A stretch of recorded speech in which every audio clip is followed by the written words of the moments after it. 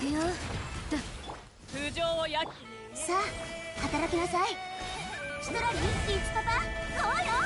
聞け、太陽の方向を。せい。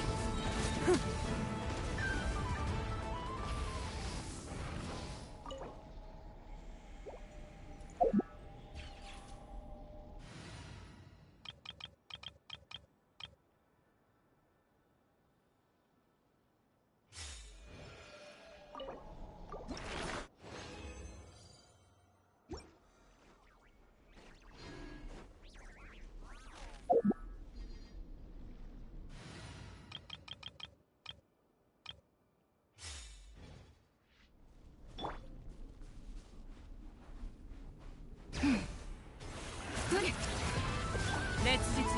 絶に寝よう。契約を果たせ。口封じは任せたからね。石煙に葬られよ。やっ。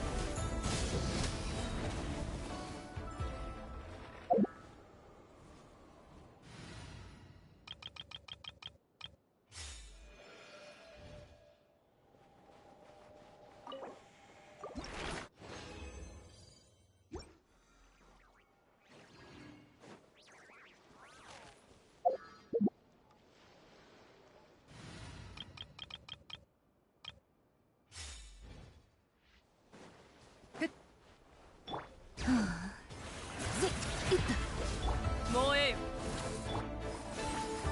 飛ぶか。今だ。今だ。今だ。消え失せろ。はっ。聞け、太陽の方向を。加速するぞ。手加減なしよ。悪用の力を思い知りなさい。風が立つぞ。撃て。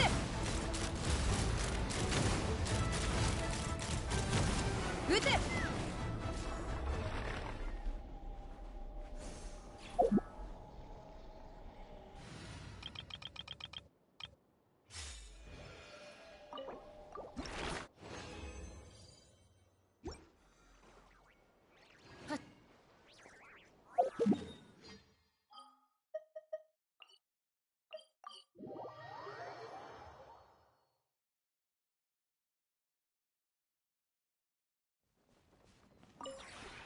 この同点も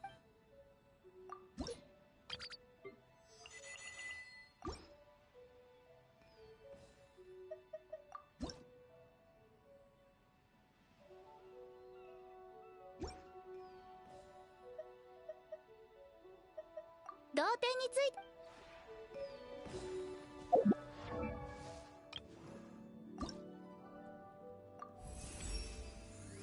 攻撃。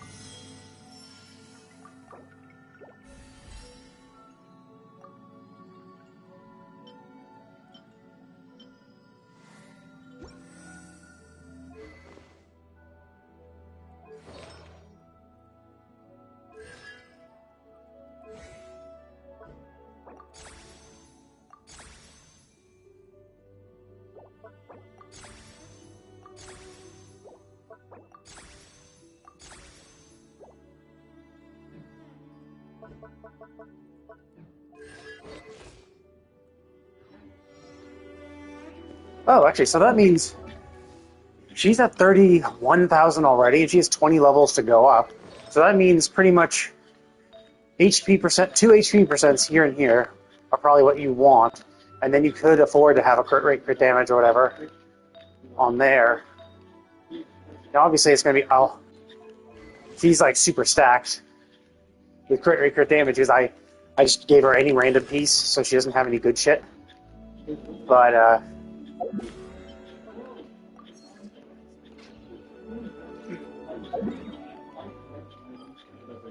this makes me not cry. Saying my shit.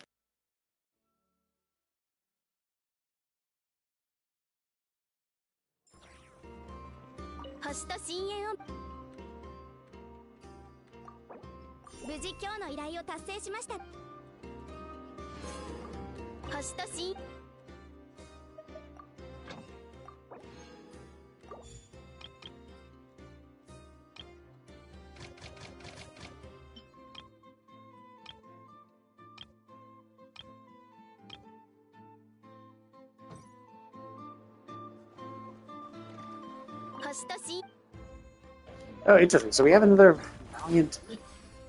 Oh, I see. That's why I forgot about this. We got two new. Oh, wow, three new world bosses. Oh, yeah, because we had three for this area. Oh, do I get a? Oh, yeah. I forgot. I get little rings for shit like that. Okay. I need to go. What's test? Yeah, he knows that.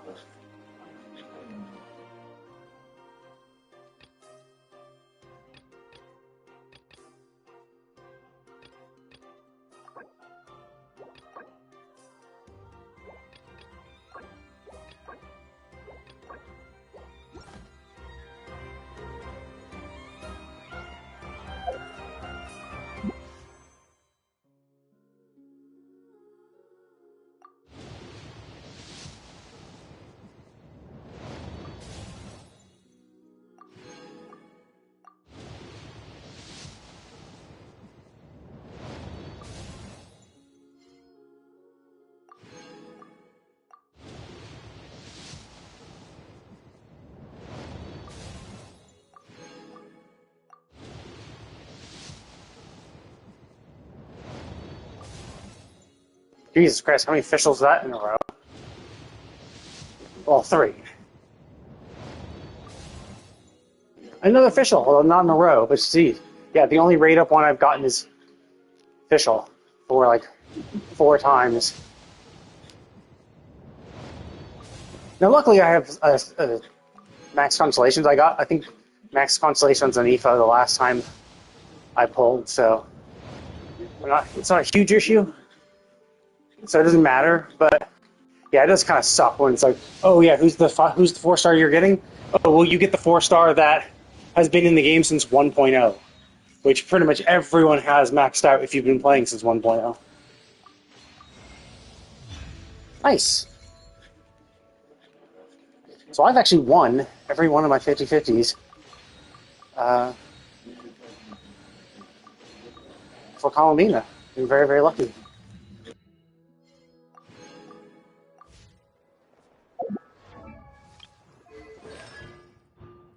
Got her to C2.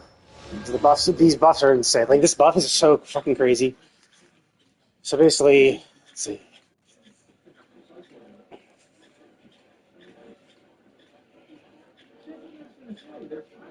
So if you have 100, 0.35, 0.35%. So it's 0.00. So if you had 10,000, wait, no, 10,000 gives you 35%? No way. Oh, no, 10,000 gets you 35 elemental mastery. Yeah, that's it. It's not percentage, it's just... So if you had 10,000, you get 35 elemental mastery, but you're trying to aim for 35,000 anyway. So if you're just aiming for 35,000, you're easily going to grant 100 elemental mastery for every character.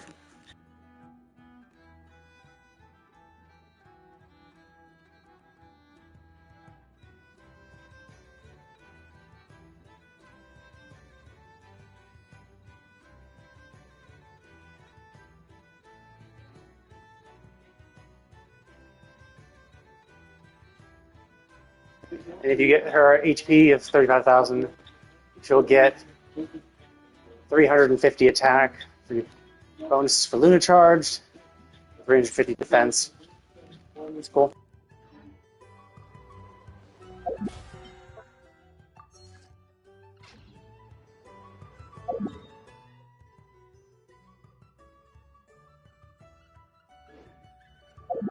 Okay, let me swap to an actual team that's going to run this, just in case there's random combat.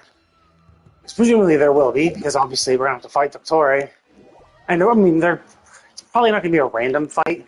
It's probably going to be like, go to an arena. Actually, I don't know, it could be random. Because I think Rare was basically random, although Rare is also not an actual fight. Okay. Okay, so let's...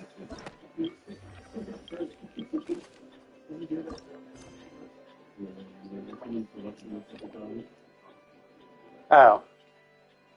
Nah, it's bad. Yeah. Enable focus experience mode. Enable, yeah. Let's focus on the main story. Avoid ever getting this quest by accident is by enabling focus mode on Nefer's quest. Because I think it still exists. Probably. Where is it? Oh, I see. They're both. That's why that was a blocker. It's because they both were in Nefer's curatorium.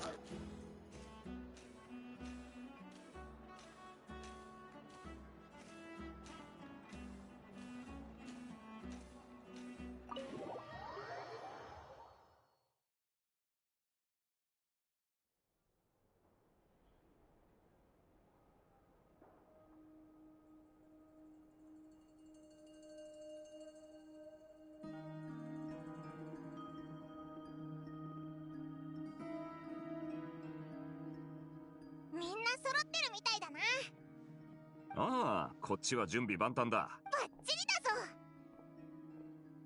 ぞ。よし、早速。そんじゃ、まずは。待った。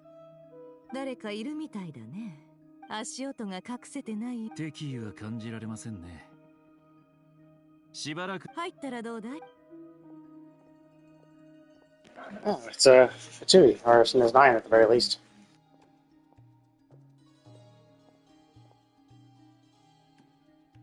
Is someone who works for the other? Okay, yeah, works for Arlecchino. I was gonna say, I was thinking that maybe it could be because obviously Arlecchino is the one who ratted the Doctore out to the Tsaritsa, and so he could be in a lot of trouble, right? Because the Tsaritsa did order him back. And him interfering with the Moon Prayer Festival is clearly him defying orders. Now, maybe he could argue, well, no, I did go back.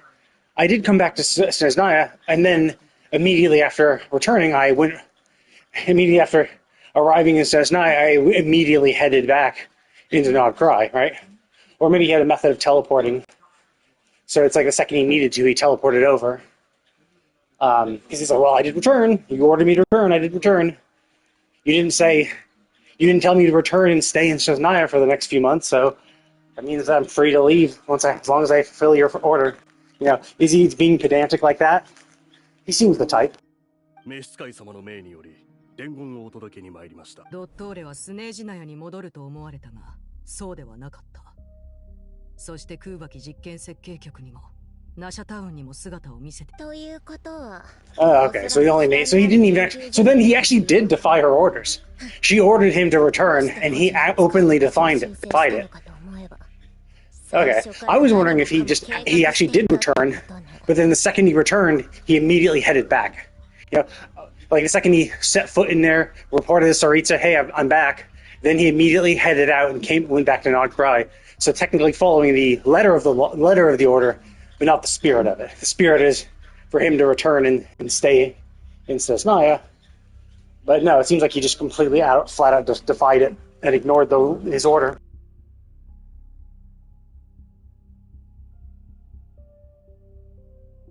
彼らにこう伝えてくれ。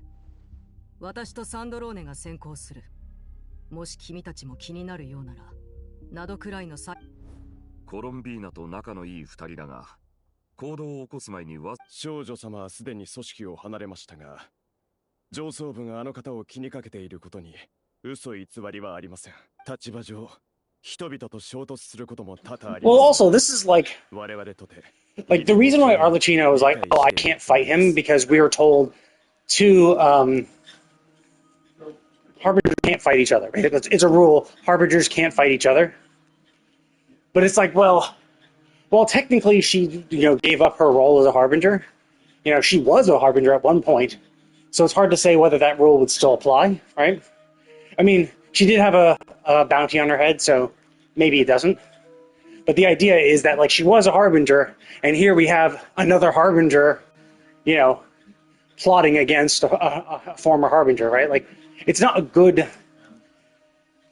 It's not something that's good to allow, right? It's not a good idea to allow harbingers to utilize their power and resources to attack others, because like it basically just it weakens Sneznaya's power if you allow them, the harbingers, to attack each other. But even allowing them to attack other, you know, even former harbingers, right, without the explicit approval of the Tsaritsa. Obviously, if the Tsaritsa says yes, then yeah, her word is law. But it's just like, obviously, this dude didn't, follow any rules properly.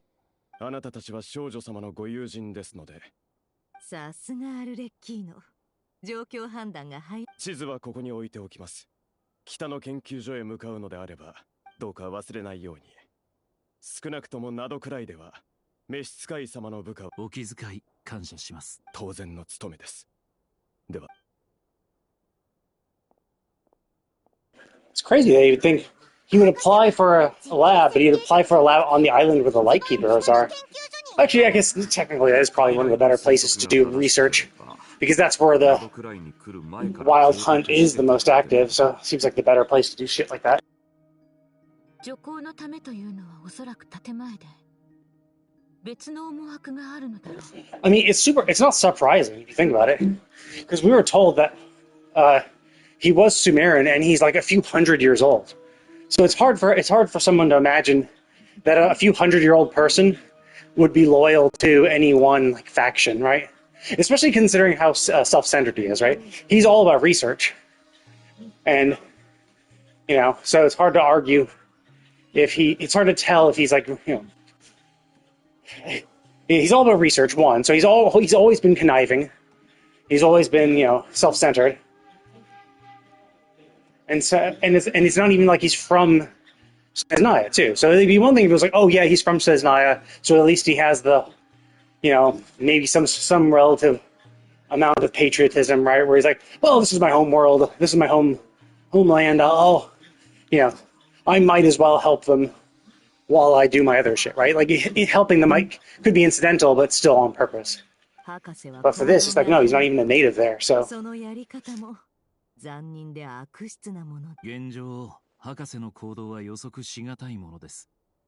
二手に分かれ、Yeah, I've seen the cutscenes, the brief cutscenes where like they have him fighting and like Doctori like looks all super godlike and shit, and I'm just like, well, how the fuck did he do that, right? Because the only reason he had the power he had before is because he had trapped Colomina and was using her along with the Moon Marrow to basically siphon all the moon power into himself, so he could use it, right? So then it does beg the question, then how does he get that power back, right? How does he have... Because like the second Columbina ran out the moon gate, she should be inaccessible, right? Unless the moon gate is not just teleporting, unless Doctori was able to extract her from the realm beyond the moon gate, which is like, if he was able to do that, why didn't he do that with Rare Rear? Although maybe he did. Maybe that's why Rare Rear became more active, is because Doctori did something to bring him closer to the surface. Hard to say. Either way, he has a ton of power, and the Moon Marrow disappeared. So even if he had Columbina, the Moon Marrow are no longer around her anymore. The Moon Marrow are only there because we brought them there, and we're using them as part of the Hyperborean machine. That's why both Columbina and all the Moon Marrows were all at the same location. And the Moon Marrows disappeared the second Columbina did, so how would he have gotten them back already? So that seems kind of quick. Well, whatever. Well, obviously these are things that they're going to explain. I mean, who knows? Maybe he immediately started siphoning power from the moon the second he had that connection. And so the power he uses against us as part of the weekly fight is just him powering himself up with all the Kuvaki he was able to extract during that brief moment. そうだ。落ち着いた方がいいかも持って行って。戦闘で役に立つ。では、イネファさんもアイノさんを守る。行動ロジックを検知。万が一に備え、ファルカさんも残った方が良いだろう。北風騎士としては留守番なんて性に合わんが、ナシャタウンは俺に任せておけ。Well, it's also, it could also, having him and the Knights of Boreas show up could spark an international incident. Because clearly you're the head of the Knights of Favonia, or the Favonius Knights, which is the political, which is basically the army of Mondstadt. So you're basically having the army of Mondstadt attack one of the Harbingers of Cesnaya. Even if the Tsaritsa says, fuck him, he's been too much of a wild, and Tsaritsa doesn't hold him to task. The fact is, you're having the standing army of Mondstadt attack it's a war between two armies. You're attacking the standing army of Mondstadt, attacking a portion of the army of Cesnaya. Like, that is a war. Whereas if it's just Nodcrians, you could argue it's defensive, right? It's Nodcrians defending their own home territory, which is perfectly justifiable, especially after what he did, right? Because basically what Doctora did could be considered an attack against Nodcry, especially if you are able to prove his complicity in making Rarir do what he wanted. If you're able to make him an accomplice of Rarir, then yes, that is definitely an attack on Nodcry. So, Nodcry, the forces of Nodcry have a reasonable justification to fight back, but you are, as the Knights of Boreas are not. And so it would be a military action, which would make it more of a diplomatic issue. 了解ボス。みんな。あでは早速立つとしましょう。研究所への潜入か。わかった。お前たちが本気全力でことに当たる必要がありそうだ。行く前に何か。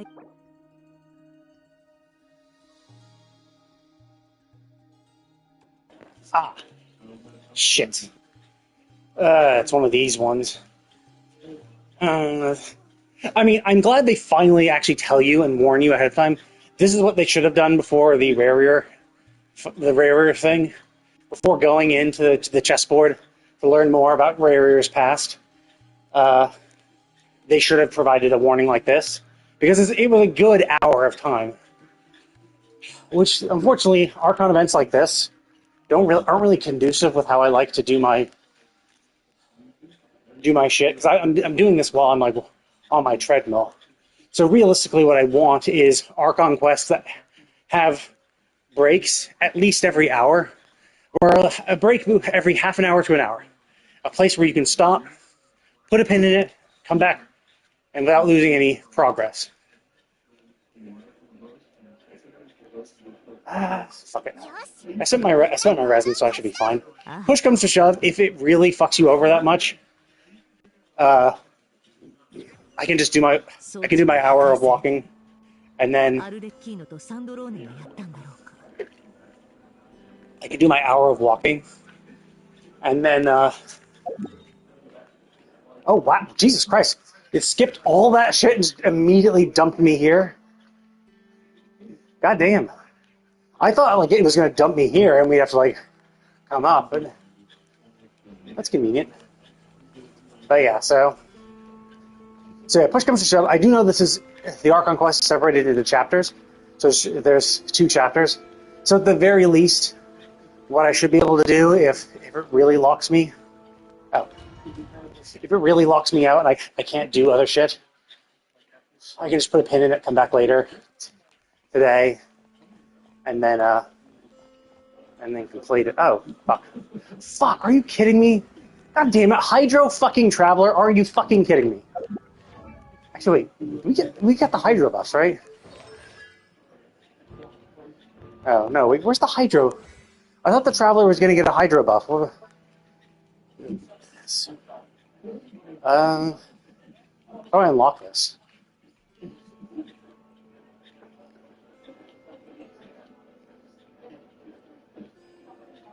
It's locked. How do I get it?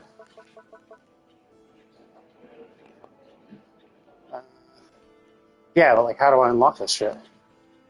Not helpful.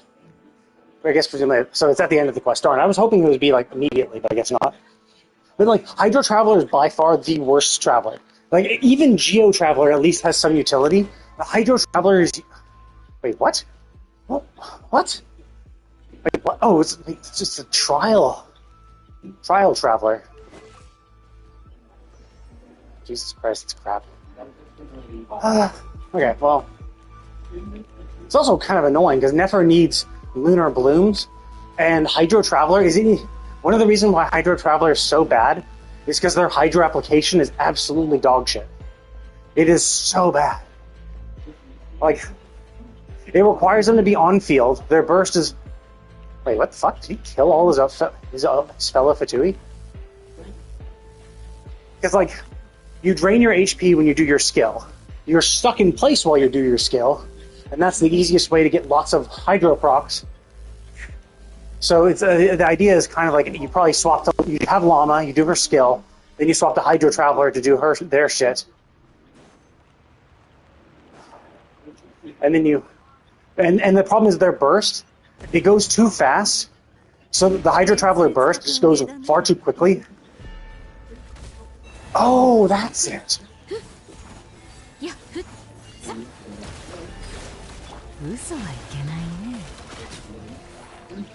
Oh, okay, so okay, never mind. I was gonna say, the Hydro Traveler... Oh my god, could you just... Oh, fuck, I can't get through there. Jesus Christ. Oh, it's over there, maybe? The fuck? I have to attack it? What am I supposed to do? Oh, I see.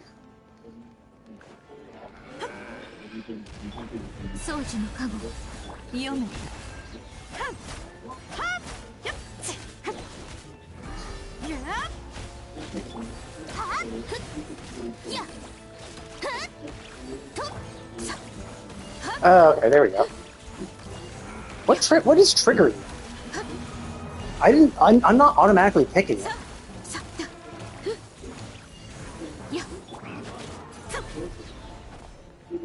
Yeah, I don't...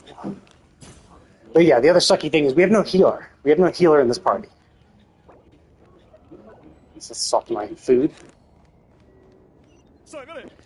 And like for Nefer, you need the ability to trigger...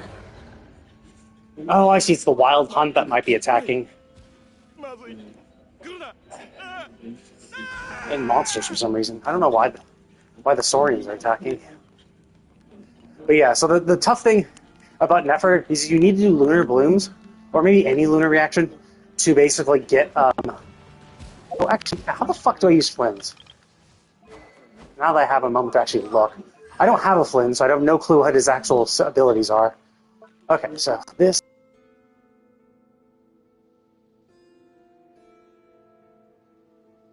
Okay, so you just do his skill, and he's imbued. Okay.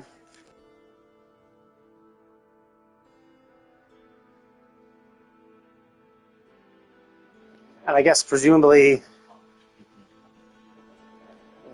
Okay, yeah, okay, so his... And then his skill is replaced by the spear thingy, which you can do every 6 seconds, okay?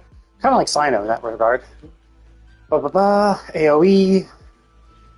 Okay, so... When it's a final phase? What the fuck is final phase? Let's see where this final phase... Oh, I see, there it is. Middle phase, final phase, okay. After using... Reverse, you replace this... Oh, okay, so basically... Go into burst mode, go into skill mode, or go into skill mode, go into burst mode, then do the skill again, to get, and then do the burst again.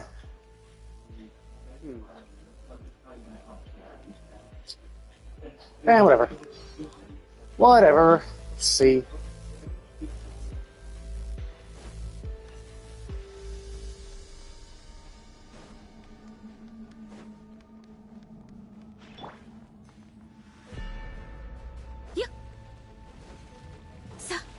You can.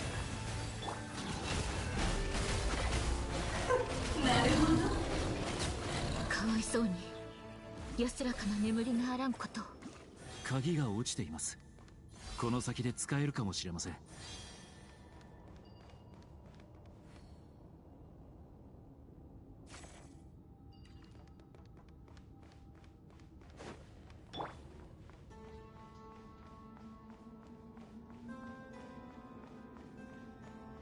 Yeah, see, and the problem is I don't regenerate Lunar Bloom or those lunar charges outside of battle.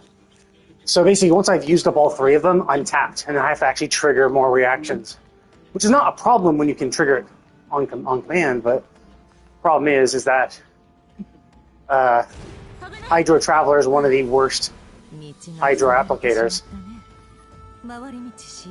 because of how annoying they are. Because how the burst is too quick, so the burst will go through an enemy way too quickly, and so you only like trigger a Hydro application like once or twice per burst, which is like, it's kind of shit. Over there. Cool. Okay, so I guess the place is under attack. I don't know. Did Doctori cause this, or is this?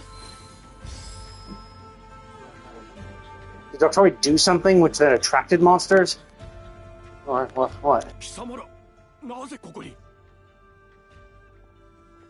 博士は今研究所内にいるはずだが。博士様に用があるのか。だがあなたがこの先どれだけ生きていられるかは。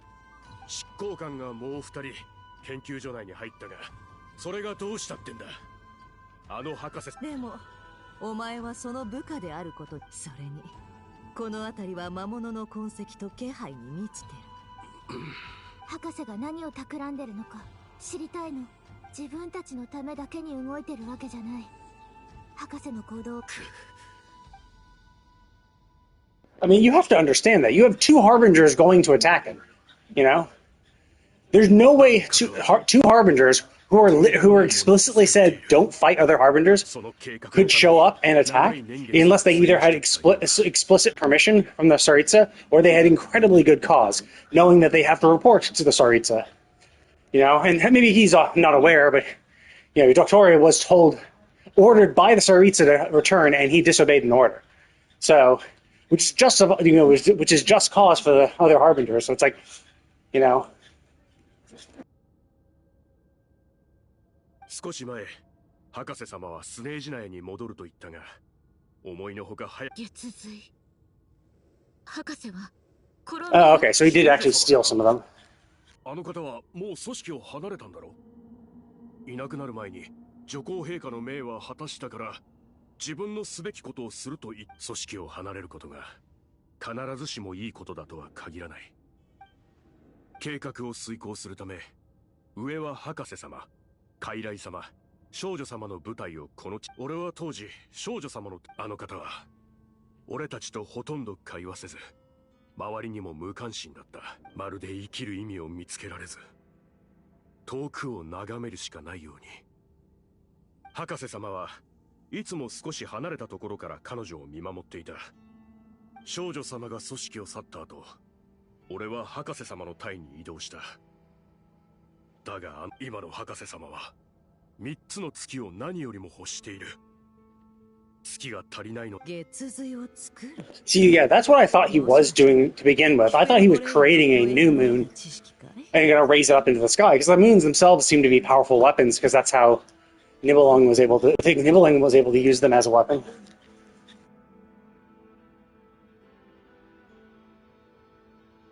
Oh, an artificial moon marrow. Okay.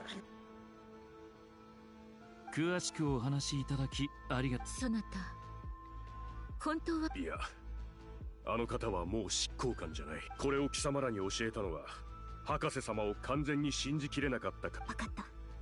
彼のことは必ず。I mean, to be fair, you ally with Tsaritsa, and we have two harbingers who are going against the doctor, right? Which obviously, tells us that, Doctor is not, aligning with all that shit. 実験設計局にいるから合流する。月髄を作るね。おまけに感染。ここからは苦戦を強いられる。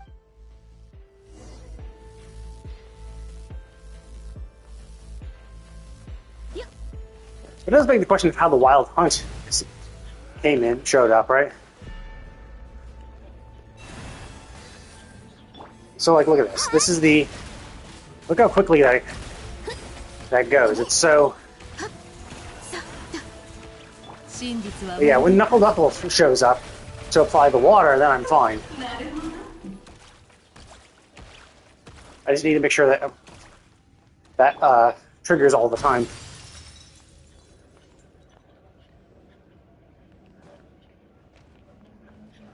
掃除のカゴ。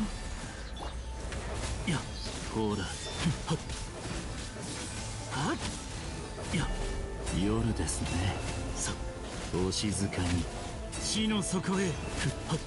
と。行け。嘘はいけないね。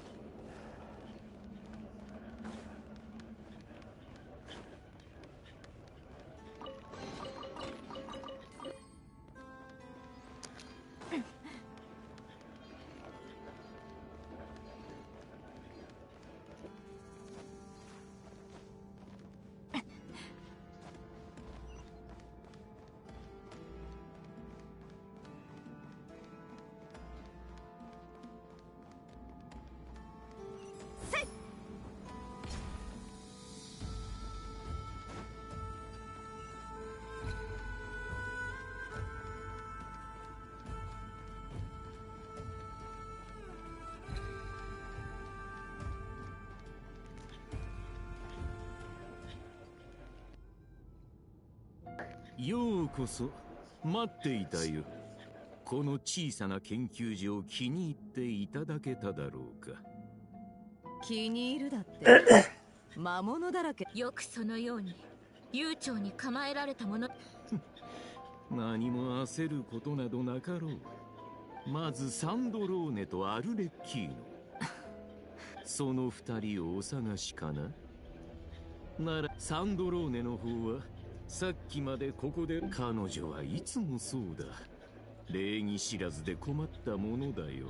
お前たちと交友のある者は皆そうなってしまうのか。しかしそれは研究者からし。ああか。ずいぶんと大きな夢を見ているようね、ドットール。名乗る。その言い方はこの自称ではなく事実だ。研究者である。はあ、あなたごときが I mean, to be fair, he is still claiming it, right? He's like, no, I am a god. It's like, well, no. But like, what is a god, right? Like, there is no definitive definition of a god, unless you're just saying they're powerful. But like, would you argue that an Archon is a god? Well, you presumably want to be higher than that, so it's like, then there are degrees of godhood.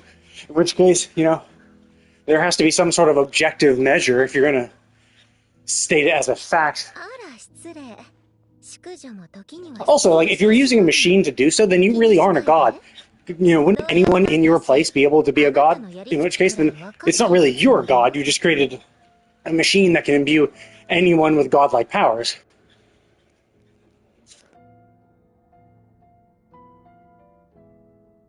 ああ、同僚だから、お前ならそういう言葉を尽くすより、事実を見せた方が早いことを、お互いよく。プレゼント？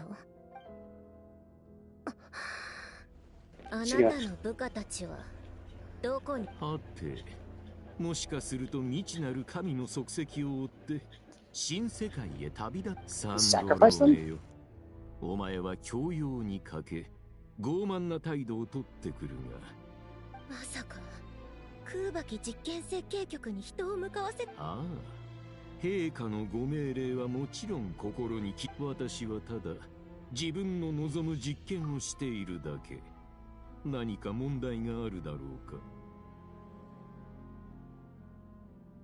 I mean, yes, because you're supposed to follow Sarit's orders, so because basically his own admission was just like, that's Sarit. I'm very mindful of Her Majesty's instructions, but if they do not conflict with my present goals, it's like, maybe. 私が嘘をつき、お前の気をそらそうとしているだけなのか。それともお前の部下が本当に危険な目に遭っているのか。ファデュイの兵にまで手を出すなんて狂って。私は自分に新たなルールを定めた。すべての人に一度だけチャンス。ここを離れたいのなら止めはしない。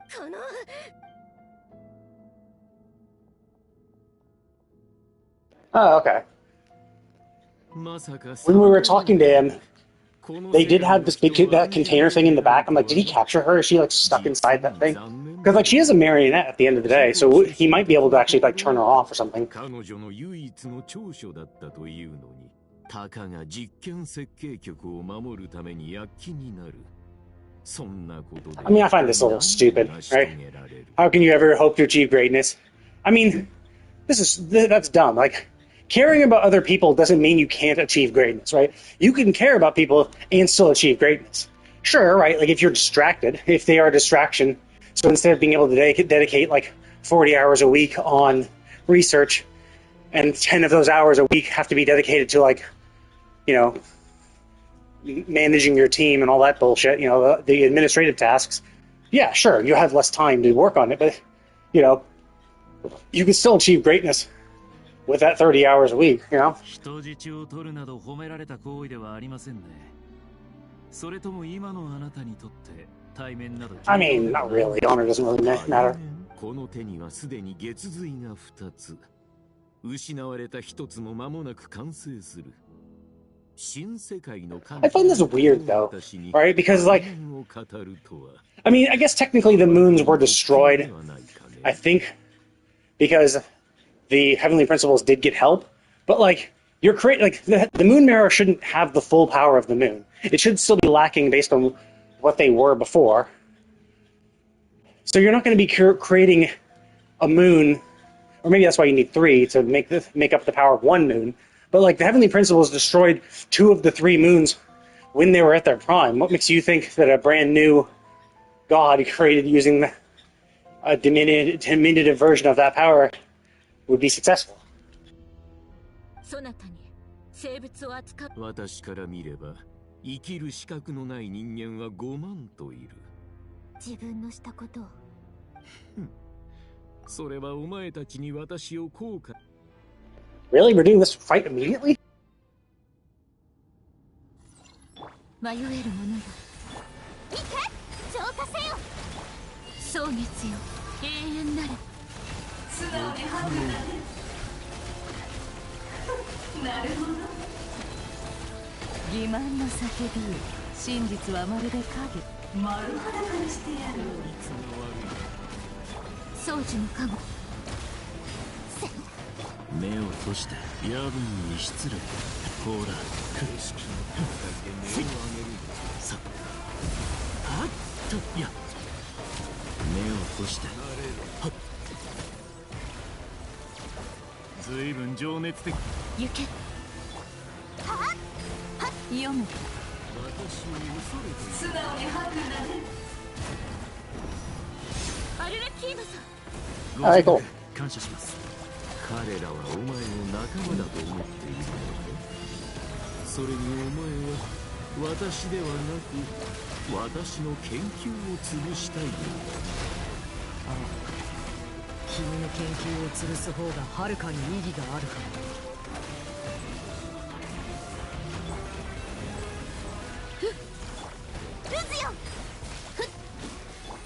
ら。お静かに。死の底へ。目を閉して。ほら。さ、死の底へ。いや。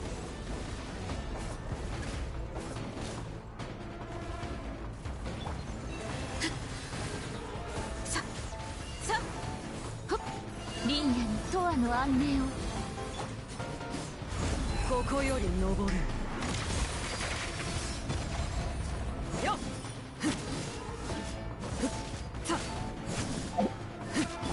少しは楽しみ。ルズよ、行け。さあ、謎を解こう。真実はまるで影。素直にハグなれ。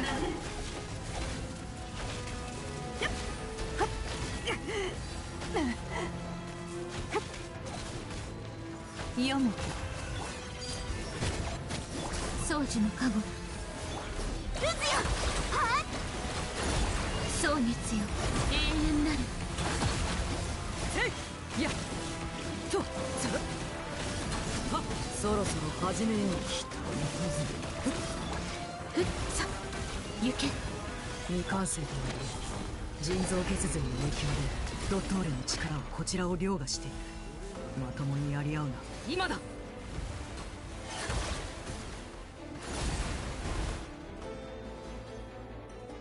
引きましょう。Wait, what the fuck? 確かに降伏よりも撤退の方が I mean, true, obviously, if you can. まずい。これは Ah, so I was right then. We are going to become the third Marrow. That's why he was waiting for us.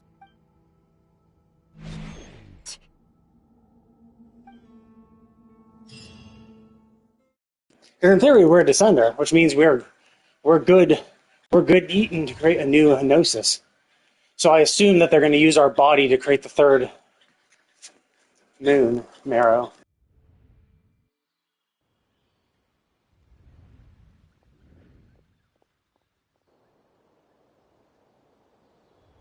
Oh, is this going to be like a flashback of... no, this is not cry. ナシャタウンどうしてここに I was wondering if this is going to be like a flashback of Doctor. ドットーレに捕まったどういうことかまずは近くをしおや旅人じゃないか。今日は何にする？ホットドッグ？ごめん今はそうじゃみんないつもと変わらない。誰かと思えば常連さんじゃないか。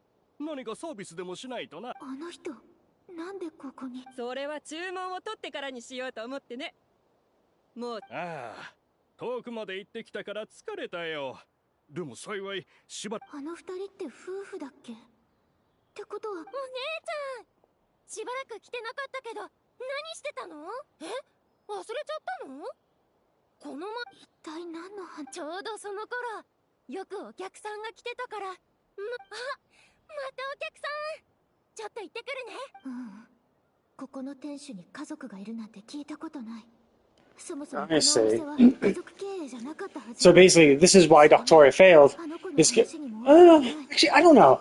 Like, the easy answer is because Doctoria doesn't care about other people. He didn't actually like bother logging the actual relationships of the town, right? So he's just kind of creating it basically from memory. He's like, oh, there's children here, and there's two people who work there. They must be related. These must be their. But I mean, an assumption like that seems weird, especially because the Doctoria is kind of seemingly fastidious. You'd think he would have logged everything, even things that he would deem useless, just in case, you know. これはほう、こうも早く気づくとは。ここの看板メニュー。いつの間に。やっぱりここにあるものはすべて。ここはお気に召さないようだ。では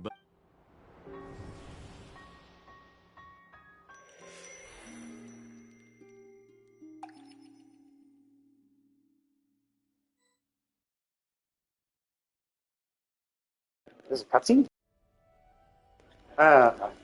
Yeah, that's the other thing I was kind of wondering.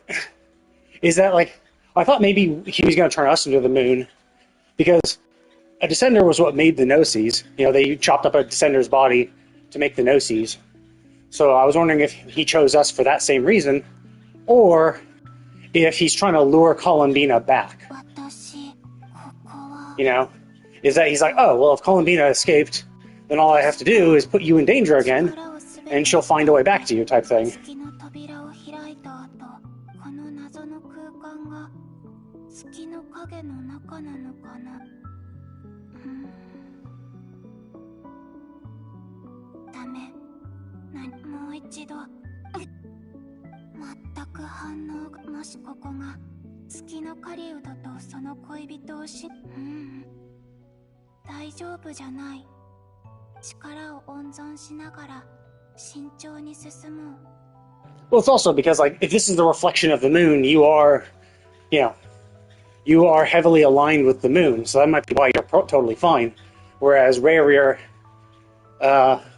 was corrupted by the abyss, you know, so him being shredded to pieces is not crazy.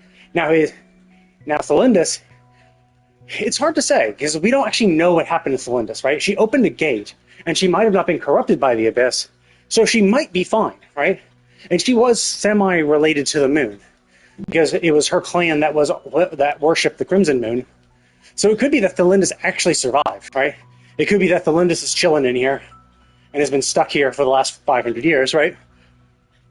But Rarier got fucked because he only opened the gate once he was corrupted by the Abyss, and it could be that he was shredded because of his abyssal power, you know? So, now what I find a little weird, though, is that the reason that they're like, oh, well, yeah, but he's immortal, and that's why he survived. I'm like, yeah, but, like, from the flashback we had, they killed the king, they got corrupted by the Abyss right then and there, and then, like, Rarier immediately left to open the Moon Gate. But them killing the king and getting corrupted by the Abyss wasn't didn't instantly start the cataclysm, right? I don't think it was. It was, they probably used the Abyss to do other shit, which brought the goddess of the heavenly principles showed up to then fuck over Conria, right? So there should have been some time before killing the king, getting corrupted by the Abyss, and then the heavenly principles showing up. Because I would assume they didn't appear just because of the corruption. They appeared because Conria started doing bad things, and that's why they showed up. That's my assumption. But it's, hard to tell.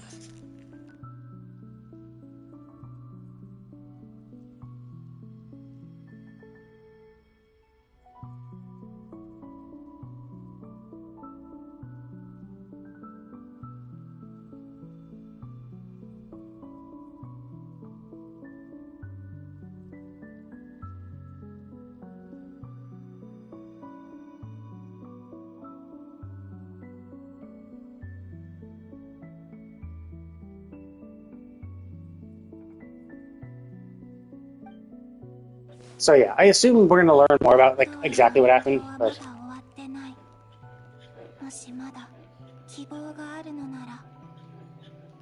yeah. That's the problem, though, is that he might be banking on that.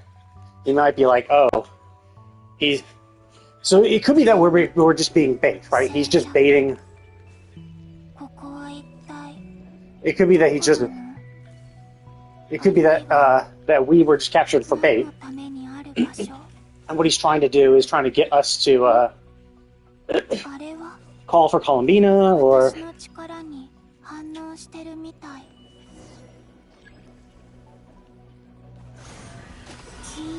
That's cool.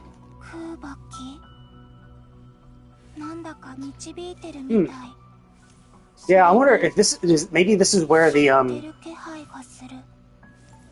Maybe this is where the other moon goddesses went to die. Like maybe when the moon goddesses were shattered, they... Oh, it's a portal into the real world, or... What does that look like?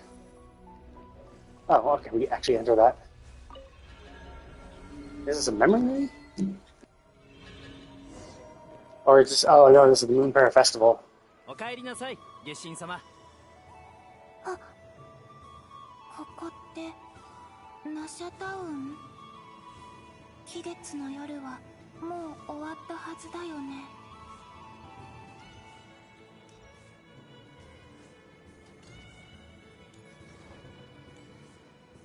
Oh, okay. So is this the same one?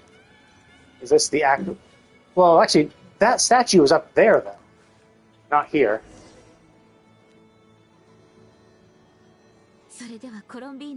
Oh, okay. So it's just a memory, I guess.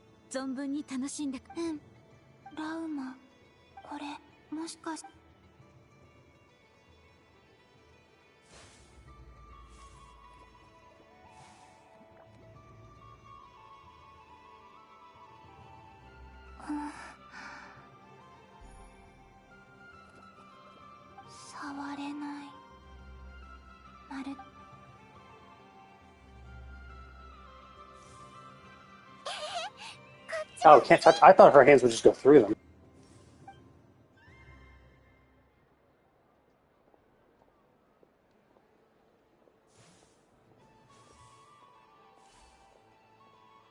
Yeah, like that. Didn't she just go through the car? 記憶の中の人は私をすり抜 Oh, けていて interesting.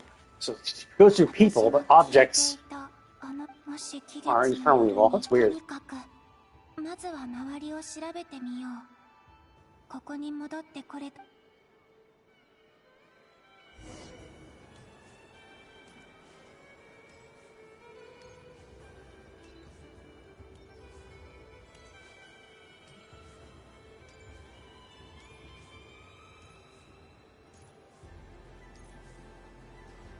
おかえりなさい、月神様。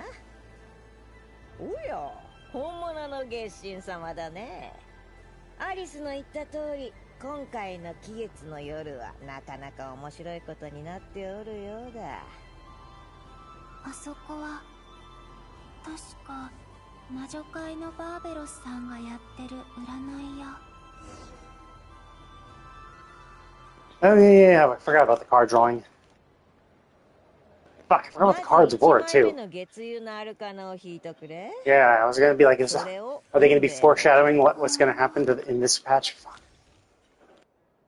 Forget what cards they were. そういえばバーベロスさんの占いってよく当たってる。あ、次は最後の。I think it was death, right? この時カードが勝手に飛び出てきたんだよね。Oh, I see. Is she the one who... 確かこの辺りだったかな。これって実に興味深い。どういうこと？今のカード触れようとしただけなの？もしかしてこの記憶空間はこの空間って死神だね。もっと手がかりが他のものにも触れ。風？ダメ！旅人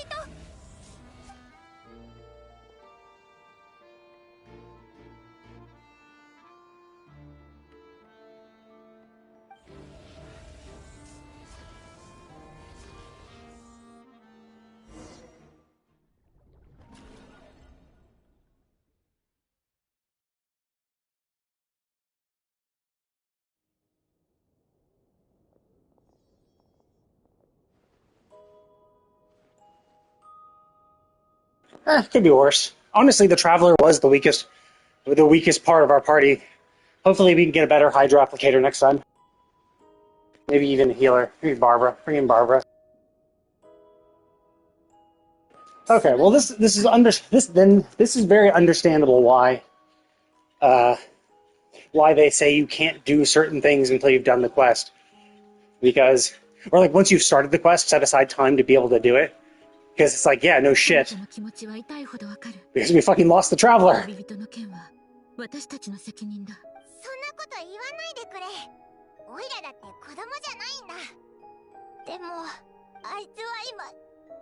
ぼっちだ。一緒にいられない時間がこんなに続くなんて。旅人を救出しよう。共に行動したことでここへ戻る道中、こちらの方々と情報交換をして、ドットーレの研究所はここ数日で建てられたものではない。内部にあった大量の魔物の黄金の国ヒュペルボレイヤの共栄との接触を通じて、それをもとに彼は天外の蒼月に代わるコロンビーナと異なり、ドットーレはテイワットから拒絶されていない。おまけに3つ目の月髄が完成すれば、ドットーレは3月の力を完全に掌握する。つまり I mean, technically not, right? Because it was the dragon gods that were the most primordial powers. The moons themselves were created by the ancient dragon dude. But, like, presumably the elemental powers that each dragon represented, that were sovereigns of, is the most primordial force. ああ、彼の学習能力と野心はファデュイの中でも群を抜いている。ドットーレがどんな強行に及ぶかは誰にも予測できない。参ったな。3月の力は時間と空間にも影響を及ぼすことができる。しかもすでに影響は。 It does beg the question though, because it's like, so basically, he's trying to recreate the moons and take their moon's authority for himself. Like, why aren't the heavenly principles showing up and being like, hey, no, you can't do that. Especially because, like, one of the heavenly principles is time and space, right? It's the one people are thinking that is Paimon. Paimon is like a reincarnation of that god. But yeah, like, if the heavenly principles manage time and space, then this guy is trying to usurp their power. Why aren't they fucking, like, showing up and beating the shit out of him? 証拠はないけど、ドットーレの仕業だろう。ただ、悪い出来事に直面するよりも、ファディ執行官の博士はモンドでも幾度とドットーレ。奴の思想と行動は一般人はもちろんどの国にとっても危険だ。仲間にすら容赦なく手を下す男だからな。あの男の世界には仲間なんて存在しない。I mean, to be fair, they aren't, right? He's a Sumerian born. You know, he only started working. I mean, we don't even know when he actually showed up in Sesnaya. Presumably, he's been working there for a while, but like, we know he's hundreds of years old. So he could have been working for Sesnaya for like over 100 years. He could be only a few years. そして利益にしか興味がない。執行官たちは各々の利益を追求してきた。女皇陛下のドットーレのこたびの行動はファデュイの枠をはるかに超えたものだ。力を奪い神になろう。3月の力を有したまま女皇陛下に忠誠を誓うわけもない。執行官の中でよりによってそんな奴に捕まるなんて。タイも必ず共に。気持ちはわかるが、相手はあのドットーレだ。それに博士が研究所にまだいるとも限らない。私が何とかし。おいらもレース旅人は強い。でも人間だ。まずは作戦を立ててから動きましょう。じゃないと死にに行くようなものよ。サンドローネ。サンドローネの嬢ちゃん。荷物はそこに置いて気をつけてよ。見ての通り大事なものだけ回収して撤退してきたところよ。あのマッドサイエンティスト本当に狂っているわ。泣きたいならごめん。うるさいって分かってるけど我慢できなくて。パイモン、思い切り泣くといいさ。恥ずかしがることなんてない。この子が涙を流している間に大人の私たちはやるべきことをやりましょう。ちょっと手を見せてもらえる？何か分かったのか？プロニア、あなたも手を。こんな状況であなたとあなたとあなたも。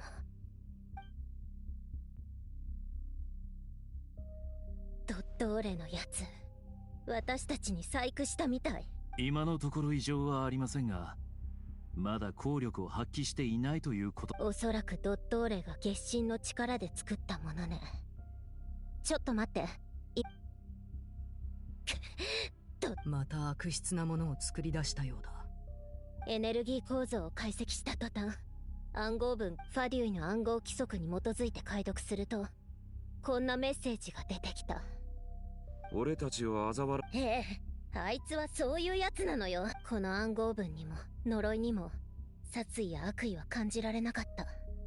つまり何の感情も持たずに平然とこんなことをやっているのよ。ドットーレには人は誰しも死を恐れているように見えるのだろう。Yeah, so presumably it's a curse that will activate when he has the full powers and will just instantly kill them. I was thinking that maybe he sacrificed his own soldiers to like power himself up. But then I'm thinking, oh, maybe he sent his soldiers to attack Sandrone's place, because that's why Sandrone had to go back, because she had to defend them, right? Defend her base against the attacks from Dottore. 考えてみれば、ドットーレは昔から猟奇的で、などくらいに来たばかりの頃、あいつはこう言っていたわ。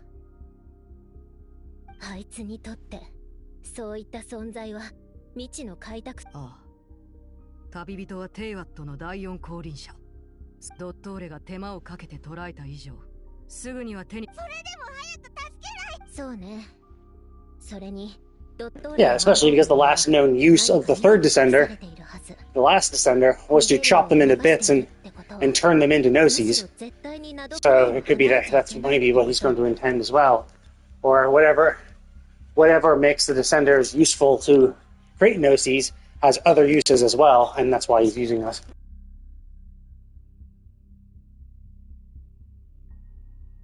あいつの呪いはなどくらいを。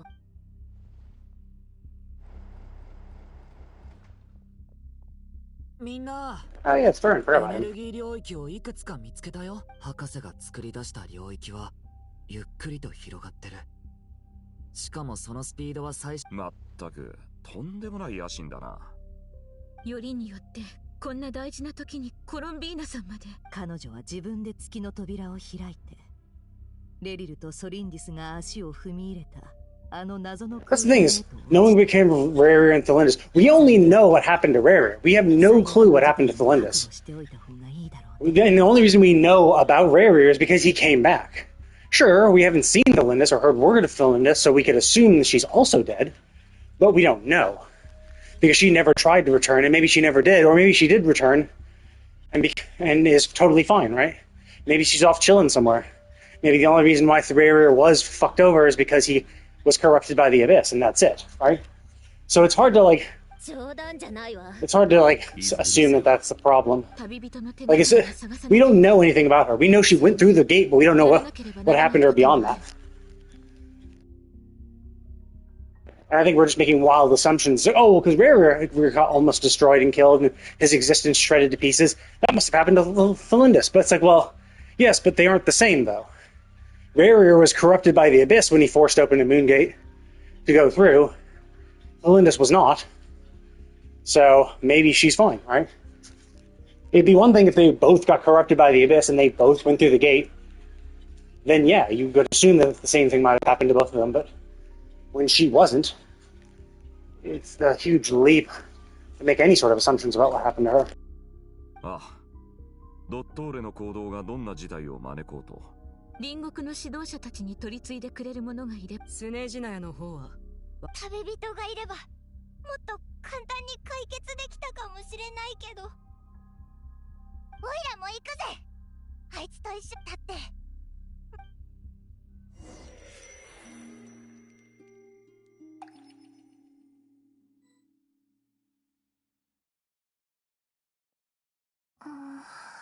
また私を引き戻したあの力はあの記憶の中。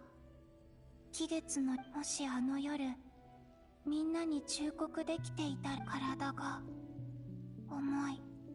それでも、ここまた荒れ果てた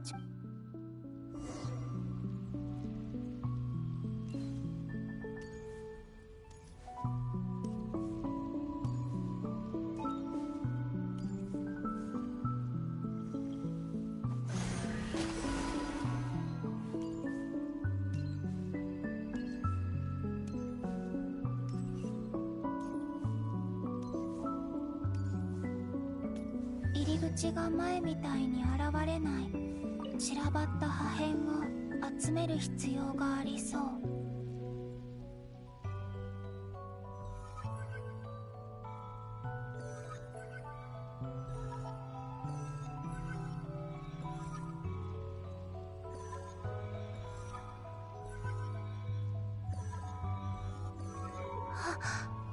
やった。今度はThere's Nasha Town again. Oh, it's the same place? Oh.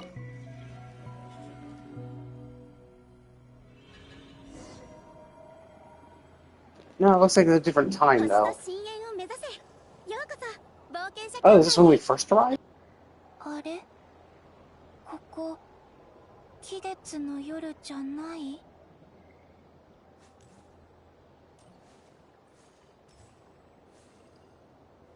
Okay, 1 sec. I need to take a short little break.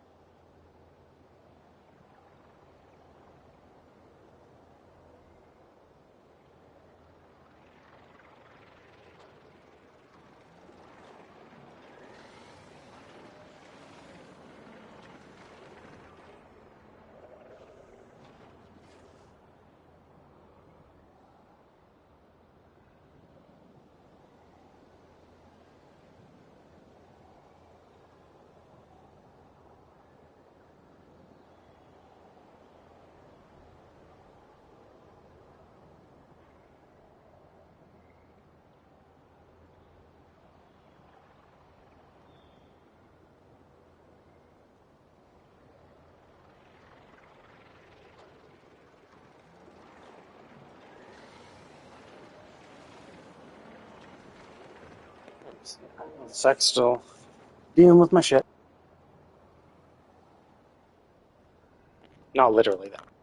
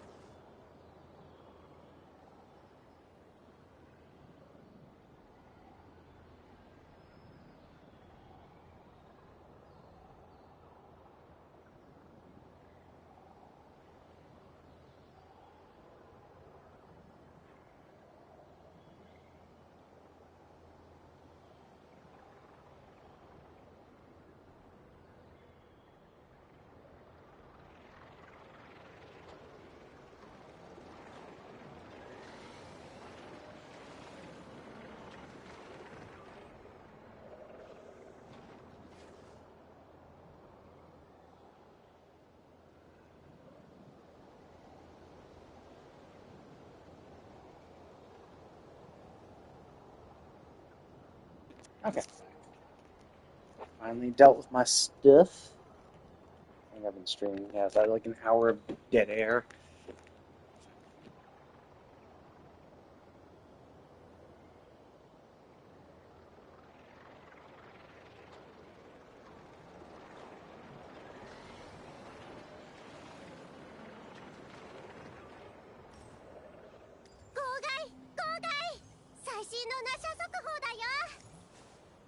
この空間、私の記憶にある場所と違う気がする。私の記憶じゃないのかな。飾り付けもない。期月の夜が終わった後のナシャタウン。あの計画は街に何の影響も与えなかった？それとも三月の力が使われたせいで誰も気づいてないとか？他の人に触れるか試してみよう。じゃあ次は何をすればいいんだ？あ、この声はパイモン？まずは何より魔女を見つけねば。それにやっぱここはファディのとこに行く。旅人。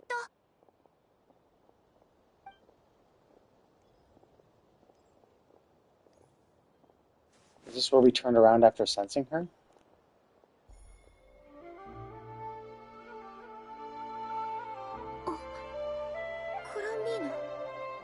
Okay, so this is that time when she was invisible.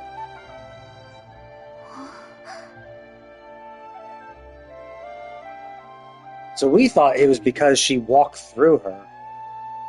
Because she walked through Columbina's like ghost form. And we just assumed that it was their connection that allowed them to sense her, but it seems like it was a second Columbina ghost that helped. 待って。これって私が消えていた時に起きたことだよね。あの時私はあそこに立ってて、もう誰も見つけてくれないと思ってた。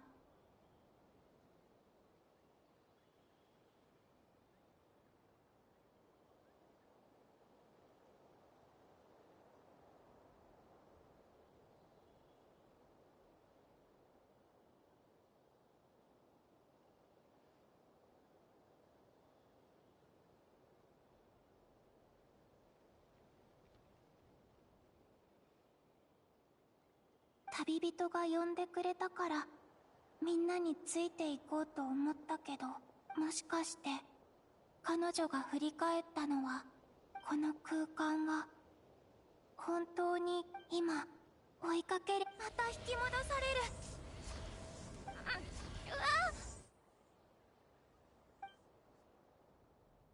れる。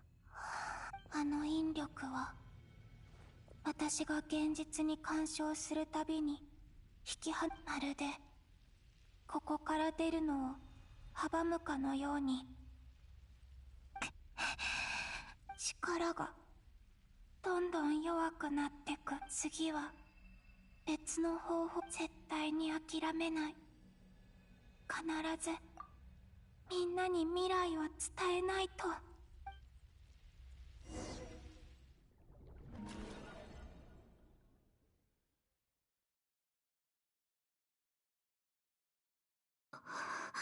突然暗闇の中に取り残された。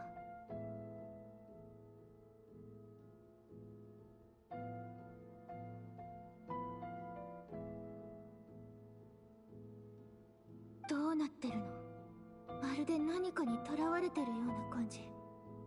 ドットーレの力はもう空間さえ。そうやってじっとしているお前は見慣れな。ごきげんよう、旅人。Oh, interesting. So presumably those are the three... Wait, what? 3 moon cores? Seems like the center one doesn't look normal, so that must be the fake one. ドットーレは機嫌がいいみたい。ああ、気づいたか。これは完成した3つの月だ。本物の月髄が2つ。警戒しているようだな。先ほどの戦いでは実に素晴らしいパフォーマンスを見せ、勇敢は英雄の証であり、無謀は向上心のある者だけが手にする栄冠。3つの月、まさかどうだ、人造の月とはいえ本物と見まがう出来だろう。ドットーレ、まさか。そんなことを気にするより、目の前にあるものの本質を理解してもらいたい。I mean, this is also a little stupid, right? Like, why is he even doing this, right? Like, why is he even bother? Like, he obviously only cares about what he cares about. So why you even? Well, first of all, why did you capture us? And then why? Like, I understand if you captured us to like do something to us, but why even have this like discussion? Like, you know, if we are just the subject of an experiment, then why even have this conversation with us? この美しい町では人々が平和に暮らしている。盗みを働こうとする者もいなければ、夜の戸締まりをする必要もない。まさに多くの者が夢見る理想郷だ。これまでに集めた情報によれば、お前の考え方や認識は一般人の範疇にある。つまりこのような光景を好ましく感じるはずだ。偽りの幸せなんてただのごまかしに過ぎないし、誰も喜びはしない。モラルが高すぎるのか、それとも現実に期待を寄せすぎているのか。Your expectations of reality are for it to not like me? It's not a super crazy expectation. もし生まれた瞬間から夢の中にいて、苦しみを知らずに過ごした者がいたとしたら、その人にとって夢と現実。そんなの詭弁だよ。あなたのしたこととは何の関係もない。予想通りだな。お前はまだここの本質を分かっていないよう。そんな話をするためにのんきなものだ。私を殺さないのは何か目的があるからなんでしょ。ほう、ちゃんと前回お前と対峙したのは確かスメールでのことだったな。懐かしい。時が経つのは早いものだ。お前も私も随分進歩した。アルレッキーノとサンドローネがお前と手を組んでいるのは少しも意外ではない。人々はお前を英雄と称えるが、私はそれだけではないように思う。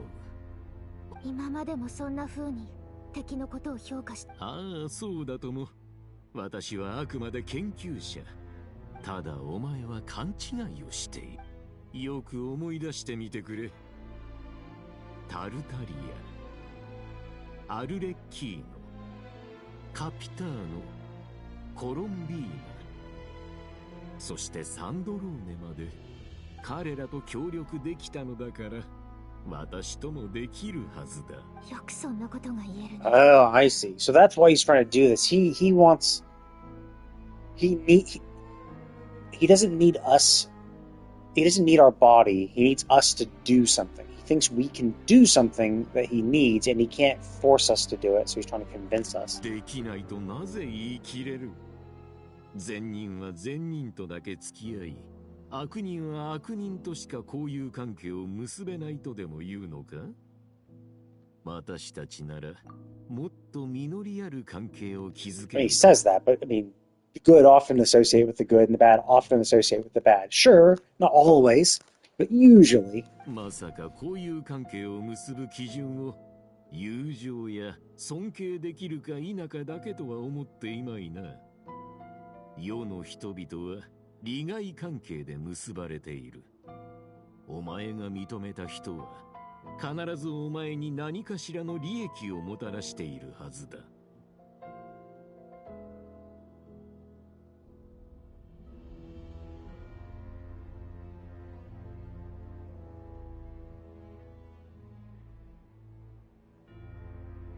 モラル、志、尊敬。関係性を I mean, yeah, I'd be like, okay, what do you want? はいくらでもある。しかしそれらの枠を外すと、結局のところお前とも利益の博士が言ってることは本心みたいだし、私を相手は今3月の力を持ってる。正面相互利益って言ってるけど、そもそも3つの月を持ってて神を名乗ってるあなたに。いい質問だな。だが答える前に同じ問いをお前にしよう。コロンビーナとの協力は確かに得難いものだが、月髄は今私が握っている。しかも私の方が彼女よりも完璧。その身分と血筋は旧世界の誇りではあるが、それは同時に彼女の枷であり、永遠にテイワットに溶け込めなくしている。だが3つの月の神がお前に与えられないものなどあろうか。いや、ないだろう。欲しいものがあるのなら私を頼ればいい。Yeah, but like, what if you don't need anything, right? Like, what's the point of negotiating with someone over something that you could get yourself, right? Like, yeah, sure, I could negotiate. Like, 嘘つきの狂人なんかと取引するわけ sure ない。 that as well. そこまで非難されるとは。もしや怒らせるためにわざとやっているのか？ Yeah, imagine he's pretty unshakable. I mean, if you live for a few hundred years, that kind of like deadens you to the world to a degree. 過去の私は未熟だった。些細な挫折に落ち込み、苛立ちを覚えることもあった。例えば、クラクサナリデビがお前と協力。だが今は違う。裕福な者が貧しい者と争う。人と人との関係は、所詮感情や利害関係から抜け出せないものだ。私は極地へと至り、かつてない視点を手に入れた。そしてお前もまた。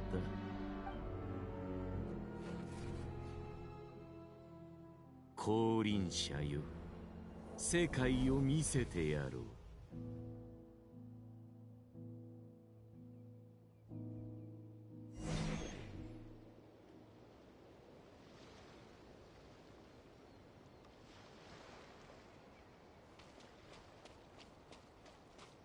See ya.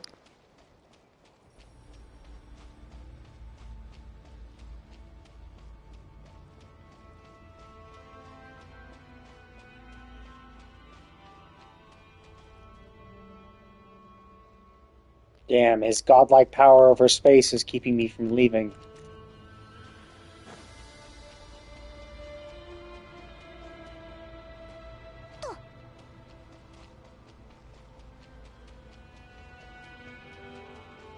Tatsu, 歩く、飛ぶ、座る、寝る。これは最も一般的な行為だ。なぜ人はその枠にとらわれ続けるのか。歩く代わりに飛んではいけないと誰が決めた？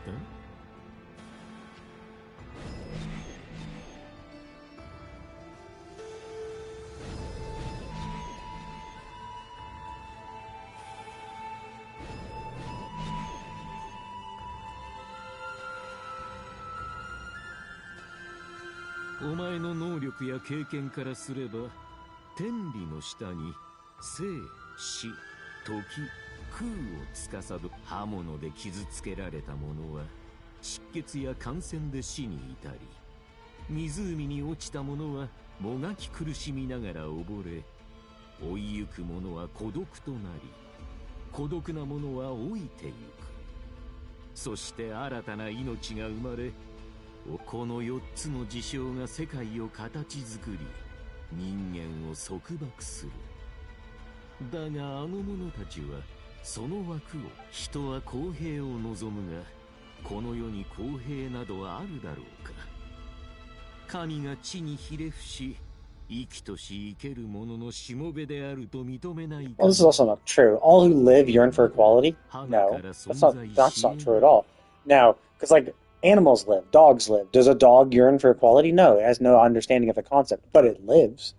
So unless maybe he says all intelligent things, even still, not all humans yearn for equality either, right?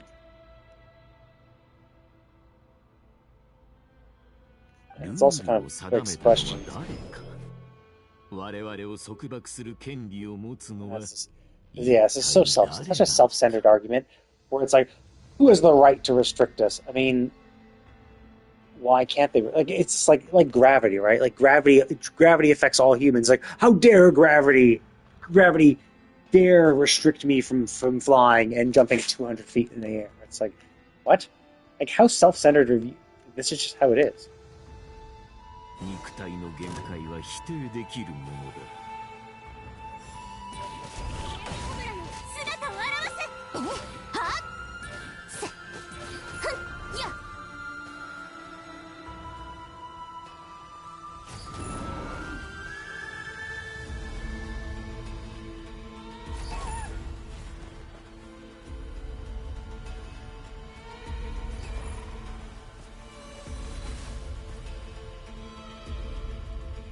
絶対的な強者となった気分はどうだ？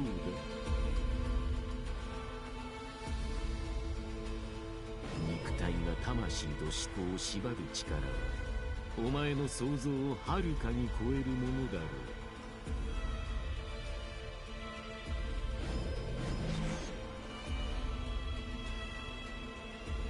無駄で原始的な目を捨てることで Oh yeah, a little blur, same as the underwater, just so we can't see our underwear. そしてこれまでのお前たちはなんと浅はかだったか。世界の真理が生、死、時、空よりも古い3つの月にあると気づけないとは。そこから私は Again, like the power of the Triloon doesn't predate everything. Nibelung created the three moons. Therefore, someone had the power to create the moons first.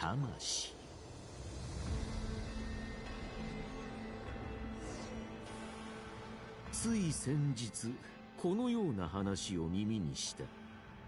評論家たちが物語を読むうちにある事実に気づいたそうだ。絶えず努力を重ね I mean, you could argue. I mean, it is true that a lot of scientific development has been funded by the military. The military has funded a lot of technological progress. Yeah, you could say that, in military also, funds a lot of wars. So. 昔教令員の持論にも似たようなことを書いた者がいたよ。私はその言葉が好きで、そういった役を買った。だが狂気に落ちた者はその僭越な行いゆえに踏みにじられ、超越した者はその無礼さゆえに鞭打たれてしまう。しかし実験の犠牲は無意味ではなかった。見ただろう？私は今お前に I mean, this is also stupid too. Again, it's an ends justify the means argument, and it's also it's a survivorship bias, right?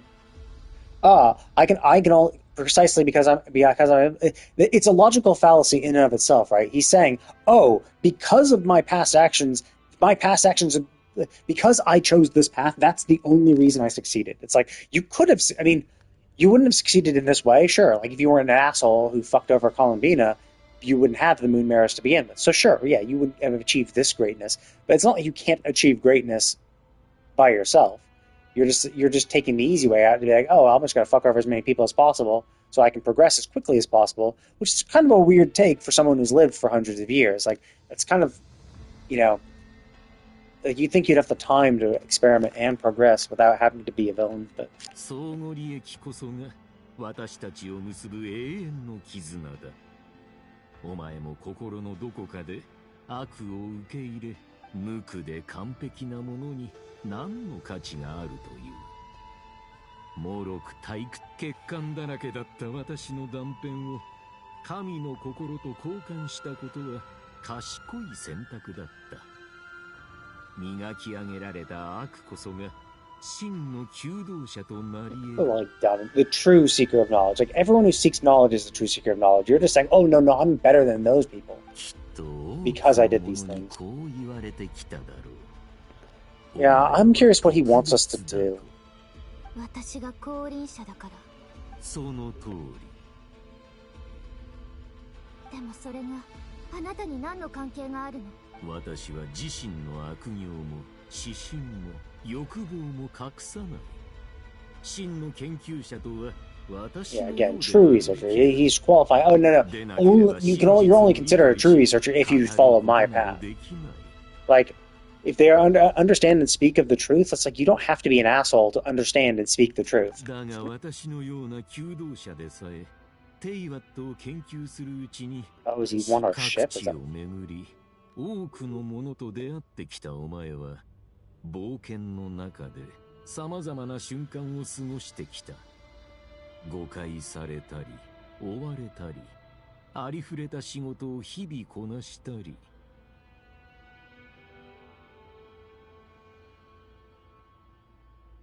あちこち駆け回り、私の友人パンタローネからもちっぽけな報酬を受け取っている。お前は戦い、勝っても負けても探し続け、それは永遠に退屈だと思わないのか？この私はあなたと違って生きることに真剣に向き合ってるし、この旅を楽しんでる。何も違わないではないか。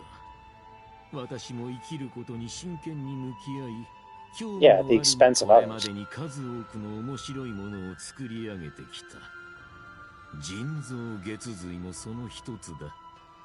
コロンビーナの生まれ持った特別さなど。I mean, that's also a pretty stupid argument to make in and of itself, right? Oh, Colombino's not irreplaceable. It's like, you do realize there were 3 moons, right, moron? There were 3 of her to begin with. There were 3 people who were like, well, I guess there are 2 people who were like Colombina, 3 including her.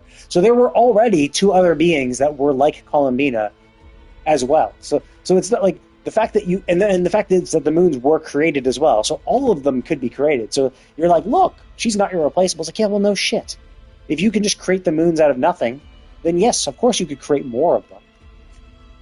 いい加減にして。あなたのせいでコロンビーナ。別に怒らせようとこんな話をしたわけではないのだが、そもそも怒る必要などないはずだ。コロンビーナがお前のためにしたこと。Not act like an asshole? お前の旅の最終目標は知っているぞ。血縁者が歩んだ道をたどり、旅の終点で彼から答えを得るのだろう。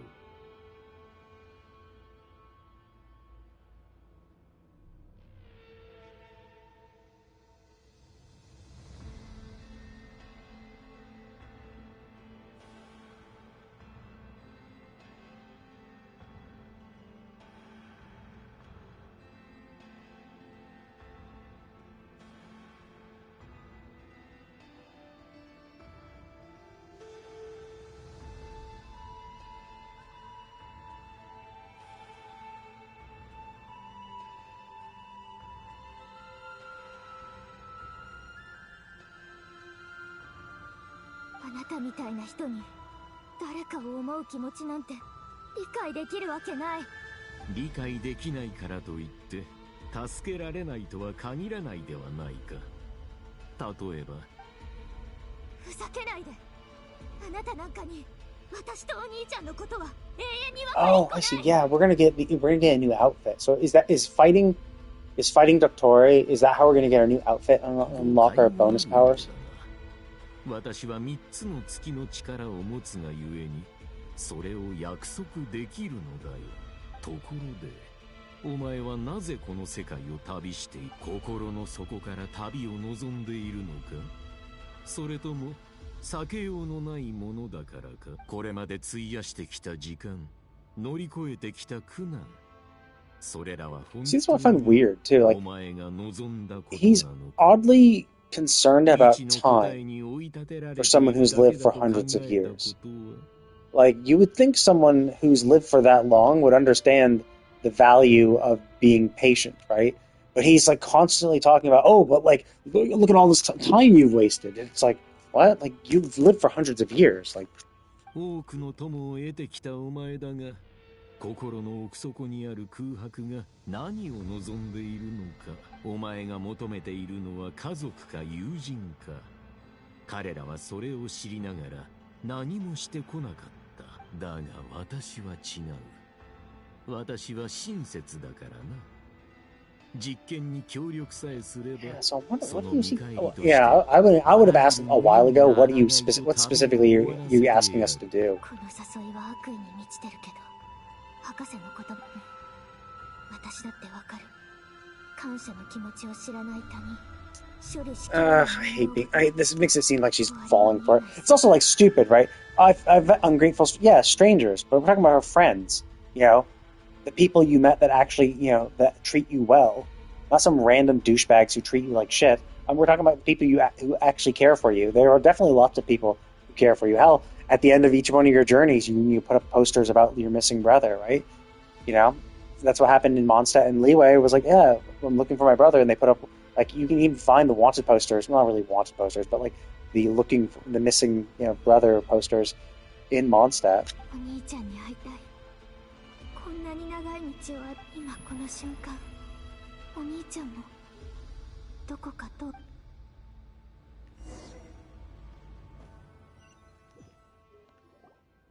Sate, やるべきことははっきりしたな。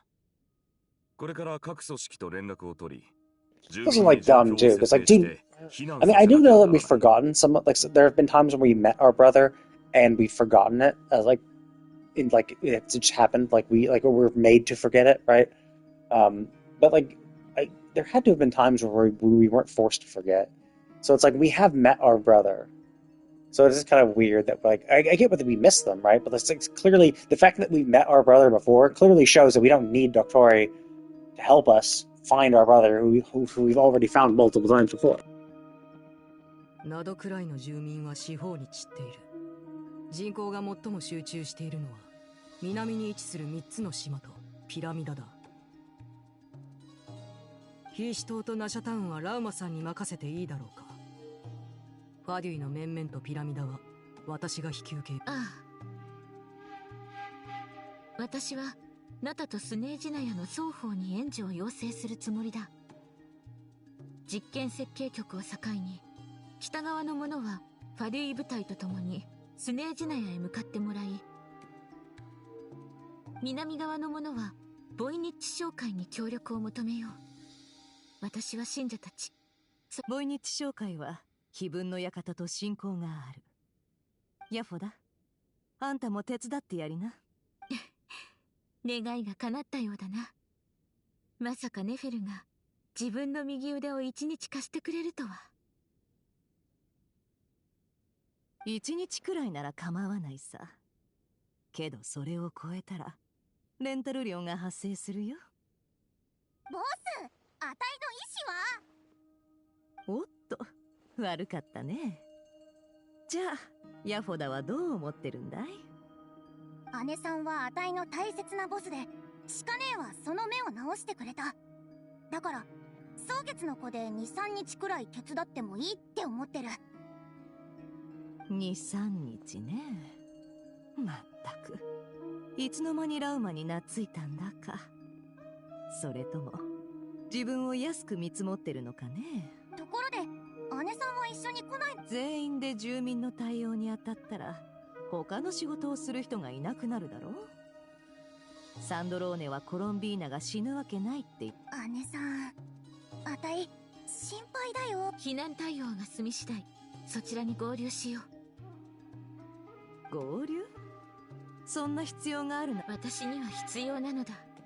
それにそなたのやり方。そんなの気にすること。どんなトラブルが起こるかはわからないけど、アイノたちにもできることがあると思うの。アイノとイネハはスケジュール確認。ナドくらいの重要な研究成果と技術サンプルを保管し、住民をナタまではい、了解しました。ああ、頼んだぞ、ジョーちゃんたち。ライトキーパーには連絡済みですので、後ほど同僚が手を貸してくれます。いわゆる人海戦術というもので、辺境地域をつぶさに調べ、避難するよう説得しましょう。Sakata Gintoki? The same voice actor? It sounded kind of familiar in that it's a little deeper than normal, but if it was, I would have thought I would have recognized it before. Although I guess most of the time I've been doing side quests the story quest while I'm on my treadmill, so I usually can't hear their voices. それとモンドへの連絡はドゥリンに任せよう。なんたって走るより飛ぶ方が It 速い does から sound な。 like him. I think that actually is.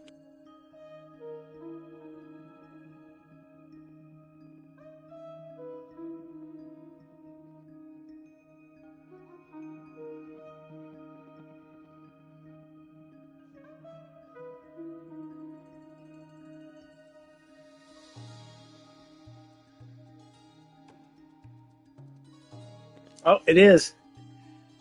It is. It's Sakata Gintoki. It's Tomokazu Sugita. Or Sugita Tomokazu. Who also plays Gintoki. Ginchan. Oh, wow. So I do recognize his voice. Yeah, he has a unique timbre to his voice that is fairly recognizable. .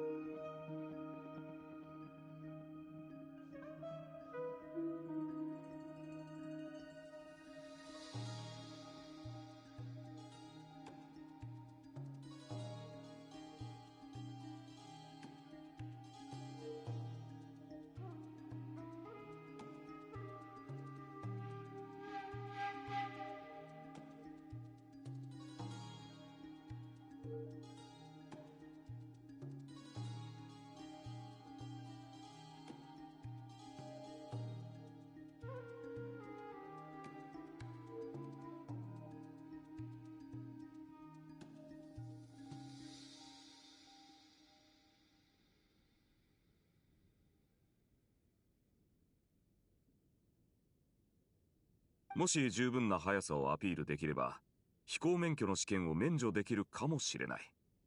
任せたぞ、ドゥリン。本当？僕はしばらくここに残って、サンドローネさんの研究を手伝っ。サンドローネが君を誘ったということは？ありがとう。実を言うと、サンドローネさんが機械。彼女は最近、フォンテーヌの技術を研究しているようで、実験設計局を離れる時も。そういえば、一人ここに来てないけど、彼のことだから、きっと自主的に調査をしてくれてるだろうね。That's probably the Wanderer, Scaramouche. 今日のパイモンは物静かだが、旅人と共にナタの人々と絆を結んできたことを生かし。おう、オイラも全力で手伝うぞ。ああ、それと忘れちゃならないのが呪いだ。サンドローネが言ったように、一部の者はドットールに呪いをかけられちまってる。絶対に国境を越えるな。などくらいから離れないようにしてくれ。Yeah, I mean, even just thinking about Doctori's like whole thing, he's like, "Oh, I can help you." It's like, yeah, sure, you could help me, but I can find my brother on my own. I was perfectly fine finding my brother on my own, and if I help you, who knows what horrible things you'll do? Like, I have friends. I'm enjoying the journey for the most part. You know, if I help you, what you could discover through me could fuck over the whole entire world and kill everyone on the planet. So while I might find my brother, I also might leave behind a destroyed Teva, which is obviously not what I want. So I hope we don't get fooled by this. I hope it's not going to be like that. 万が一のことも考えるべきだろう。そして旅人の救出も大事になる。この二人は俺たちにとって大切な仲間だ。ネフェル、情報収集は頼んだぞ。よかった。みんなここにいたのね。この声、ニコか？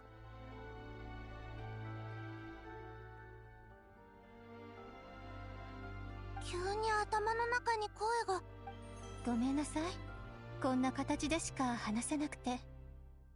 世界の境界で起きている災害は依然として収まりを見せず、アリスは連絡が取れる魔女か。それからおしゃべり好きなあなたにぴったりな活躍の場を見つけてあげたの。これをみんなに1台ずつ渡してあげて。それってドド通話機か？検索中、未知のデバイス。解析中、未知のデバイス。判定、かわいい。可愛くていいものです。気に入りました。しかも今までのドド通話機とは違うのよ。私なりに改造しておいたの。例えば、ついまた話がそれてしまったわ。とにかくこの装置があれば灘くらいのどこにいても会話ができるようになるわ。もう行ったり来たりする必要がなくなるの。すごい技術だ。ニコさんの力かい？ええ、そうよ。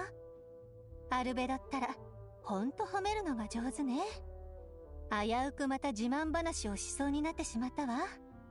さあ、準備ができたら行動開始よ。ここでみんなを見守りな。I do find it weird that why don't the Heavenly Principles show up? Because, the Heavenly Principles were the ones who destroyed the moon, and the reason why Columbina was being heavily restricted was because of the Heavenly Principles. She was being rejected by Tavot because of the restrictions put on by the Heavenly Principles. So why would, they allow just people to usurp the power of the moon to begin with? That's kind of weird.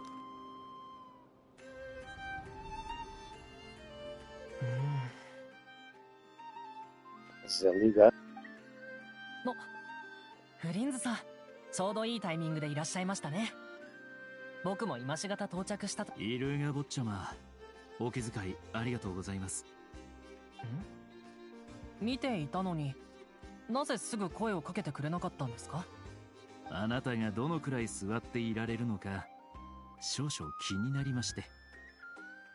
それはフリンズさんがいつも音もなく出てくるからでしょ。それに何度も言っていますけど、坊ちゃまなんて呼ばないでください。本物の坊ちゃまってわけでもないんですから。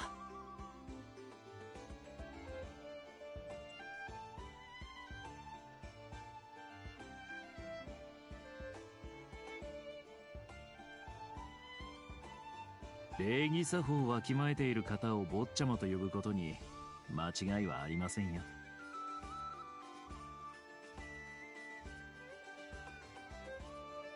フリンズさん、いや、フリンズ様、お願い。やはりあなたは僕をよく分かっていらっしゃる。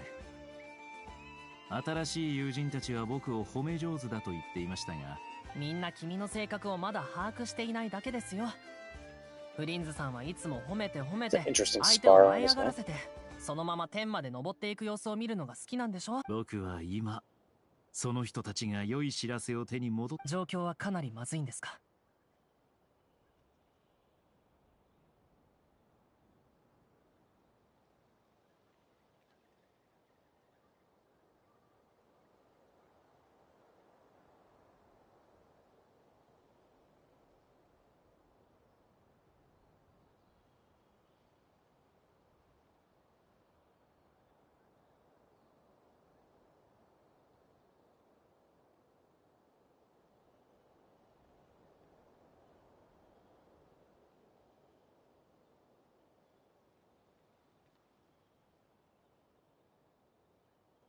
作戦会議を先ほど終えたのですが、現状はこうなっています。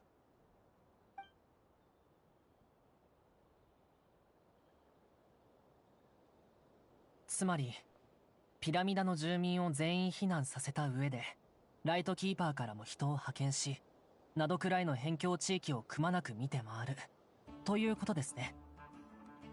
ライトキーパーにそれだけの余力があればいいのですが。大丈夫です。父さんがきっと全力で助けてくれますから。よそでパトロールしている人たちも一旦呼び戻してこちらの支援に回してくれますよ。ありがとうございます。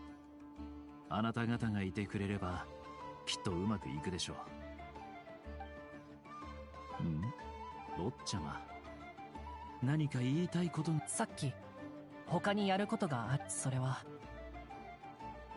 簡単。君はライトキーパーの一員として危機が迫るたびになどくらいは住民全員が避難しなければならない事態にあまり出過ぎた真似はしたくありませんが、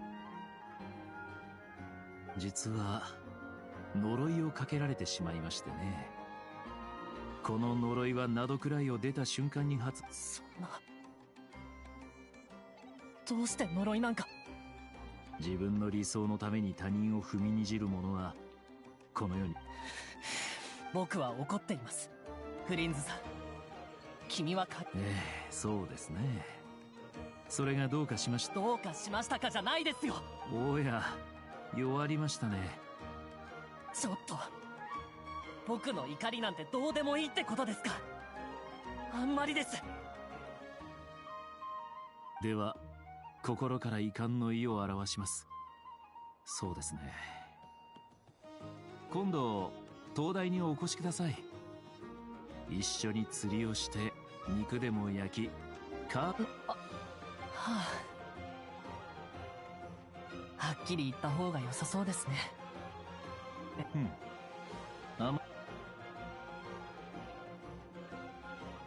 先日フリンズさんが恐ろしい事件に巻き込まれたと聞きました。無事で何よりですが、けど一部の人が噂していますよ。フリンズさんは人間じゃないのではないかって。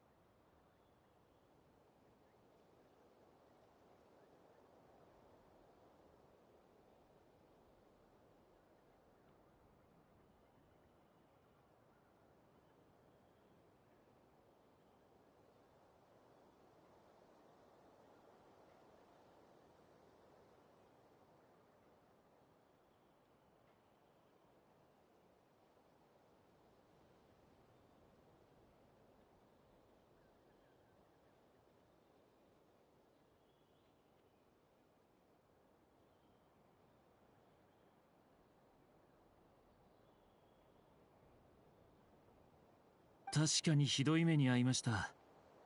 ところで、この際だから言いますが。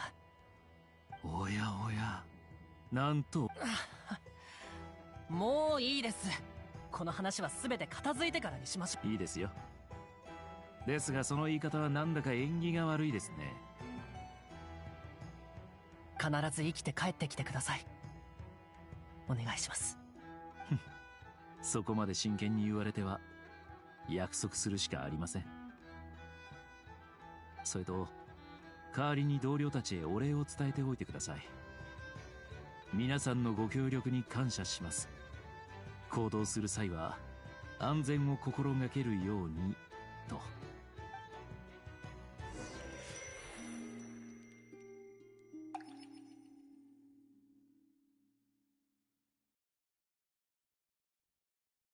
現実へ続く道をもう一度探そう。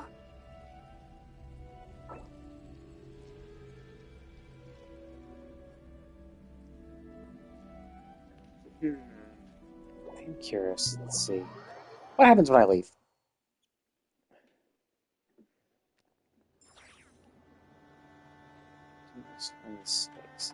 So it seems like that did... Oh, wow, it's right here. Let me just double check.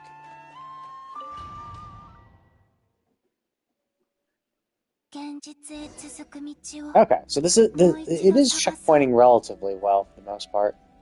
So I could stop and do more of this later. Honestly, though, considering how it is, I should probably just do it all now, since I have the time.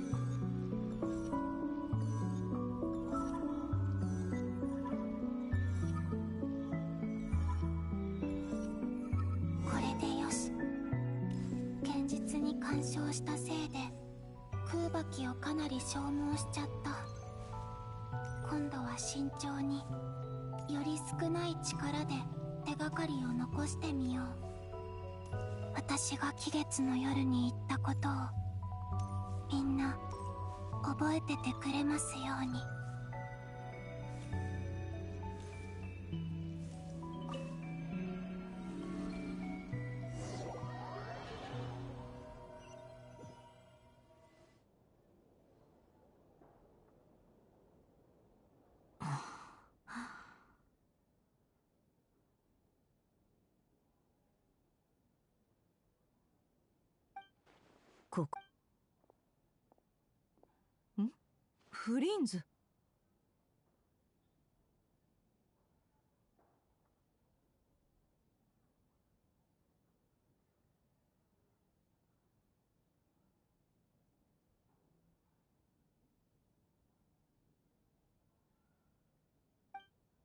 おや、ネフェルさん。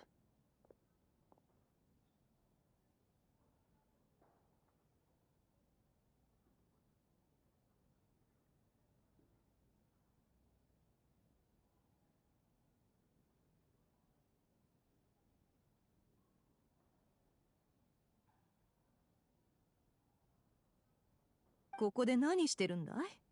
まさか。上に人員を増やすよう伝えてほしいとイルーガ坊ちゃまに話してきたところでして、そういうあなたもどうやら同じような考えを持っていて、しかも物事の裏を考えずにはいられない性格のようですね。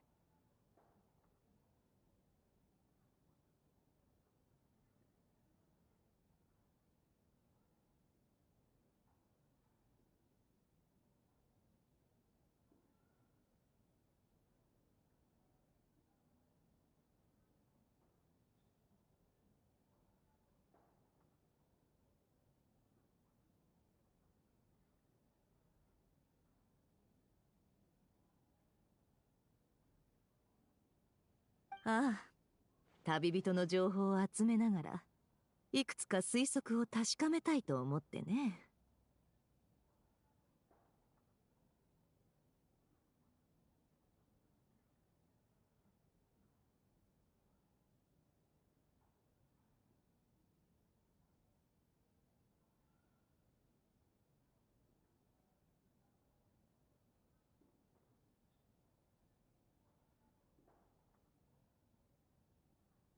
それにドットーレに対抗するには相当な力がいる。旅人を救出するためにも希望の持てる答えが欲しいのさ。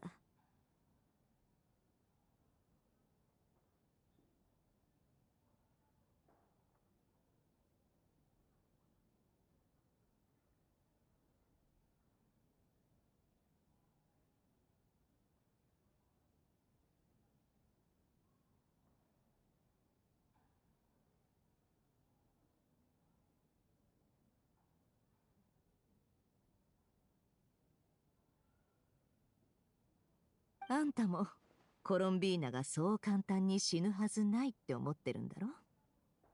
あなたと同じようにその可能性を視野に入れているだ。コロンビーナが期月の夜に言ってた。もちろんです。僕たちどの辺が調査済みだい？ナシャタウンの月光が指す屋外はほぼ確認しましたが、私も碑文の館と手がかりがありそう。ナシャタウンで見てないところはフラッグシップの部屋でも、ここに来たのはほう。結局例の謎の助っ人が誰かわかんなかった。空耳か？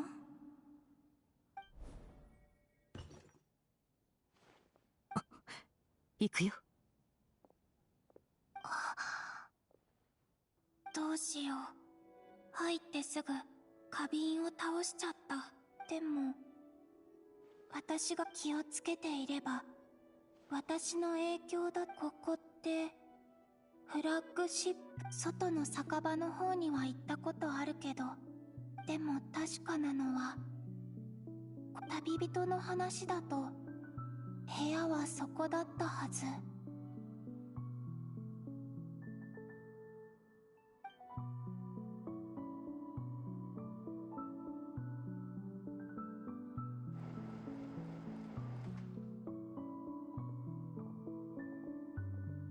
ドアが閉まってる。でも今の私の状態がこの前の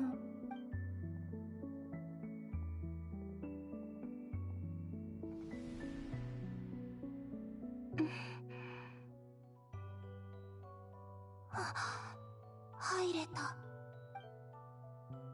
旅人とパイモン旅人ドットーレと戦った後、今はそれを考えてる。お願い、見つけて。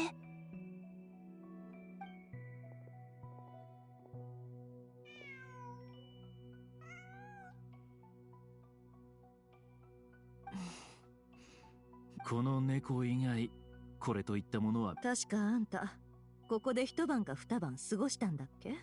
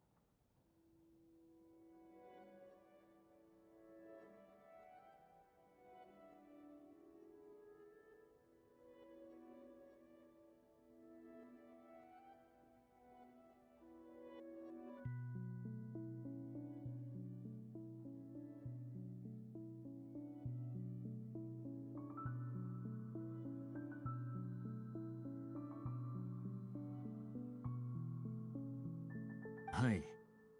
月の狩人レリルが現れる前のことです。その時に旅人さんと初めて出会いました。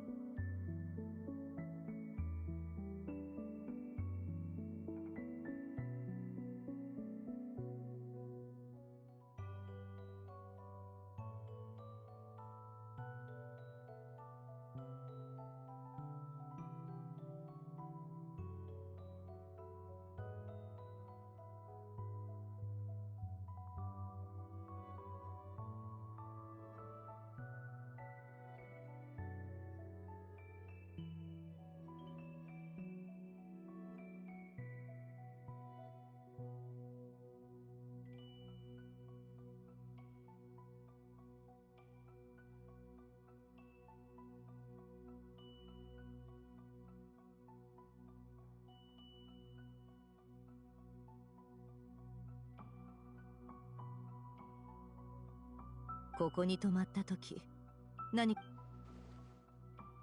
フラッグシップの夜が墓場と比べて想像しかったということ以外は何？そう考えると二人の部屋はこっちだね。ええ、そうです。人の部屋に無断で入るのは良くないけど、集中して空爆で壁にも月が輝く夜に窓を開ければ月光に自然と私のメッセージが浮かび上がるの。始めよう。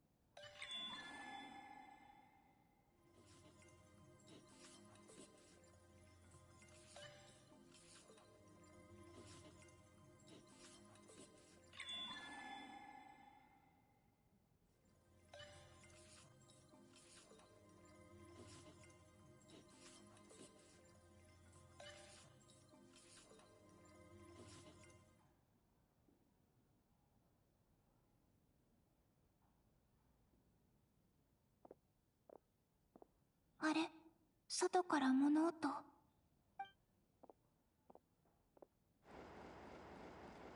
お願い、この文字に気づいて。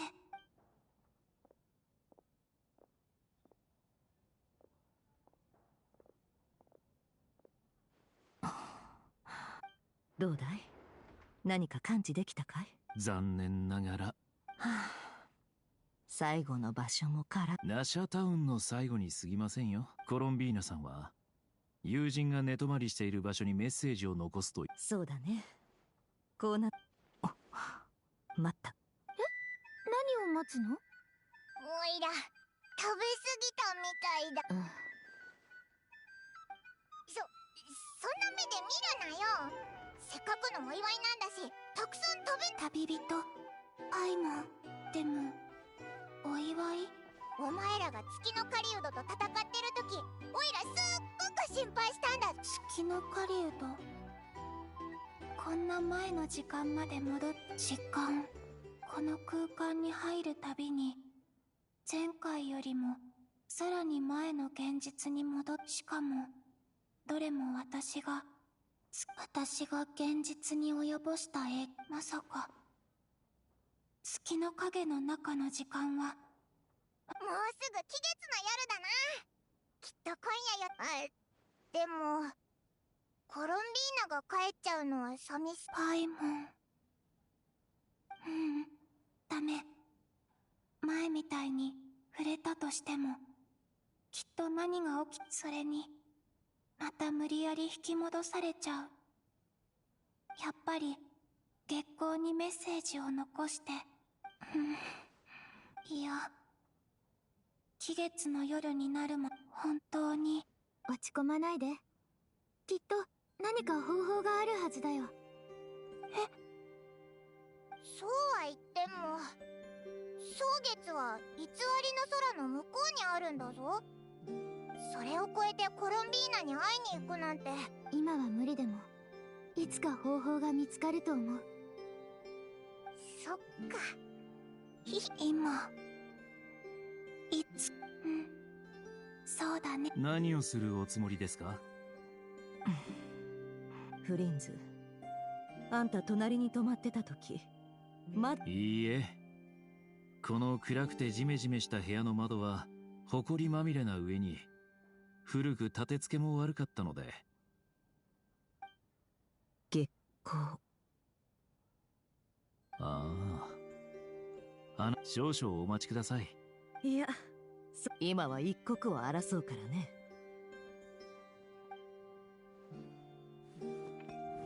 時間。今のみんなは私の書いた文字に気づかないかもしれない。私の知ってる情報をできる限り書き。うわなんて眠いのか？うん、ちょっと。じゃあそろそろ寝ようぜ。お前もここ。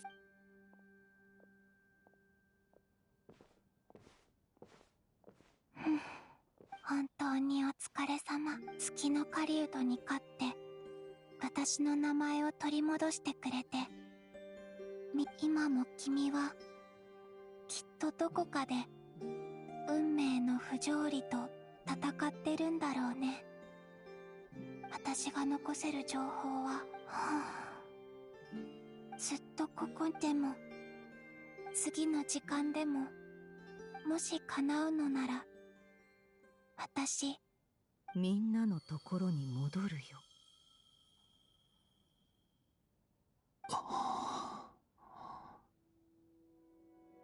コロンビーナはまだ生きてるんだ。それだけじゃありません。壁一面に我々の彼女は期月の夜に起こることまで書き記して。私はここに、この空間は時間が、私は進み続けている。彼女は空爆を使って、しかし彼女にとっての未来は我々。この文字は月の狩人を倒した時からここに鶏が先か。存在と起源についての哲学的。私は考えない。起きたことは全て規定であり、商人、正確に言えば情報屋はその2つから伸びる参考に値する考え方というよりは、行くよ。みんなと共有すべき情報が壁一面にある。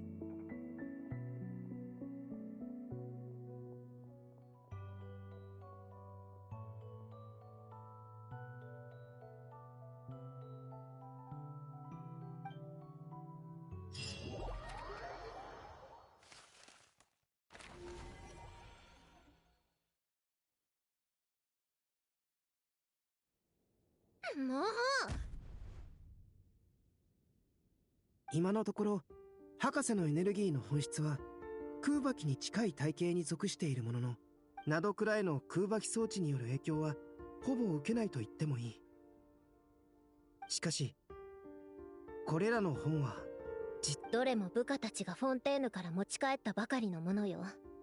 推薦十字結社のものもあれば、ペトリコール町の事件記録も。あと私の術式が今頭に来るもの。テイワットの空には複数の月が浮かんでいるでしょ。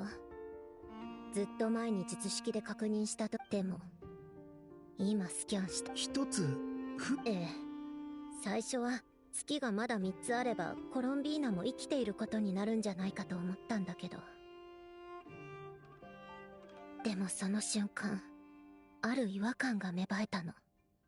3つ砕けた月が生きているものとして認識されるはずがな。だっておかしいでしょ。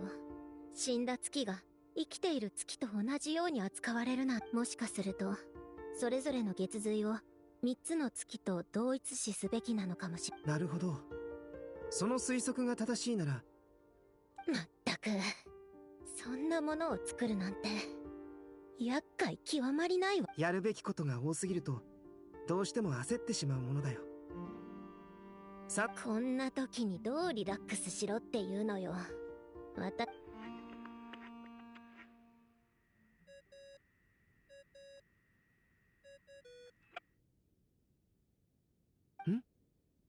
フリンズさんからだ。こいつの音ほんとイラッとくるわね。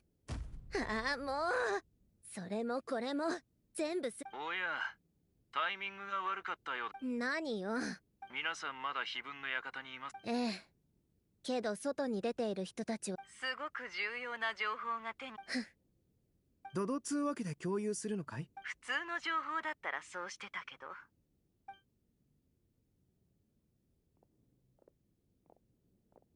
それでその情報って？外に出ている方々や避難民の護衛をしている方。サンドローネ、あんたの考えは正しかったよ。間違いなくここ最近で一番。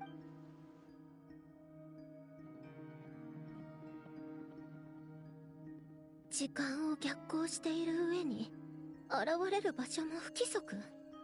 あの子やっぱり血髄であの子の状態をサンドローネさん、嬉しい時は素直にそう言えばいい。別に嬉しくなんかないわよ。それにまだコロンビーナが時間をコントロールできない限り、あの子のいる空間の時間はどんどん過去へ流れていく。生命が一滴の水から始まったのだとしたら、時はどこから始まったと言うだろう。いや、違う。コロンビーナさんが行き着く先は、でもその空間は外部から干渉できないように、しかもコロンビーナがまだ生きてるならレリルとソリンディスも生きてる可能性が出てくる。それなのに I mean, again, they just keep thinking the only reference they have is Rare, and he is unique in the sense that he is infused with the abyss. Like Thelindus, you could consider an ordinary person. Columbina is essentially, heavily aligned with the moon, and you could even say Thelindus is slightly aligned with the moon. But Rare was not in any way, so it's like using him as the reference. He is by far the most different out of all three people who've gone into this location. So you using him as a reference is probably not a good idea to begin with. その点に関しては僕確かにあなたたちの言い分ももっともね。君の研究の役には。ドットーレのエネルギー領域を突破する役には立たないけど、何がどうなるかは誰にもわからないわ。記憶よりも。じゃ、失礼させていただくわね。ああ、私は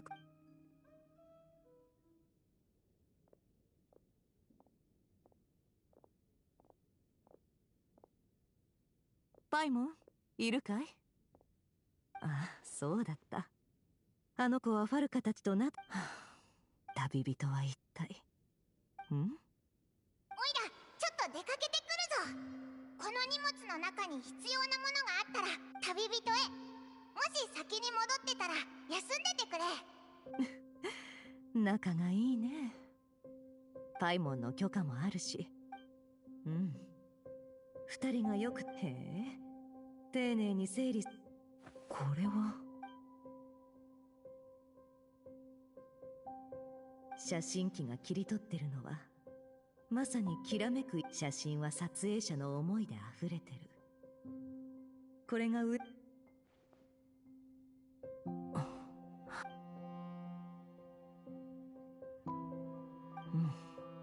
間違いなく旅人のものだね。頑張っとくれ。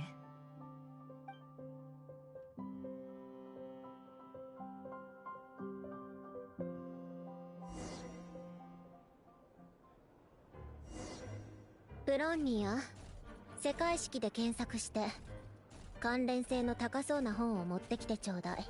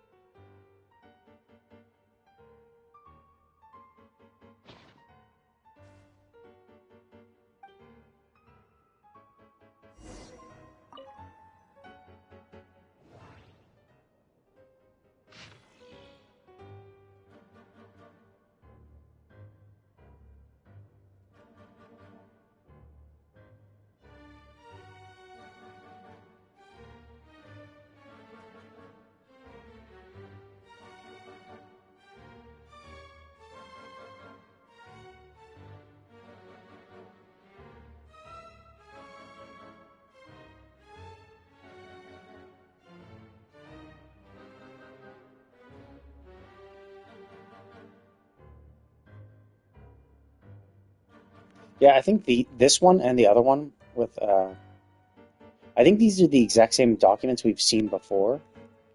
When you're doing the Narcs Crescent quest line.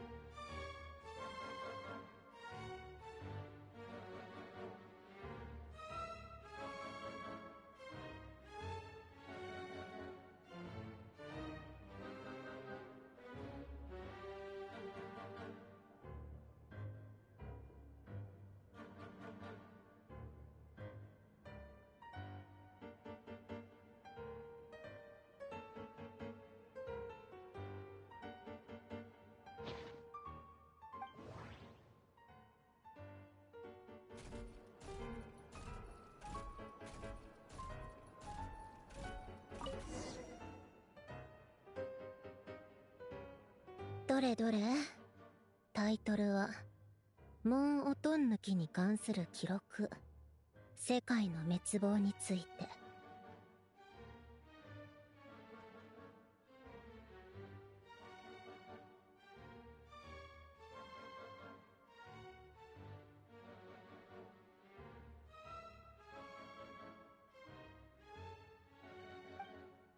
僕の見解によれば、この現象はフォルトゥナと呼ぶべきである。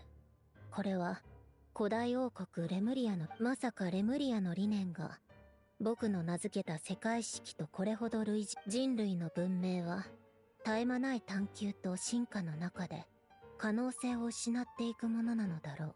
文明の灯火は消えかけている。変数？まさかドットーレがあいつをさらったのは降臨者が理由だからでしょうけど、3月の力、変数って何に対する変数なの？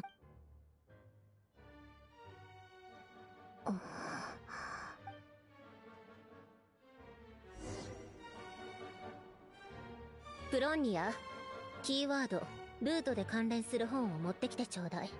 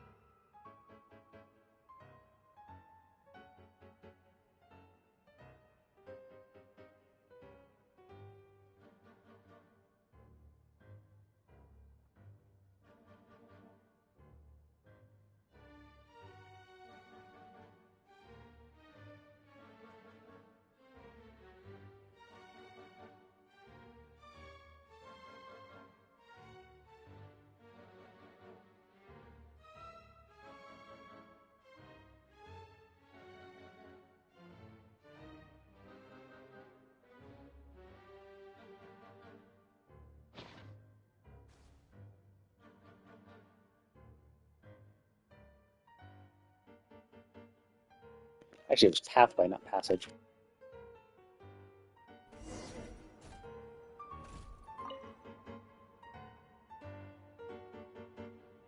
門音抜きに関する記録。図示したルートを観測し、計算する。その用途を解析し、転換することで、新たな創造の可能性が開けるだろう。これ、ルネの後期の原稿じゃない。ルートを解析するだなんて、随分とぶっ飛んだ。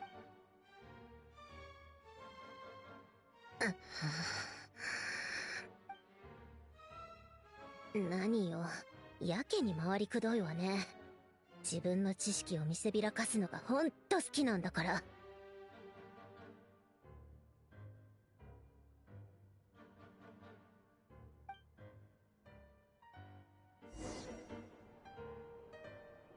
プロンニア、樹上で検索して関連性の高そうな本を探してきて。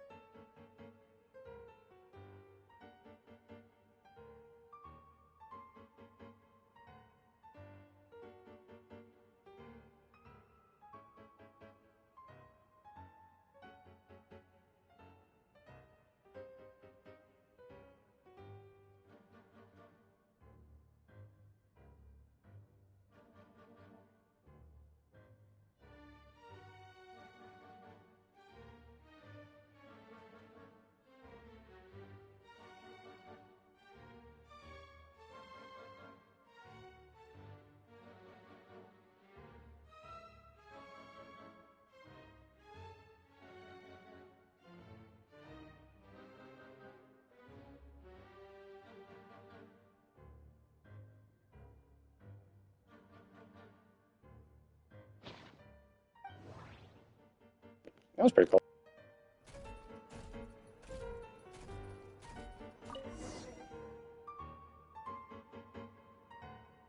スズラン十字結社が提唱している実験機体の多くは基本的かつシンプルな樹状のロジックで構成されており、スズラン水仙十字結社の本当の名を隠すためかしら。サンジェルマン公爵は去り際にもう取り返しがつかないと言っていたが、やはり彼は機械に関しては天才だったのだ。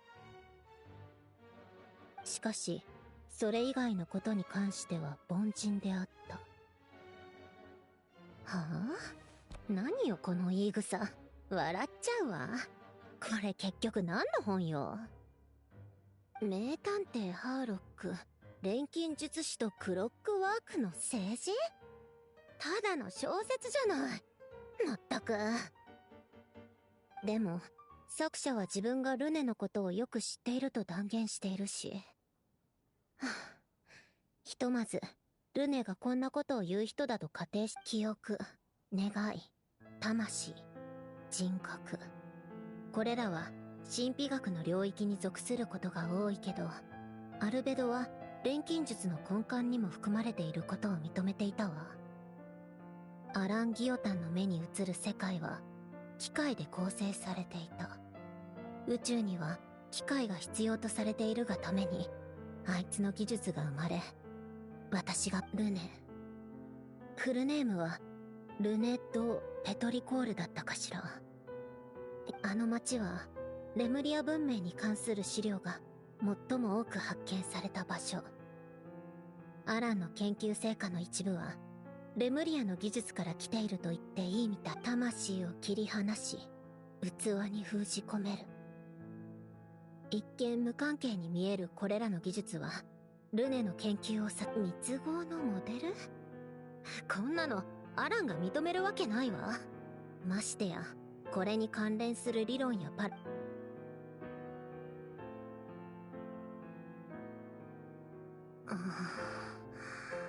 そういえばアランはルネのことをどう評価していたかしら。思い出したわ。確か僕にそう言ったルネは様子がおかしかった。最近甘いものを食べていない。いかにもあいつらしい。私のグズな部下たちったら意外といい仕事をし、アランの残した資料の一部はこれらの記録と完全に一致しているわ。ゲシュタル島から入手したものみたいだけど、そんな昔から。それなのに一度も信用せずよく考えてみればルネの世界式は定数を扱う計算ばかりね。これは世界の対するアランの理念は随分と昔のことだし、強情さに欠けて機械技術だけを深く信奉していたあいつは何て言っていたか。確か世界は変えられる、そして努力には意味がある。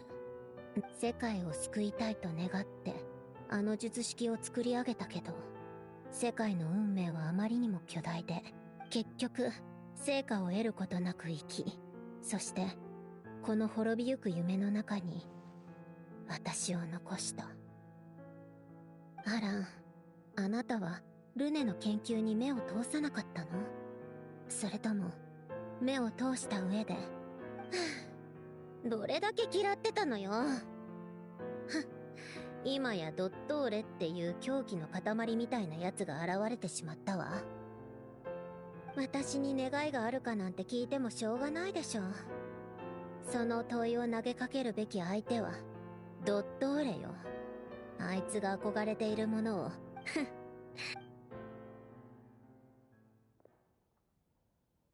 取るに足らない変数にも洪水のような現在を無限に作り出せる。始めましょう。この相入れない破片を一つに。まず大きな輪の存在とその解明を確立する。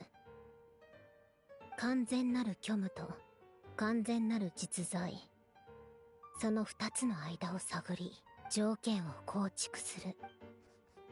変数、文明の灯火は消えかけて変数をだ。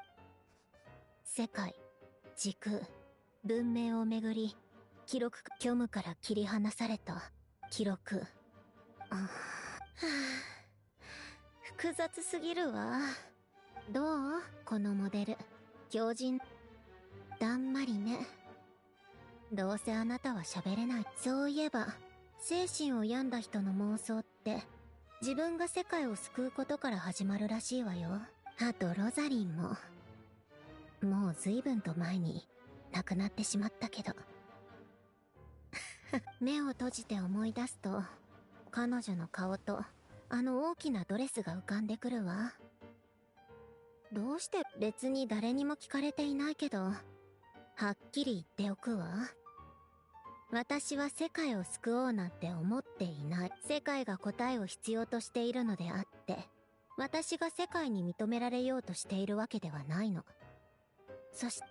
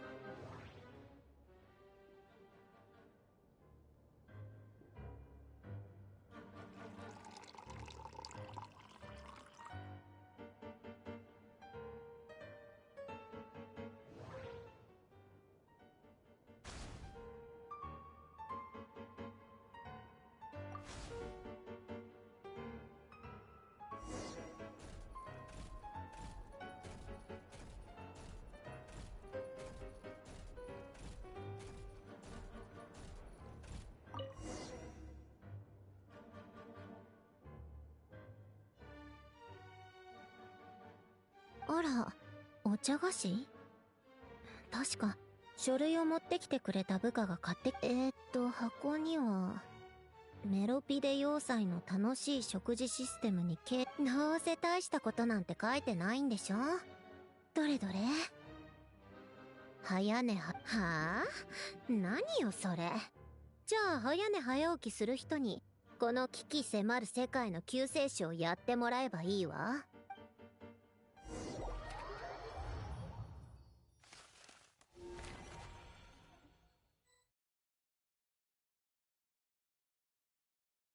召使い様、傀儡様の配下たちが全員待機中とのことです。いつでもよろしいですが、予想よりも人数が少ないようでして、おそらく博士様が仕方あるまい。そのはっ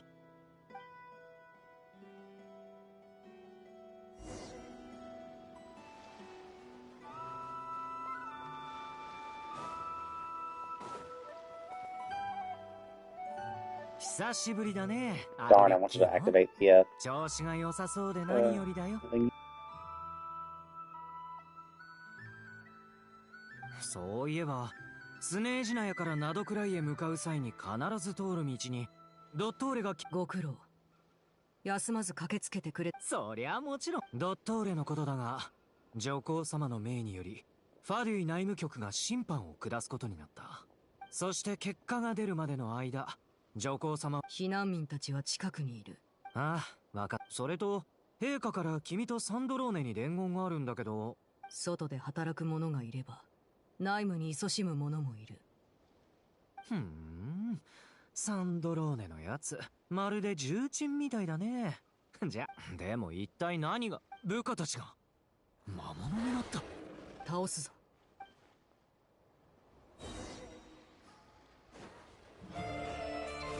貫こう。はっ、狂乱怒涛。ふん。よっ。ふん。さ。や。アルレッキーノ。前よりも強く。ストップ。その称賛はありがたく受け取るが、君の相手は知らない。ああ、やっぱりね。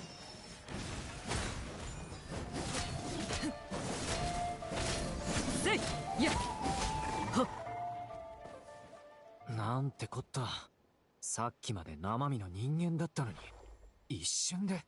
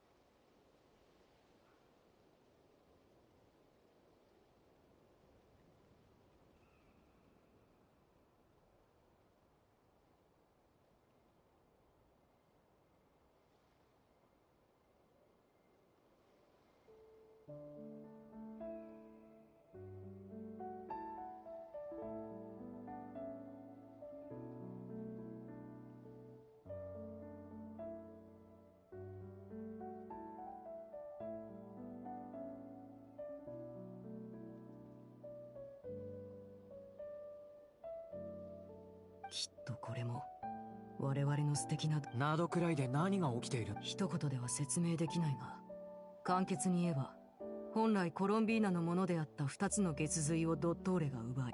おいおい、そんなもの人が作れるのか。まるで道路を作るかのように神を作る。執行官であればさして驚くことでもないだろう。私たちがやってきたことは、私は君がガンオー帝君と戦いロザリンの作戦における重要な支援者であったと主張し続けてきたが、今の君は擁護してくれてありがとう。でもポジティブに考えればまた痛い。違うそういうわけ。現在ドットーレは新しい力の実験中だ。その影響が外に害を及ぼしている。この人々の変異は彼の実験の副産物。先ほどの修行の移住はサンドローネの配下だった。おまけにドットーレと戦った私たちはひどい話だな。執行官に非常事態時の独断権を与える。ドットーレが脅威と判断された。陛下に感謝を。サンドローネにも。あとまだ研究開発プロジェクトの成果をなどくらいから回収できていないから、撤退した後も賢明なご飯。そうだ、相棒はどうしてる？君。相棒？残念ながら彼女は私たちがドットーレの研究。捕まったのか？どうして？ドットーレとそこまでの確執はな。同感だ。だからドットーレにはダメだ、助けに行か。場所もわからないんだ。くそ。けどサンドローネの方でも対策を講じている。分かってるさ。じゃあ任せた。ああ。最後に必ず各国の神々と住民たちに制御不能な災害がなどくらいから外へ。その元凶はネジの外れた実験狂いだ。だが万が一ドットーレは今もファデュイの一員だ。故にこの地を守る。そんなに悲観的になることはないさ。はあ。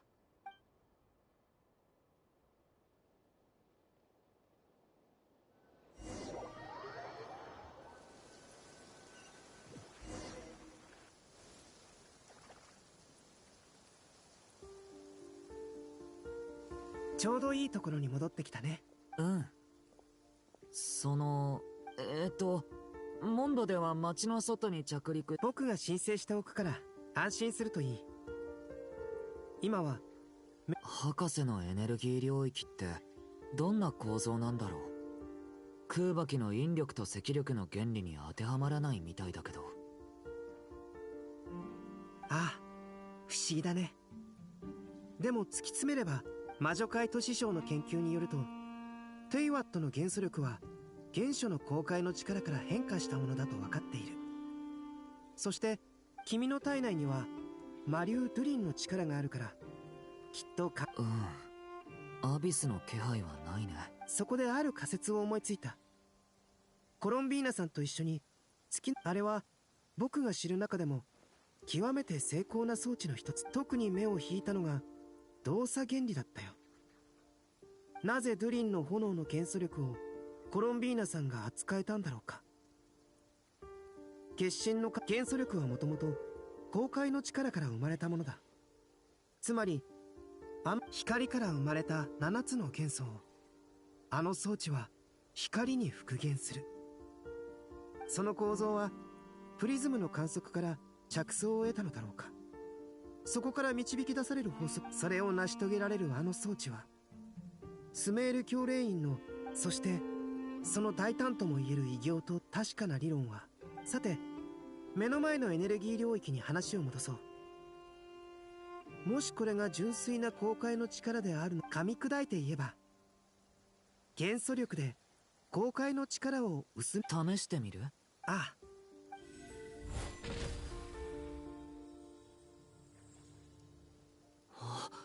聞いた。エネルギー領域の端に明らかな乱れが生じた。元素力、ドゥリンもやってみ。いけた。今度はアビスの。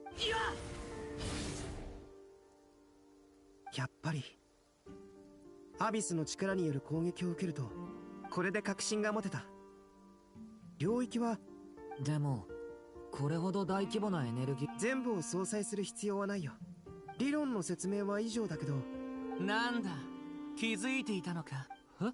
いつの間に。しばらく前から見ていたよ。アルベドがまるで学会の登壇者のように話すもんだから、ついな。お気遣い嬉しいよ。ついでにちょっと。何をすればいい？風元素を操って円形の刃のような風を放ってほしい。聞いた。しかもよかった。入るの？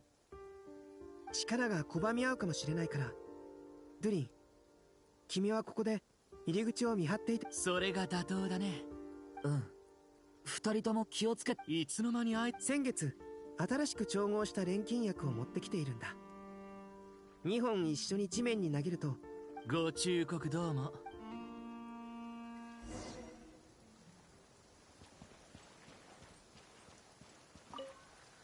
やはり少し奥まで入ると裂け目が見えなくなる。領域内の人間が逃げられないようにする仕組みだろうか。ドットーレらしい。中は飲み込まれる前とあまり変わらないようだ。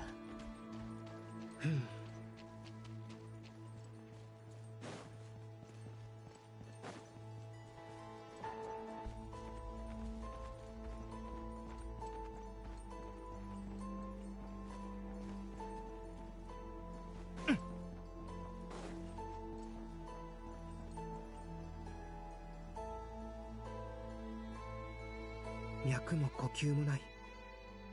死んでいるようだ。それに死体の。こっちを見てる。動物の目。何かを伝えたいのかい？そうでもなさそうだ。それに動物らしさを感じない。他を見てみよう。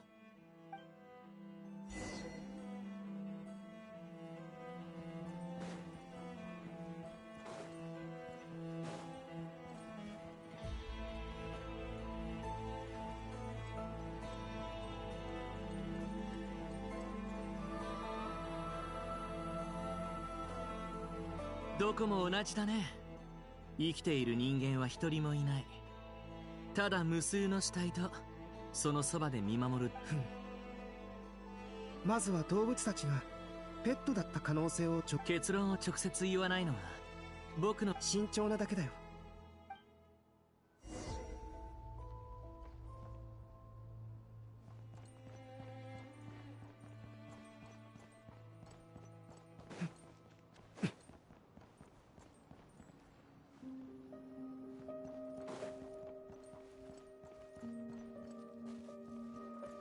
気をつけろ。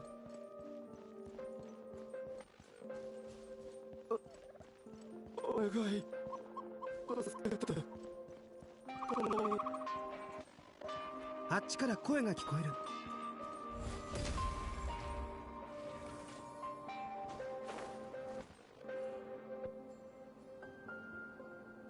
お願い。ここでわからない。突然まだ少しだけ意識してん。どうやらこのエネルギー領域では巨大な実験が行われているようだ。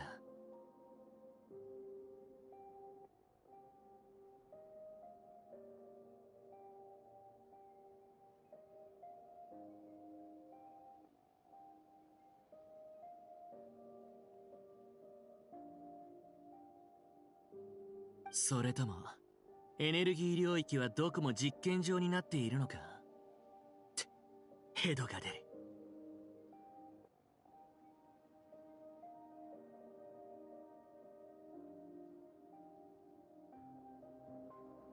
人間の意識と動物の意識を入れ替えるなんてね。彼らは自我を失ってはいるものの、完全な動物にはなっていない。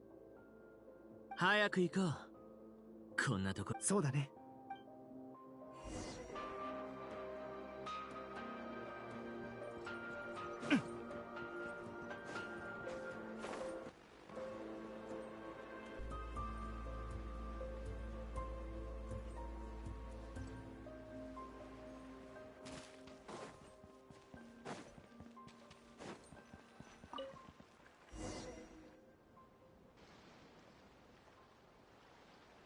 おかえり。気持ちの悪いものを見ただけだ。ここで得た情報は早めに共。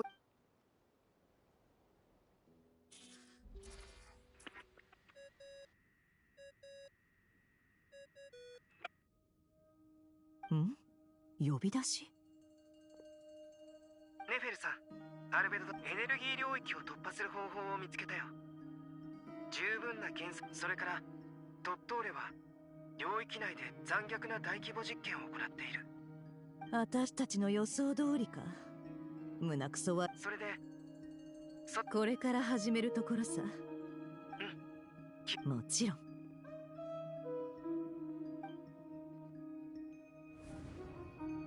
避難対応が済み次第そちら。合流？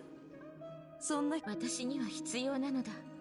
それにそなたのやり方を見てきた限り共にいた方が。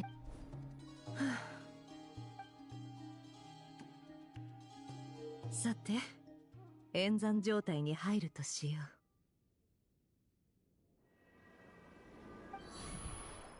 う。だだっ広い荒れ地だ。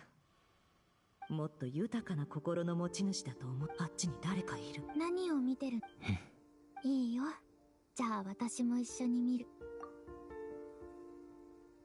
お兄ちゃんが出会ったこと、私はどこへ戻ったらいいんだろう。走って戦って任務をこなして。唯一の不満はこの意識層は人の本心を映す。人は生きてる間ずっと誰かを思い続けるものなのかもしれない。大切な人を。さらに深く潜ってみよう。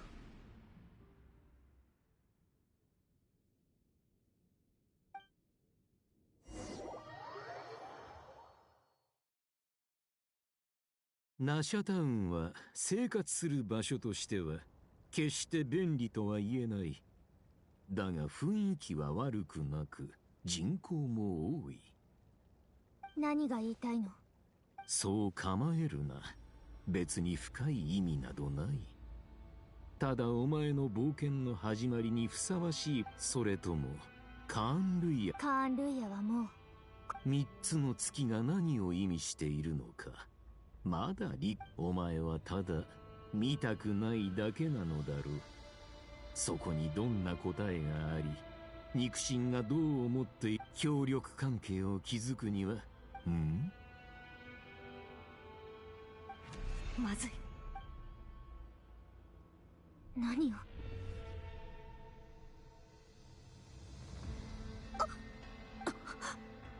何をするつもり？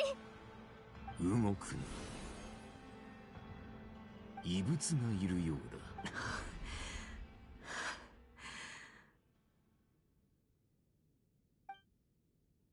だ。あんたが助けて。早く接続を切らないとドットーレがあなたを。そういうのは一度で十分よ。ありがとね。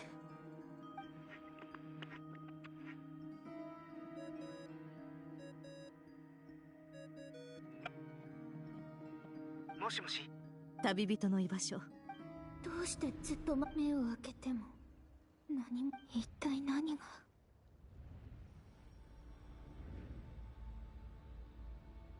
おっと、すまない。気づかなかったかもしれないが、先ほどまでもしかしてネフェル。でもどうや。彼女は今のお前の状況を知っていると思う。だんまりか。私はただお前の時間を遅くすることで侵入を妨害し。Weirdly, he was able to slow our time because we were the only one not affected when he had Columbina and the Three Moon Marrow. 時間を操る。この能力は実に面白い。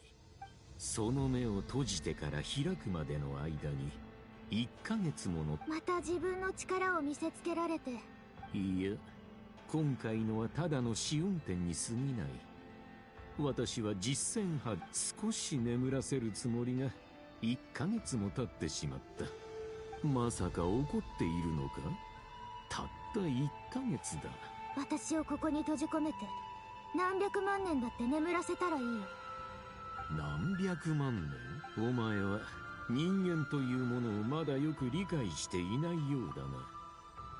人間とは、私がお前を1週間ここに置いたとして、そう、数字が大きくなるほど全て意味を残念ながらこのテイワットには確かに神がいるが、限られた寿命、脆い肉体、そんな存在にお前の長い寿命、そして特別な出自は彼らとの違いをはっきり示している。unique origin, sure, but he says we have a long life, but we actually don't really know that. Right?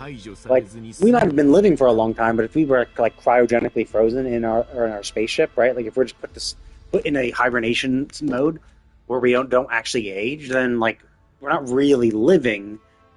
Our lifespan might be normal. It's just that we were born a long time ago and just spent most of it sleeping. 異端者。お前のことを思うと心が痛む。この世界はお前に世界はお前に。だから私がお前に。 You've been treated most unfairly. Oh, like by you, the person who kidnaps me and tries to coerce a cooperation?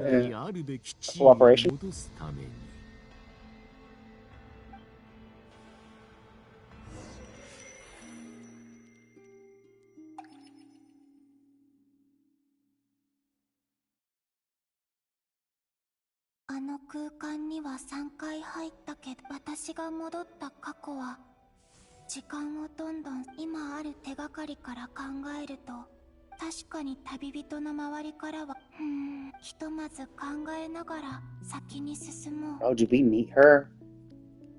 Maybe we met her around like 500 years ago. She popped up 500 years ago. It could have been that we met her back then as well.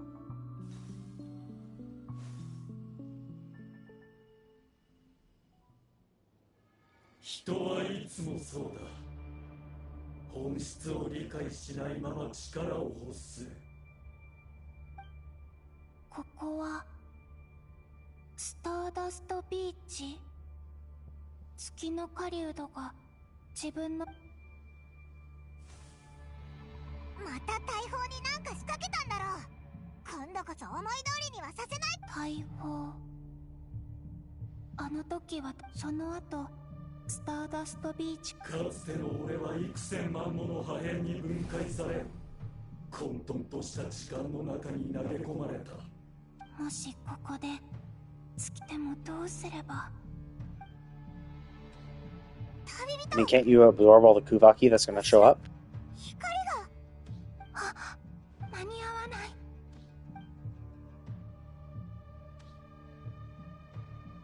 あれって私が前に旅人の力なら耐えられるだろうけど、瀕死と蒼月の子たち。ちなみにコロンビーナさん、先ほど空爆のレーザー砲がそれた時、飛散したレーザーのいくつかが、まさかあれって私が未来の私。 What's the weird thing? I don't know if I have enough power. This is pure Kuvaki. Like that's the you mean the one thing that you're constantly using to fiddle with the past? Can't you just absorb the Kuvaki from the past? Like energy is energy. 絶対間に合わす。蒼月大地、この呼びかけが届くなら、感じられるのなら、もう一度だけ答えて。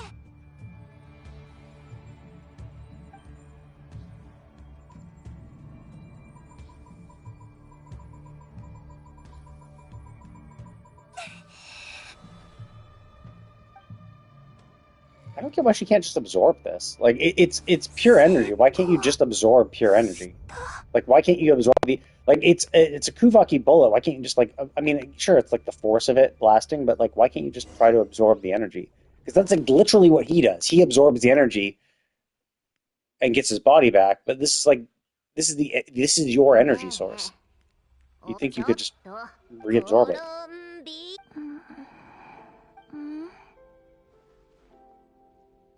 今午後の3時なんだけど、人の部屋で昼寝しないでくれ。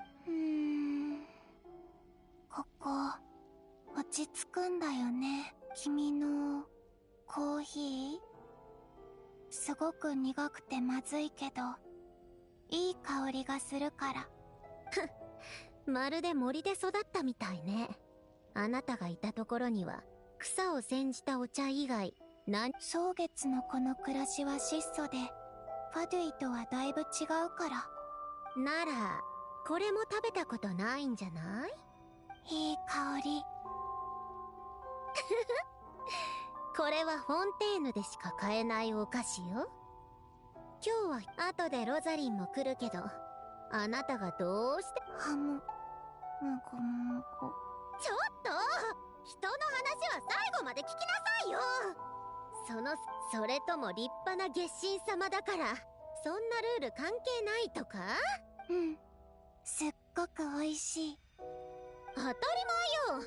この私が作ったんだから。サンドローネの機械油の匂いが混じってるかと思った。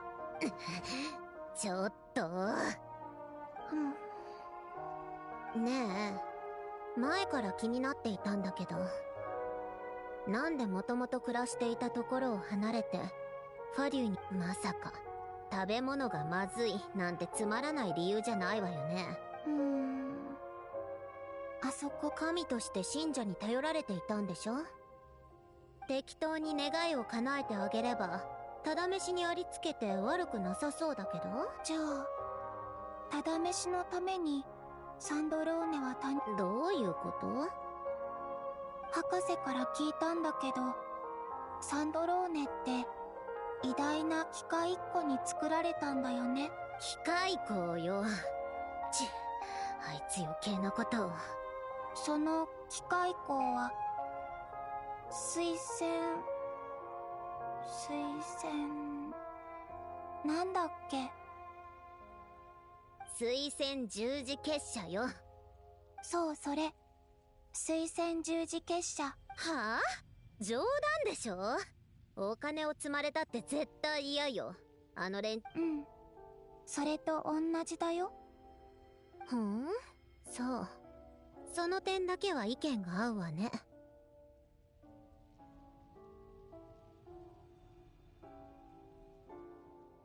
アランのやつ、晩年になって私に何かやりたいことはないか、何か願いはないかって聞いてきたの。アランって誰？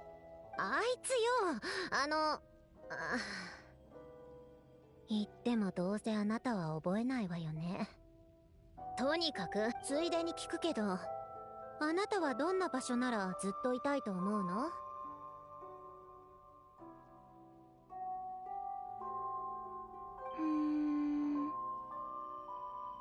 私にできないことを求めたり、私を崇拝したり恐れたりせず、ただ自然に話してくれる人がいるところかな。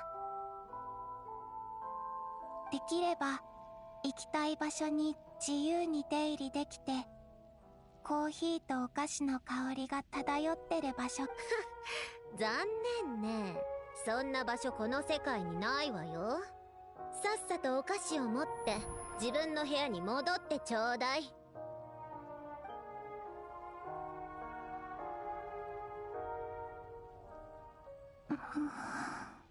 私、やっぱり、それに、サンドローネ。旅人、みんなに会いたいな。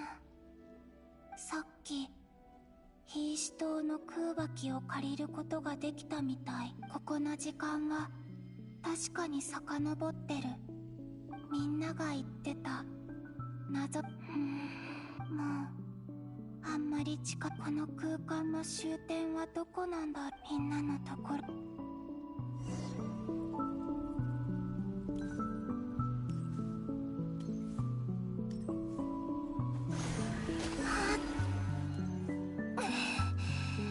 力をちょっぴり使うだけでも厳しくなってきた。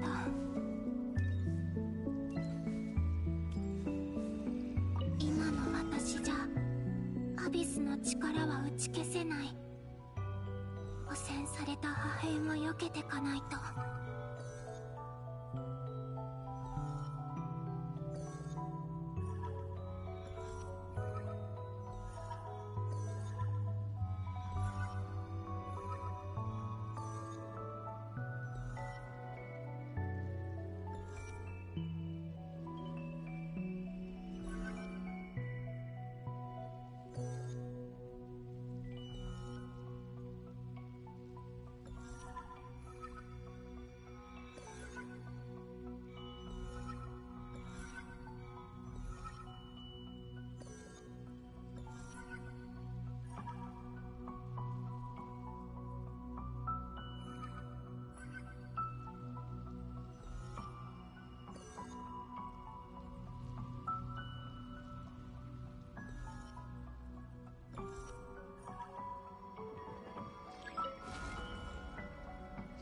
What the fuck? I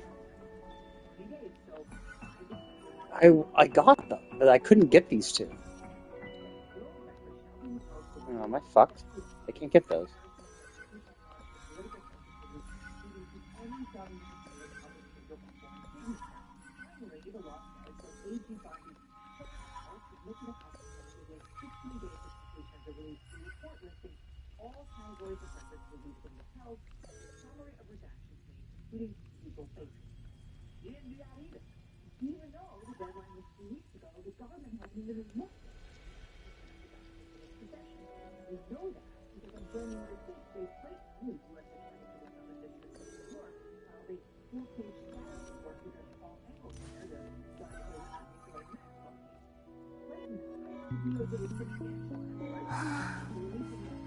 Oh, I see. So that thing was in the way. 次はどこだろう。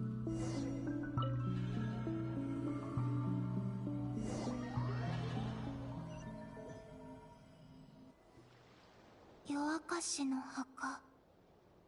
ここってフリンズが普段いる場所だよね。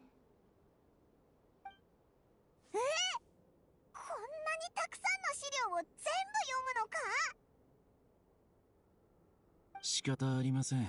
現状ではこれが最善です。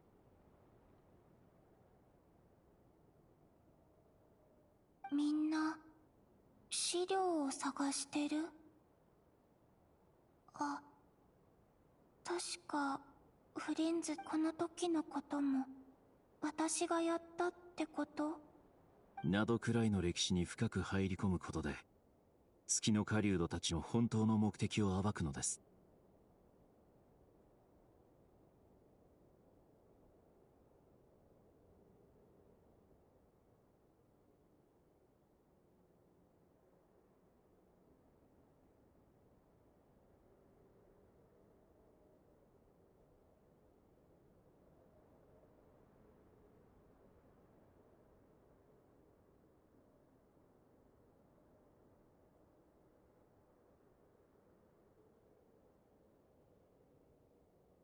私のしてることは過去を変えられてるのかな。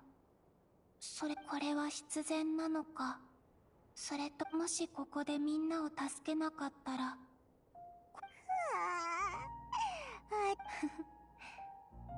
それでもやっぱり私、確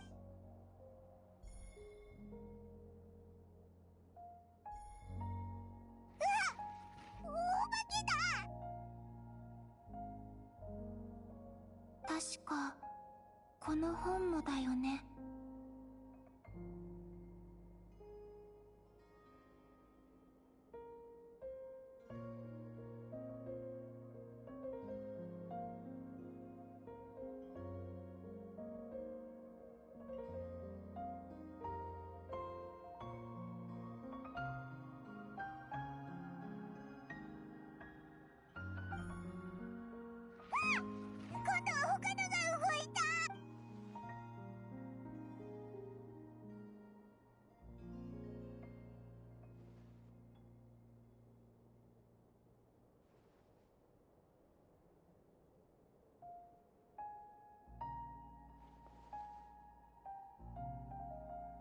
これでいいかな。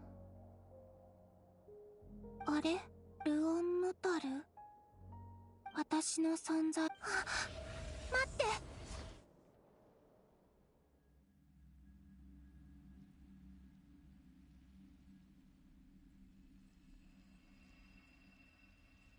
ルオンノタル、これもずっと旅人のそばにいたから、私がたどり着く過去も旅でも、なんでルオンノタルなの？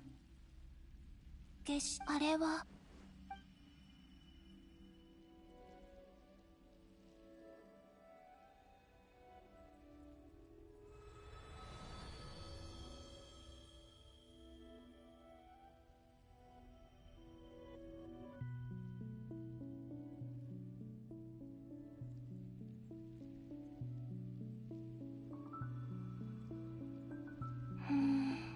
この先からは力を全く多分次で戻る方法。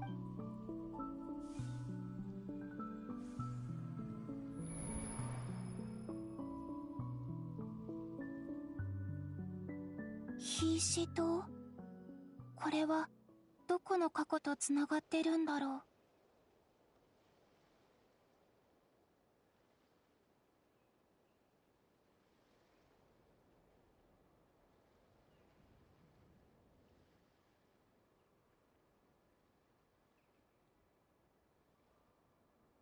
ルオンノタルは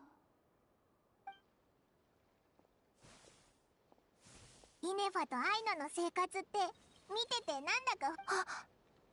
落ち着かなきゃ。残された戻る方法を見つけるに戻る。でもどこに戻るんだろう。この状態のまま。ドットーレが期月の夜にあれほどのことを成し遂げたのはずっと計画してきたから。私のたとえ戻れたとしてもむしろドットーレの計画を奪われた力に対抗する逆行する時間。まさかいつの間にかもう蒼月の子が暮らしてるエリアに入ったみたいだな。でもどうやってみんなにここに書き残す？ダメ。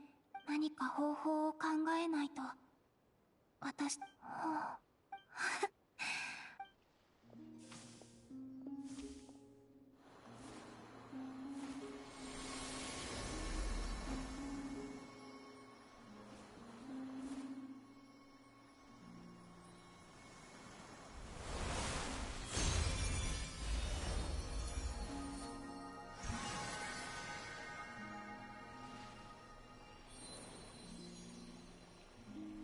Oh, so the Lunatar, she created the Lunatar to follow her. That's part of it. 私がルオンノタルを誕生させたから、この空間に入った時から過去を訪れるたびに、あの子の血だって私とあの子はつながってるから。こんにちは。そして月の影にもう過去へつながる扉だ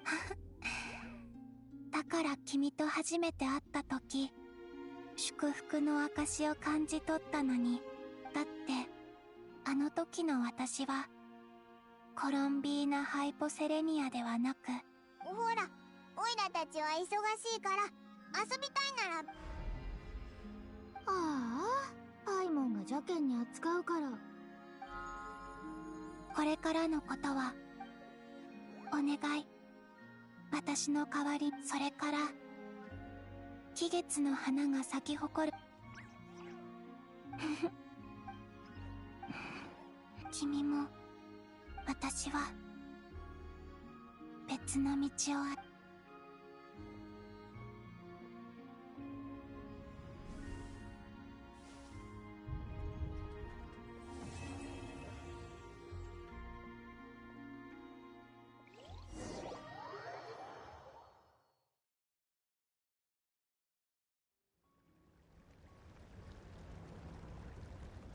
Oh wow, so it doesn't even give me the option. I mean, I guess I could always leave at any 何を point, して but も責任を問われない快感を味わってみないか。そう、他人をアリのように踏み潰す喜びよ。五体満足のまま息の根を止めるも。like who wants to do that? Like why? 私を信じろ。お前は自分 Really? が That's how 望 you, む人生ま I で don't understand. Like even a fucking lunatic has to understand how fucking crazy that sounds, right? Like even a completely crazy lunatic who's like, yeah, I don't give a shit, but it's like you have to understand that like no one actually wants to do that. You know, like the actual percentage of people who would actually revel in being able to do something like that is like infinitesimally small. It's like 1%. 狂ってる。人を殺める自由。それどころか、なんで私を選んだの？世界を創造することは最高位の実験と言える。私の研究はその高みへと至った。この神の実験室、完璧な遊び場には面白いプレイヤー、凡人は至るところに溢れているが、降臨者はたったの数人。私は新世界へ入るための条件は、罪のない人を殺すこと。人を殺して自分の願いを叶える。考えはまとまった。私にはできん。どんなに私に期待したって、それを私の心が否定する。わざとらしく初めて会った時から大きく進歩。では私の誠意を示すためにいくらか譲歩しようではない。私がそこまで。だがお前の抵抗の意志は確実に薄れてきているよ。そうだ、もう一度私の研究所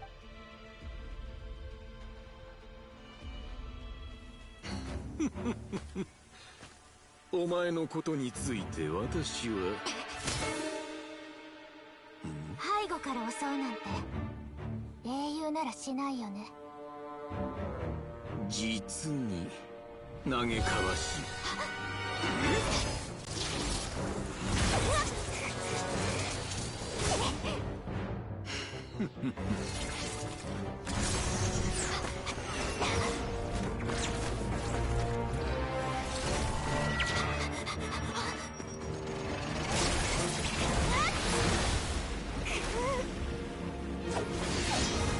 Why would you use water? Like you literally can make rain meteors down from. You can literally create meteors. Like that seems like the thing that would be the better thing to break, like to stop something.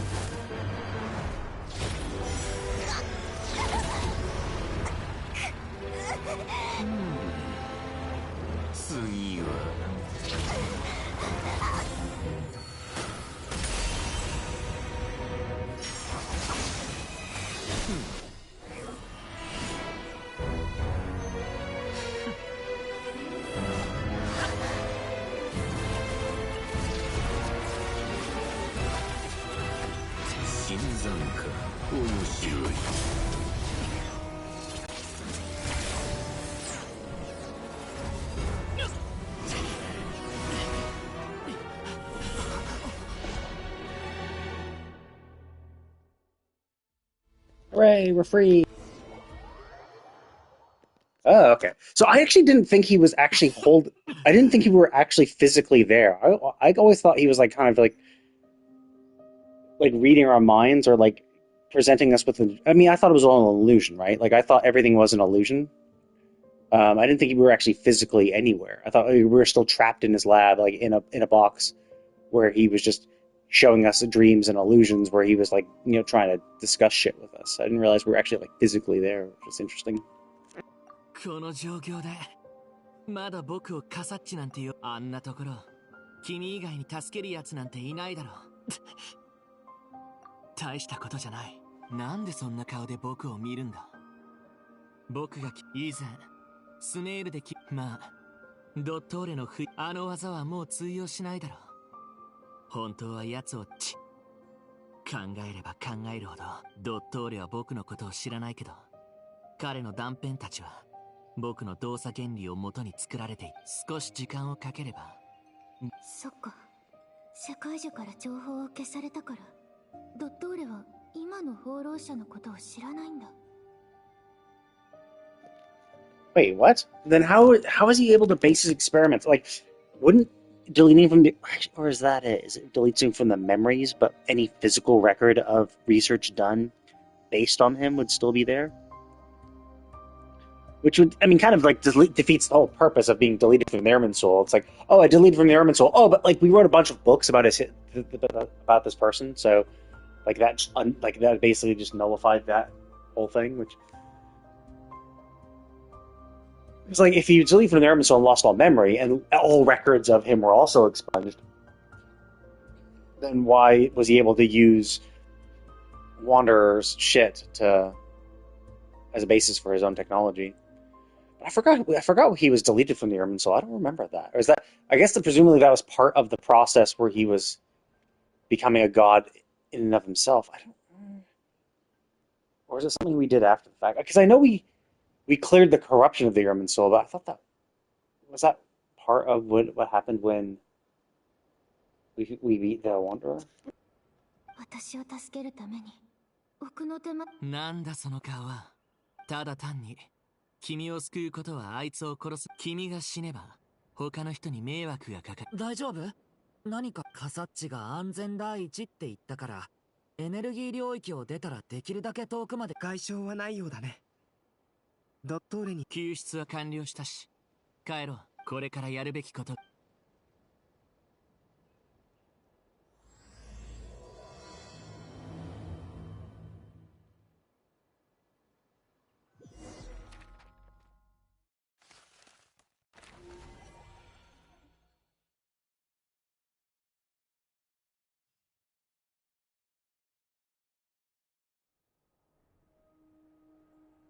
女皇陛下のお言葉。でもタルタリアの言うかっこいいってそう言うと思ったよ。それでそちらの進捗は？少し手がかりをつかめたわ。錬金術師、私が調べてほしいって言った推薦獣人ルネ・ド・ペトリコール、ジェイコブ・インゴルドの資料のことを。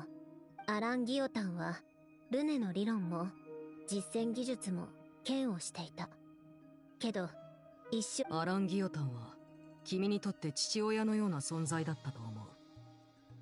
あなたにはこういった憎しみを抱く相手がいないかもしれないけど、もしリネたちがあなたの最も意味嫌う相手から大切なことを学んだらどう思う？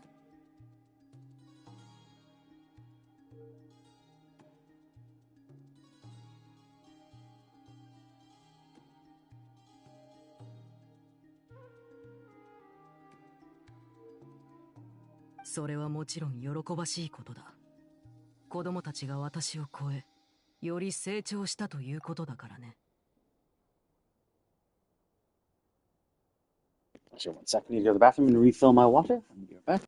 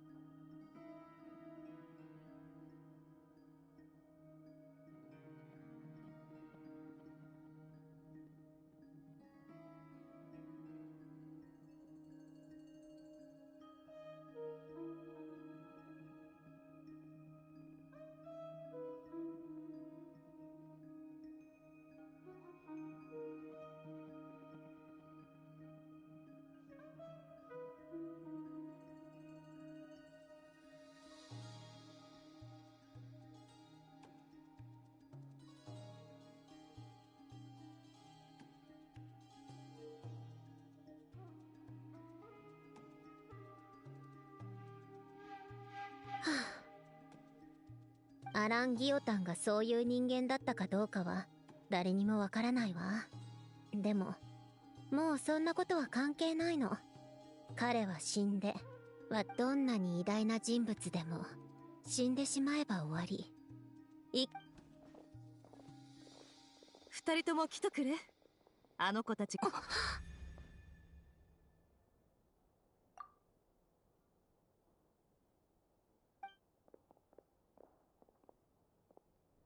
ってこれたのね。頭はまだついてる？手足はちゃんとあるかしら？見ればわかる質問は君の焦りをあらわにするだけだ。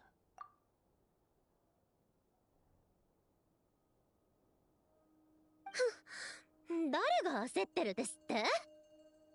無事で何よりだ。怪我もなさそうでよかった。心配？冗談でしょ。私たちファリュイが心配していた。ちょっと。私はもともと旅人とは友人同士だ。君も今は好きな立場を選べばいい。まるでお茶会にでも参加するかのようにね。面白い冗談だ。Yeah, so I forgot that he deleted himself from the Ermin Soul. So that explains why they don't recognize him. I thought they were just like... I thought maybe they just didn't interact with him, because it's not like he had to have interacted with every single Harbinger. He might have been like operating from other locations and just never really came into contact with them.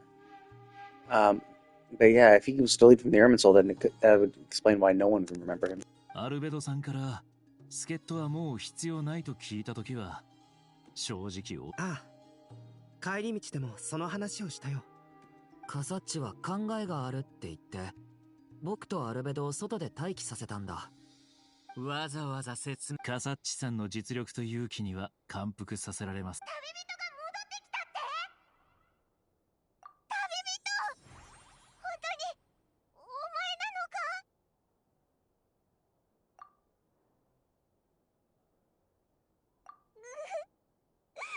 よかった。おいらすっごく会いたかったんだぞ。よかった。パイモンも安心で。無事でよかった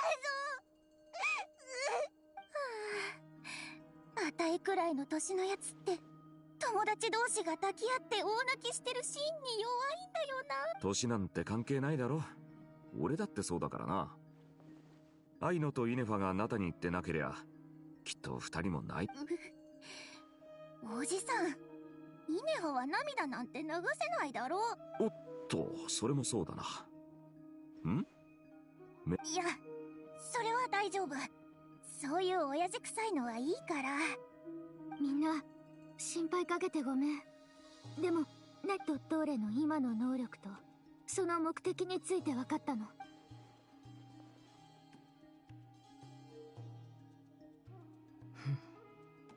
月の三女神の力は私たちの予想をはるかに超えているようだ。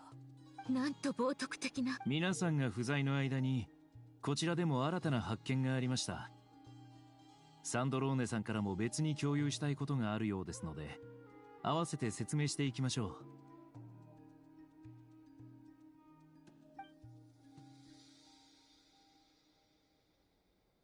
ええ、あのトラブルメーカーの厄介者がひっくり返されたケーキのようにおとなしく潰れるわ。次は彼女を連れ戻す。逆行する時間、終わりの見えない先、そういった空間はきっとコロンビーナさんは僕たちの時間とは逆向きに進む。その時間は一体どこへ向かってるんだろう。終点はないのかな。僕たちもそれについて考えていました。時間は終点ならあるわよ。ミコ、いつの間に。私はいつもこうやって現れるの。魔女のお茶会でもこんな感じで登場していたわ。静かで神秘的で説得力があるでしょ。時の終わりについてのお話ね。ええ、世界でもコロンビーナさんがどこに行き着くかはその時を逆行する川がどこから始まっているかによるわね。では月神、月はええ、最初空に月なんてなかった。竜王星々の影はニーベルンゲンに代わって権能を持ち、世界を司るためにけれどある日、月の三女神は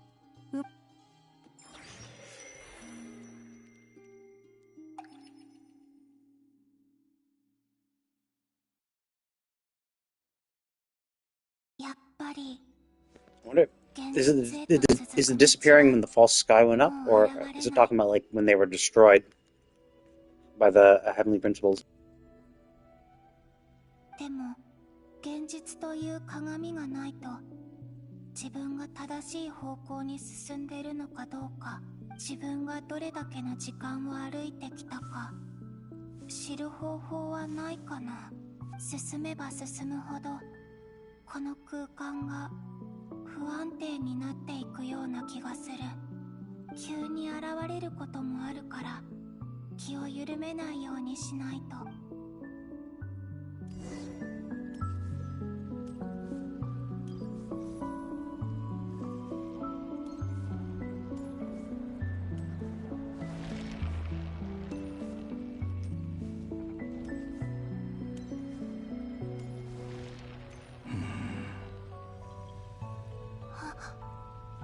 まさか月の狩人、この空間でまだ生き延びてい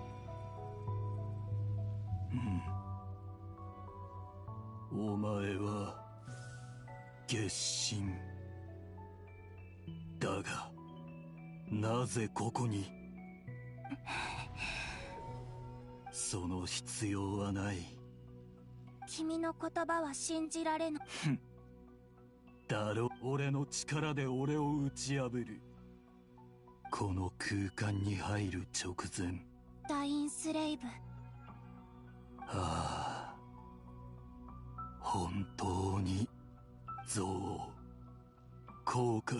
俺はここにある全てを呪い、飲み込み、引き裂き。それは無駄なことだった。この空間に入るのはこれで2度目だ。だが今回は違う。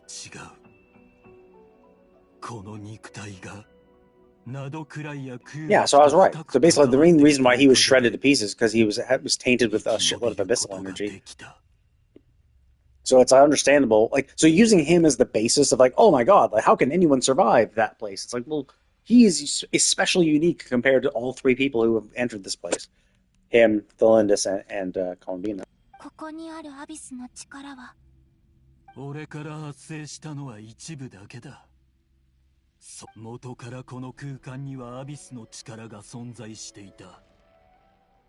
それはでも君は。ああ、その後すぐ。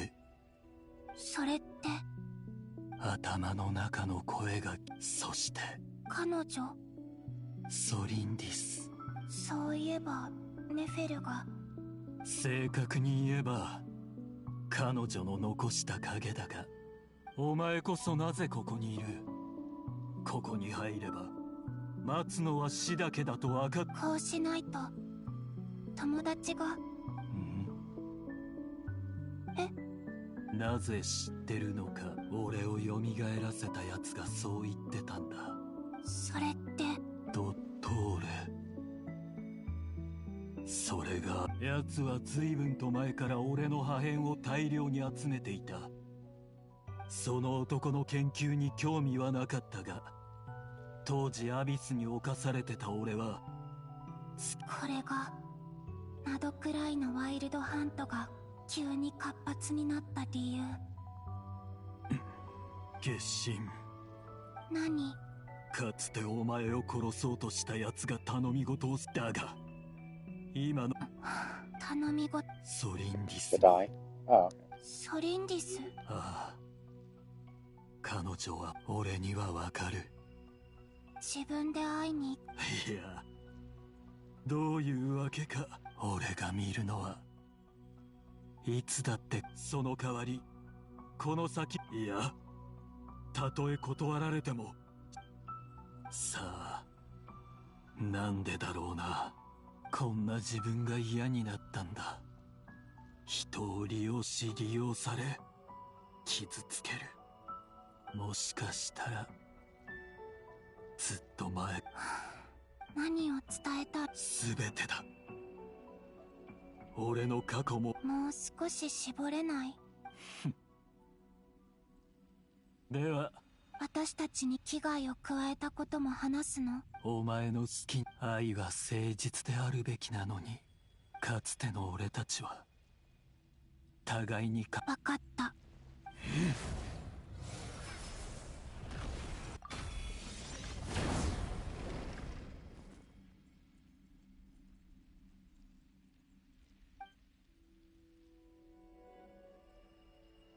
さあ、これでダインスレイブは君と戦うしかなかった。ダインが確かに裏切られたとは言っていた。でも君のなぜ伝言できるって分かってたらきっとこう言うと思った。感謝する。俺が言うのもおかしな話だが、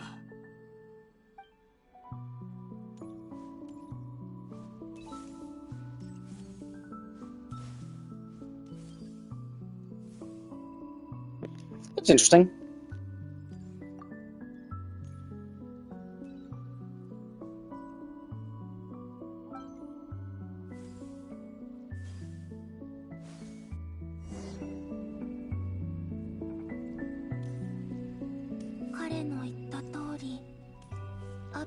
Oh, that's probably Felindus right there.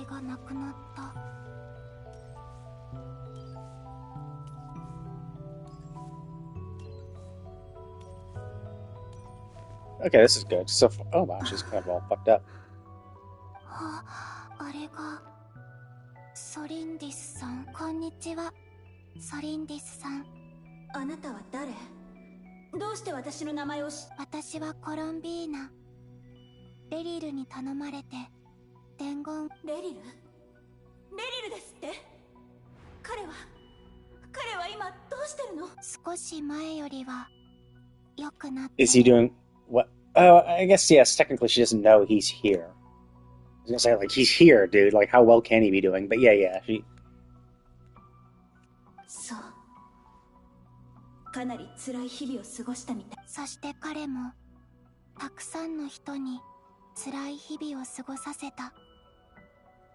中には日々を過ごすことさえでき、赤月の民だけじゃないよ。あの時よりももっとまずい状況。本当に知りたい？ええ、せっかくのチャンスなんだから。勇気があるんだね。でも時間は。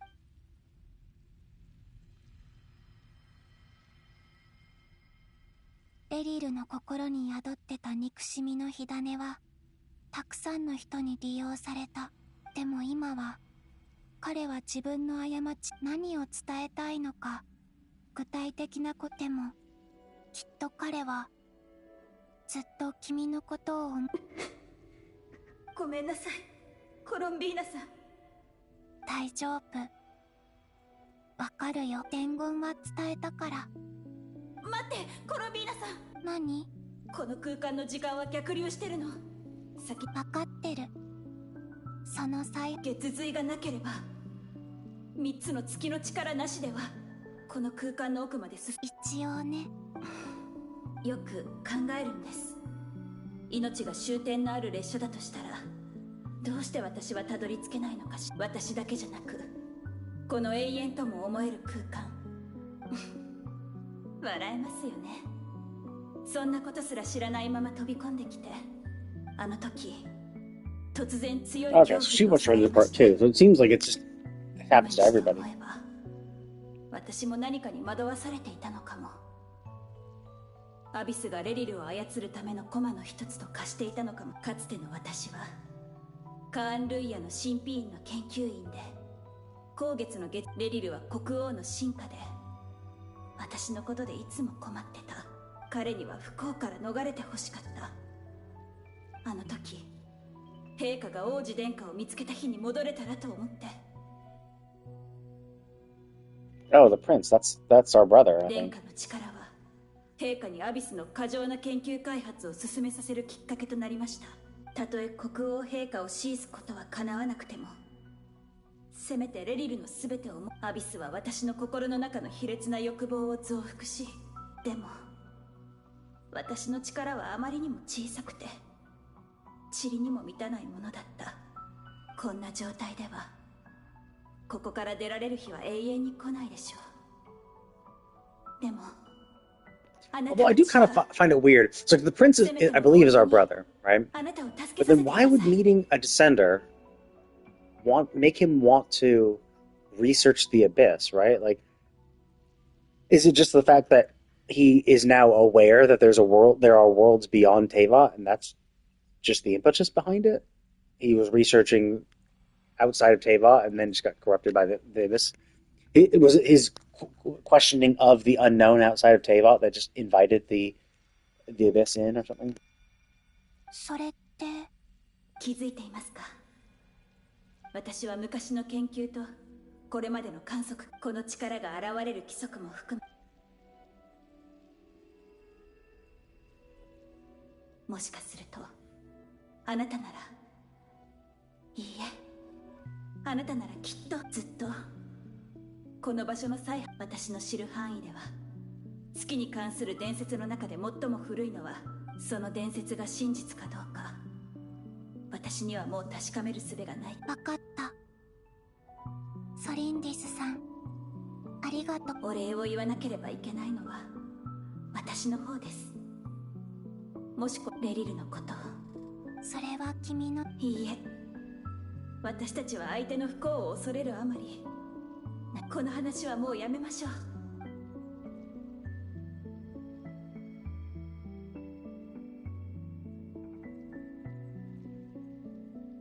そして現実の世界がもう二度と同じような苦しみに見舞われませんように。レリル、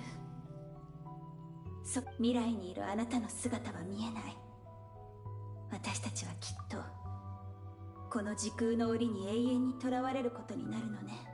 でも過去を見つめながら少し一緒に過ごさない？初めて会った時のように二人並んで座りたいの。Oh, god damn it. Fuck, they were still showing the text. Fuck.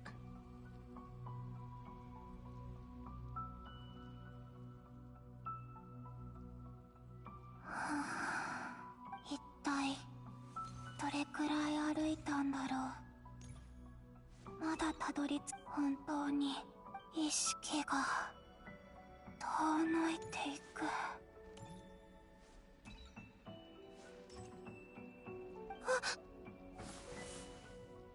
え、ねえ、大丈夫？ Oh, is that the red moon? The crimson moon goddess? あなた、もしかして遠い未来から来たの？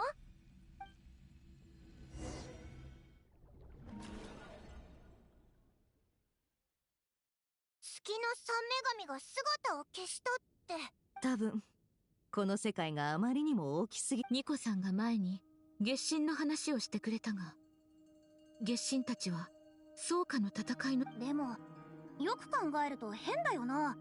だって物語では月神、どうして生まれた場所が違うの？二代の。それからみんな覚えてるかい4という結果が成り立つのは月髄が月として認識された場合だけだ。他に情報がない今。そうね。だから今のところは。でもあいつは今帰ってこようと頑張って。ええ。Well, we also don't know, like, does her death mean that the moon marrow will be destroyed, or does her death just mean that, like, her physical form is destroyed and now she just exists as moon marrow? あの子の力が必要ね。今のところドットーレと正面から戦っても勝ち。ドットーレのやつ、いずれはこの場所まで。いい？友情だの団結だのの話をしてるんじゃないの。確かにコロンビーナでさえドットーレの襲撃は防げなかったわけだけど、他の Well, 手 he 段は思いつ attacked, か but ない like な。he also blindsided her and had already stolen the moon mirror at that time. Like he had snuck up and basically did this when when we were not prepared. You know, if we were all prepared to fight at that time instead of just trying to get to the moon, then you know it might have been a good fight. ああ、大体。その通りだ。サンドロ。世界を救うことと仲間を助けることに関係なんてない。仲間。あなたたちにとって。もちろんです。おう、あいつだけじゃない。お前もだぞ。それは言うまでもないわ。資料を持って駆けつけた時から私は自分をよそ者だなんて思ってない。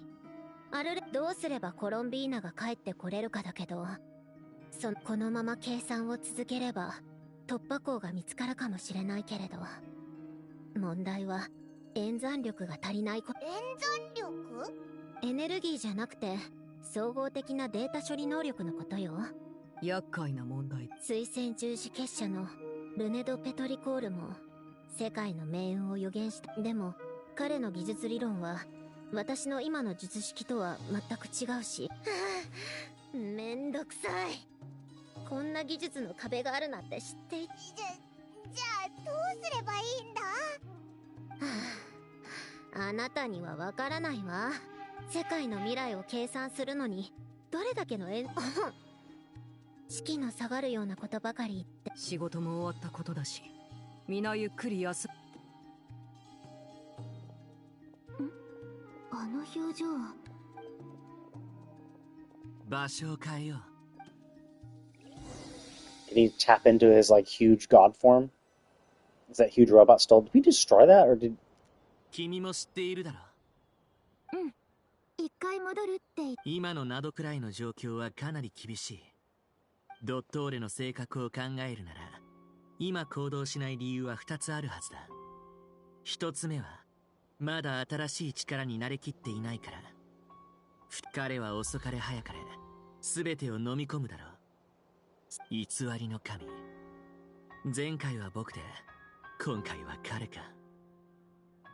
ドットーレはかつて僕にこう言った。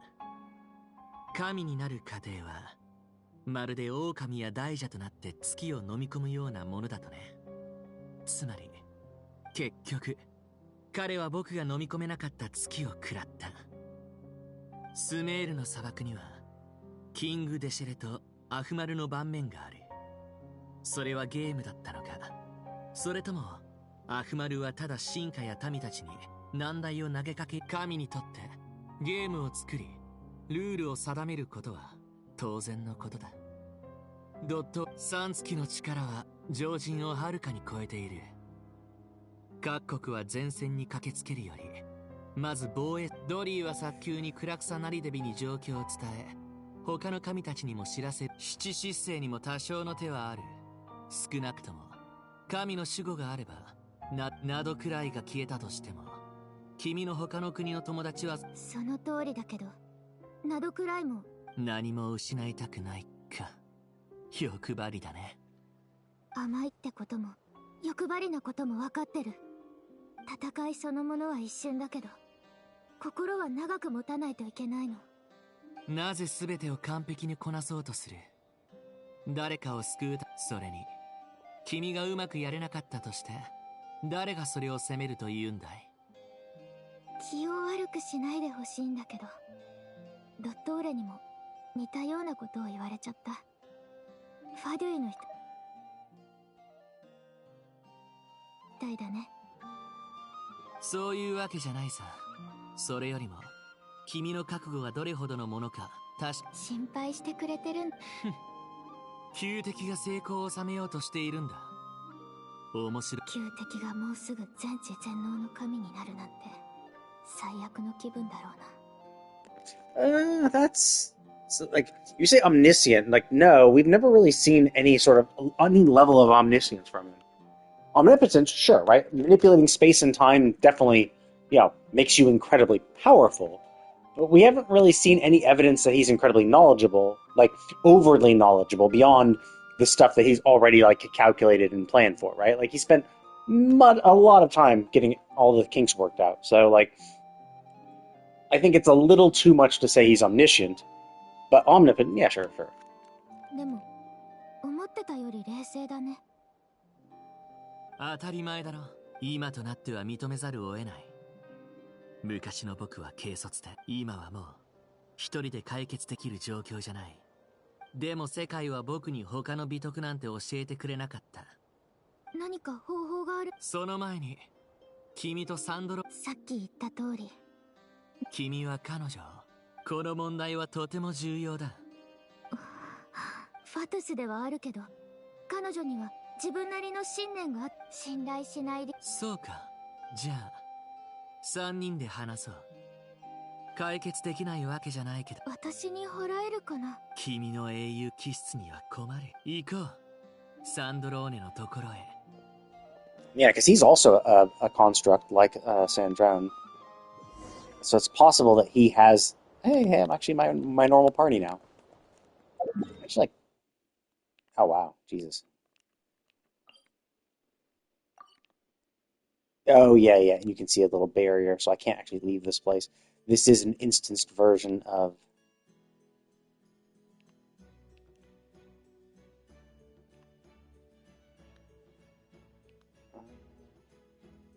No, this is where their base was.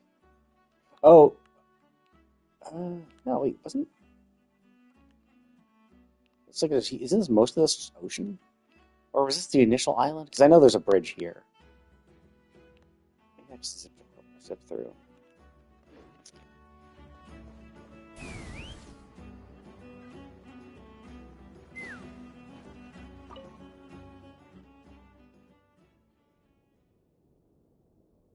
Sandrone-san, 旅人。こんにちは。オイラもいるぞ。みんなの荷物を一緒に片付けて。来るのが早いわね。急用だと言うから駆けつけたんだ。アルベド、ちょっと錬金術に。どうやら僕の知識も少しは役に立ったみたい。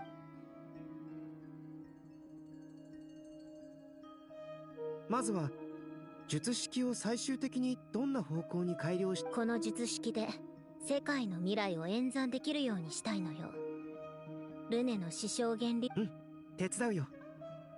でも演算力は。それはもう旅人が手伝ってくれたのかい？まあ間違ってはいないわね。カサッチのこと？ええ、そうよ。教令員ででもカサッチの姿が見えない。ついてきて。Or did he like connect himself up to some sort of machine or something that like...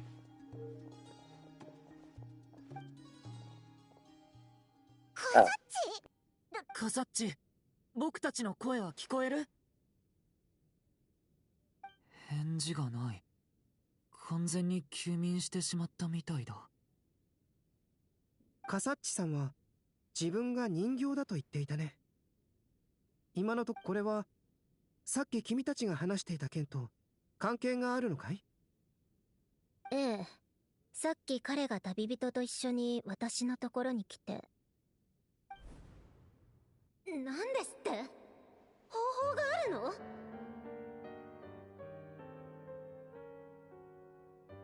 の？毎度ながら全く大げさだね。毎度ってどういう意味よ？私たちそんなに親しい仲だったかしら？礼儀。君のような性格なら長く。教令員の学生風情がよくそんな大口を叩いてくれるわね。発表した論文の数は確実に君より多いさ。それに身分なんて関係ない。パイモンだって教令員に学籍を申請しているくらいなんだからね。本当に？ほら、だから面倒だと言ったんだ。チャンスをあげるわ。この世界は常に様々な情報を処理している。世界の未来を計算したいなら簡単に言ってくれるわね。待って、まさか世界中のことを言ってるの？僕が人間じゃないのは簡単に気づいたわ。技術はかなり古いもの。これはカーン・ルイヤの技術で人形が生きるためにはエネルギー供給と演算のためのパーツ。あなた旅人が君は信用できると保証してくれた純白の樹木で作られた世界樹の一部だ。 I mean, it could be made from a silver white tree that's not the Irminsul. I think, oh, well, it's a silver white tree. Silver white tree equals Irminsul. It's like, well, no, Irminsul equals Irminsul. Like, why don't you just say it was made from a branch of the Irminsul? カーン・ルイヤの技術と世界樹、この世界で本気なの？コアを取り除かれた人形は完全に動力を失い、その状態が長く続けば完全に壊れてしまう。そんなのは常識だ。先に言っておくけど、構わないさ。本当にあなたも。うん。彼は私を信頼してくれていて、試してみよう。一体何者なのかは知らないけど、でも術式の完成はもう間近。すでにコアは使わせてもらっているわ。彼のコアはこんな感じ。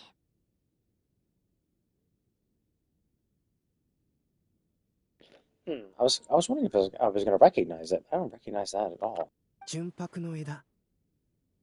コサッチ、本当に大丈夫なの？あいつ死んじゃったり。理論上コアを時間内に戻っ、あとはできる限りリスクを避けて彼のコアが傷つかないようにするしかないわ。演算が終わるまでの間、彼の体を守る必要。彼の周囲で信頼できるのはあなたたちと旅人。最善を尽くすよ。コサッチ。演算は順調に進んでいるわ。結果が出た Once on ら Paimon Garden, that'll 全 be 員を fine. 呼んで会議を始めるわよ。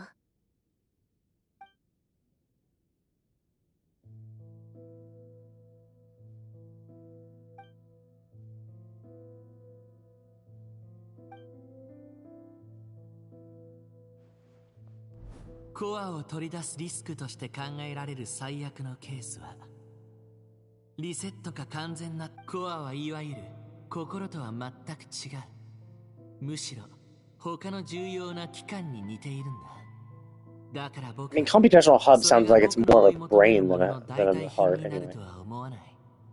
だが結局それが一番役に立つ。人形と人間に違いがあると思うかい？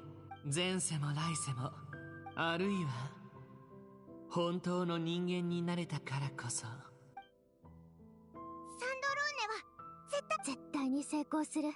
うん。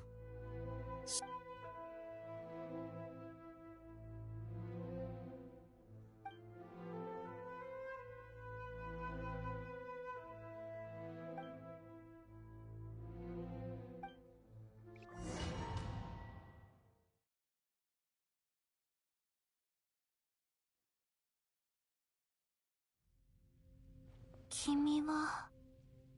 私はソネット。あなたからはカノン姉様と同じ力。Okay, yeah. So she is the. So I assume she's the Crimson Moon goddess, and Canon must be the iridescent moon goddess. ソネット。じゃあ。Oh wait, she's the iridescent? Really? She has red hair. Why isn't she not the Crimson Moon one? 私を知っているの？コロンビーナ、ハイポセレニア。ハイポセレニア、綺麗な名前だね。自分でつけたの？友達と一緒につけた。友達？お空に友達がいるの？え？あ、疲れてるよね。他の二人の月の女神のこと？アリアとカノン。 Oh yeah, I was thinking her as one of them, but yeah, there have to be three of them. She's maybe a reincarnation of one of them, but she would be a separate entity entirely. 何でも知ってるんだね。でもそれって未来にも私たちの物語がの。おっと、いけ、大丈夫だよ。大丈夫というか準備しすぎたのかな。あなたはいつの間にここへ？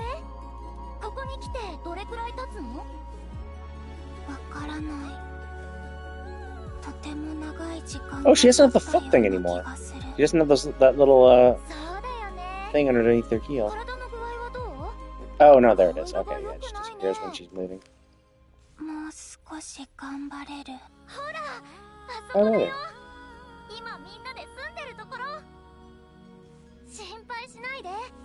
姉様たちはみんな優しいから私が紹介してあげるね。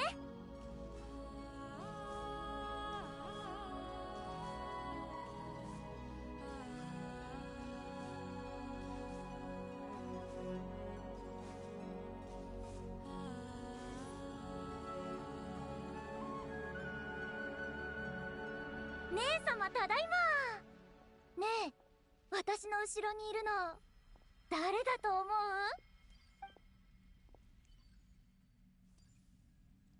Oh, does that one look like Nicole? Oh no, wow, she's hot. 未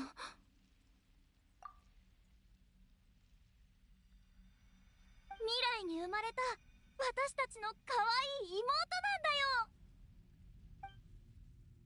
こんにちは。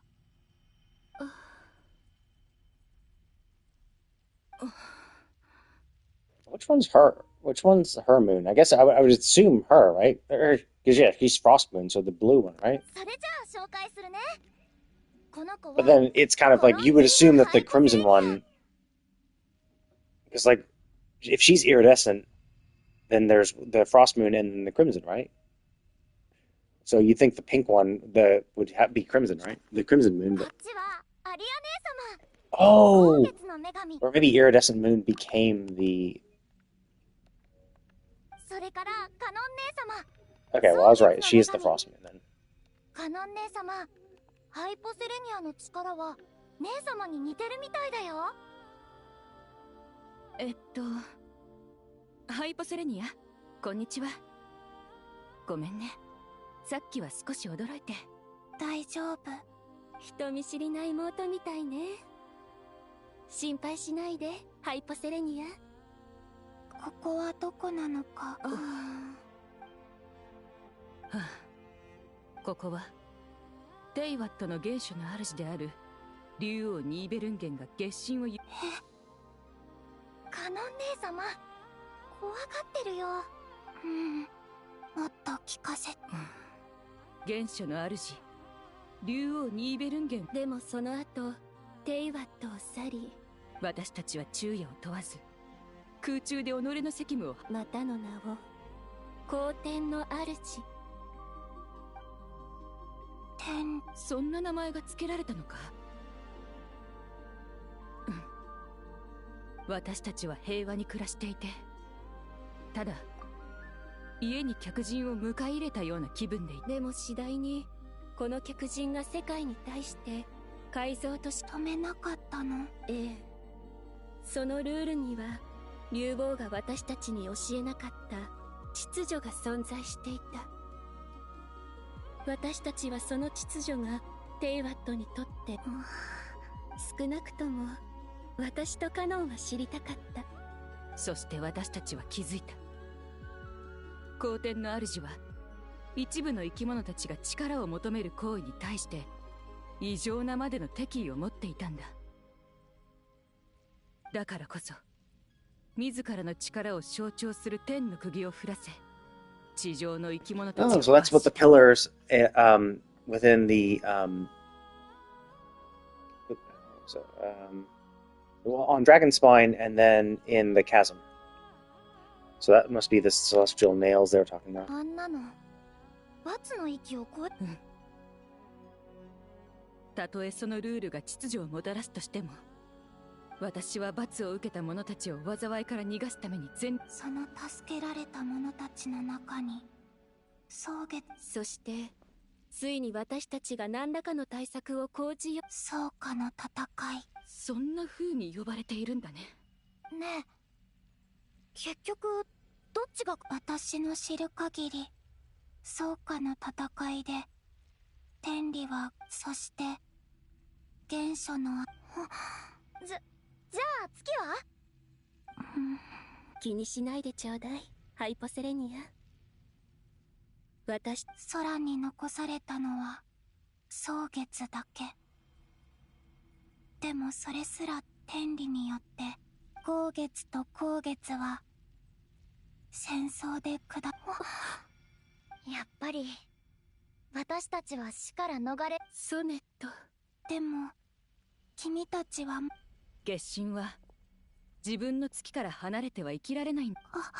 彼女の言う通り、蒼月が偽りの空に遮られただけ。この月の宮殿の中ではまだ私たちの身体は。この場を去るとき、私とごめんなさい。謝る必要なんてないわ、ハイポセレニア。Interesting. They call her dear sister in English, but all she just said was just her last name, Hyposelenia. むしろこの世界に謝るべきなのは私たちの方ね。言い争うよりも前にもっと。だったらなおさら後悔している場。それよりも可愛い。それよりも可愛い妹のために何ができるか考えよう。違うかいハイポセレニア。私にはわかる。君の物語は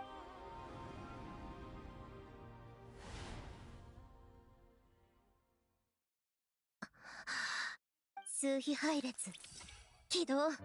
メインプロセスはそのままに、世界の命運と変革をもたらすサブプロセス。月のやはり4つね。いや待って、月のことで私は一体変数、世界の変数がどこから来るのかは分かった。でも月はそこにも、もしかして生と死。月にとって生と死に違いはないものと思っても不思議ね。不滅とされる魔人ですら実際。待って、思いついたわ。もし生と死が変数なら、私たちはずっと誤った前提にいたのよ。サブプロセスを起動、再検索を実行。ノイズ要素、月髄を除外。天然だろうと。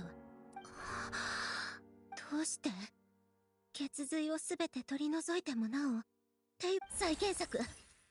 結果を生きている月、真実の月まで絞り込む。いいえ、どうしてなんてこと。コロンビーナ、これはどういうことなの。世界に騙されたの。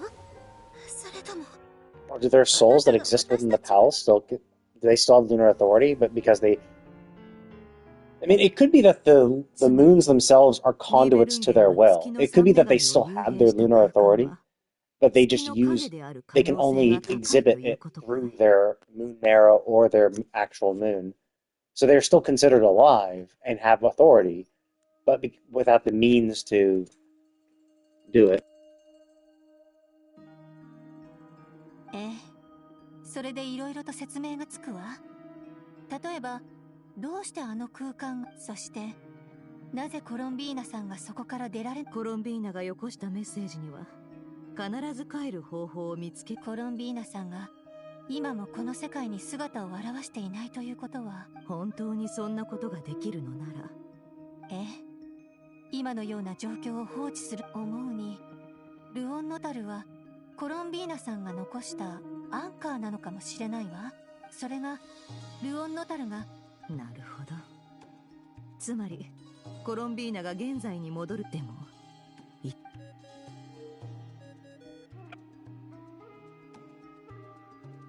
もしもし、みんな聞いて。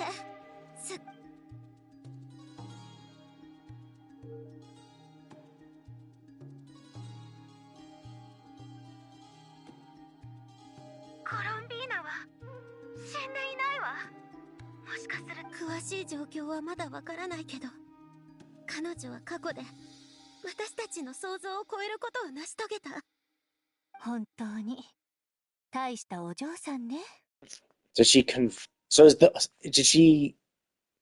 is it that all three moon goddesses now live on her own on the frost moon? みんな同じ気持ちみたいだな。月神の嬢ちゃんも戻ってきて、 Obviously, they're going to explain it. 俺 Right? たちと Like, 私 it's は probably a mystery now. 術式を維持しながら彼女を迎える準備をするわ。死んだ月がまだ生きてる。それにルオンノタル。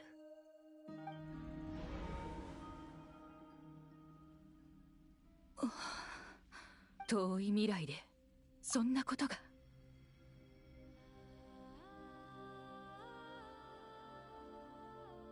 私たち月神の力はテイワットの最も根源的な規則とつながっているの。ハイポセレニアの言ってた友達って地上の人たちのことだったんだね。いいなぁ。私も地上に降りて遊んでみたかった。君たちは？もちろん私と姉様たちでできること。そう、まるで渦の中心みたいにね。現実と入ると空爆機を使って、それともあのトンネルは私空爆機などくらい月は確かに君の言う。でもここには他の場所と違うハイポセレニア、空爆機を見せてくれない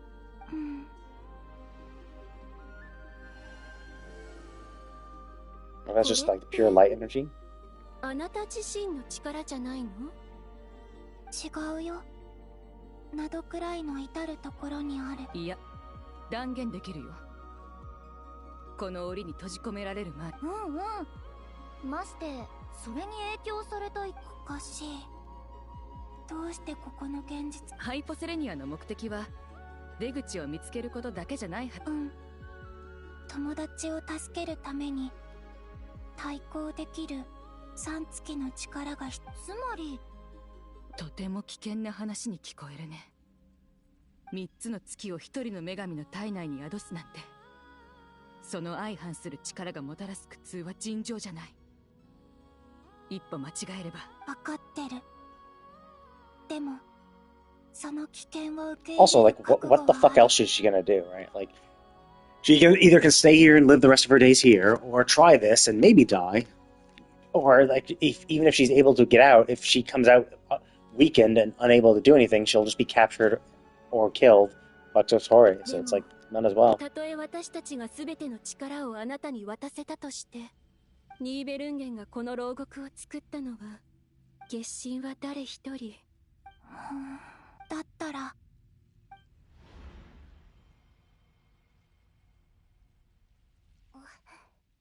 一体どうすれば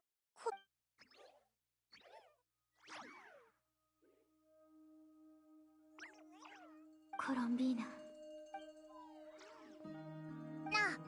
あ、もしコロンビーナが本当にまさか伝えたい。いや、コロンビーナは口数こそ少ないけど。もう一度整理し、コロンビーナは私たちと共に月の狩人と戦い、気月の私たちの性格もやり方もそんなコロンビーナが遠い昔のこと。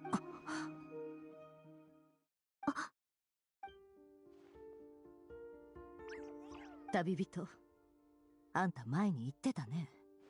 もしコロンビーナがルオンノタルを残したことに、もしこれがコロンビーナの一部だとして。前に月の狩人の心臓か。待て、ネフェル。もし本当にそなたの言う通りルオンノタ。分かってる。カーン・ルイヤ時代のレリルを見ただけでも失明は避けられないだろうね。でもこれが私たちに残された唯一のチャンス。I mean, I thought...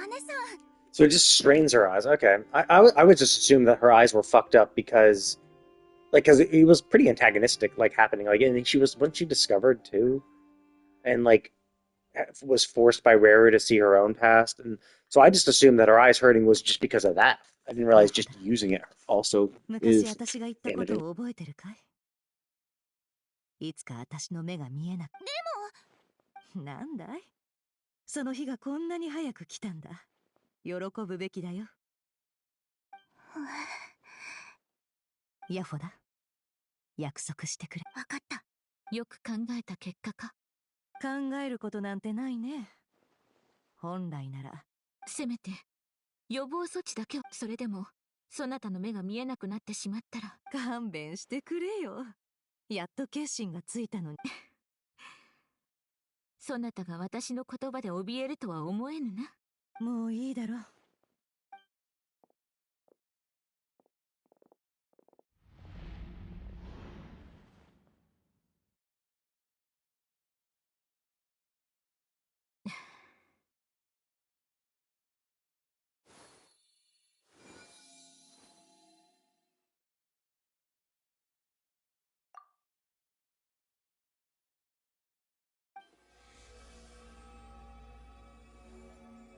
できた。うん。頼んだよ、おちびちゃん。過去に何が起きたのか教えてくれ。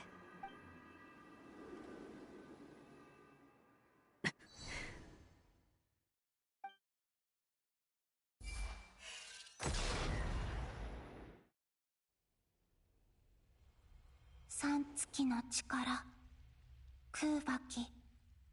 残す帰る方法は思いついたけど、みんなと話してみ。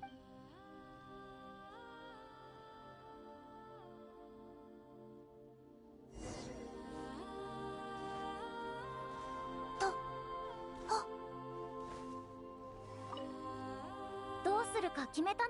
危なくないといいけど。姉様たちを呼びに。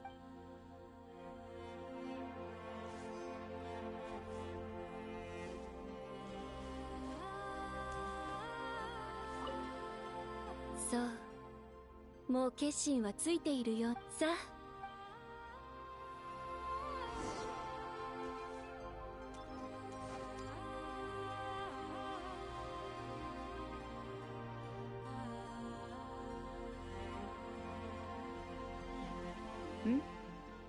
考えがどうやってここから出るつもり？私は。一体何を言ってるの？ So she's gonna, what, like, transfer all her power to the portion of her soul that lives within Loanatar? それに、未来の友達にどうやって計画を伝えるの？信託を残す？でも、もしメッセージを見つけてもらえなかったら、ハイポセレニアは。きっと気づいてくれる。具体的なやり方を教えてくれる？私のやることは、まずは私の魂をここに残す。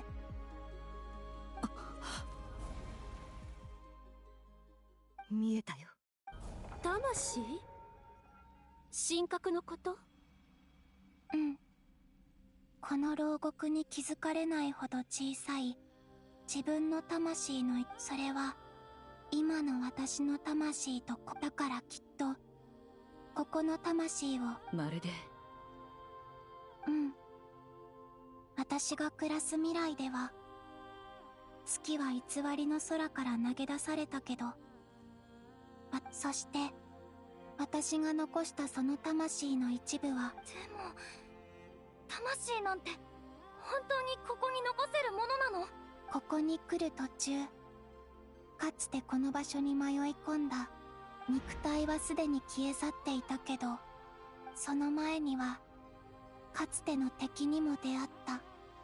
つまりこの空間のルールは私たちの神格と力を封じ込めることを目的として機能するから、肉体の逃亡については重視していないわけだね。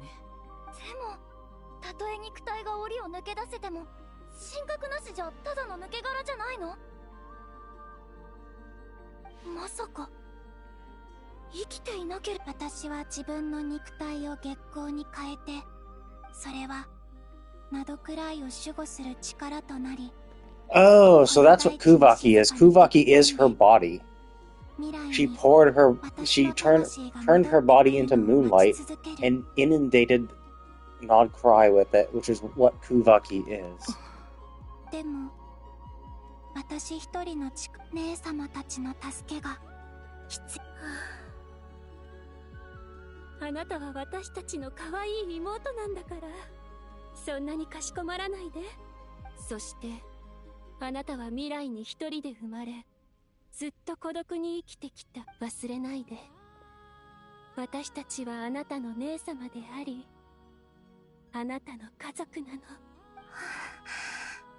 アリア姉様の言う通りだよ。私ずっと前から妹が欲しかったんだ。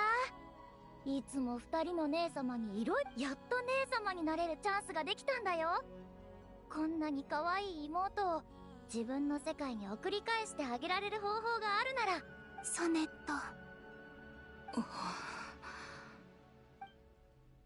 カノ？ごめん。わがままな願いだってわかってる。蒼月は。いや、誤解しないで、ハイポセレニア。ただ、私たち三姉妹が過ごしてきた日々を思い出す。君が未来の世界のこと、未来の蒼月の子のこと、そして可愛くて優しいお友達のことを話してくる。地上の人々がはるかに豊かな未来を生きているのを知ることができた。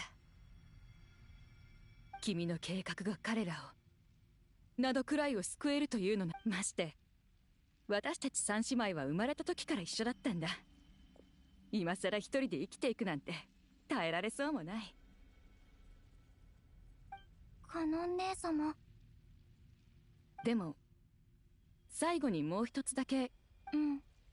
どうして両目を隠しているんだい？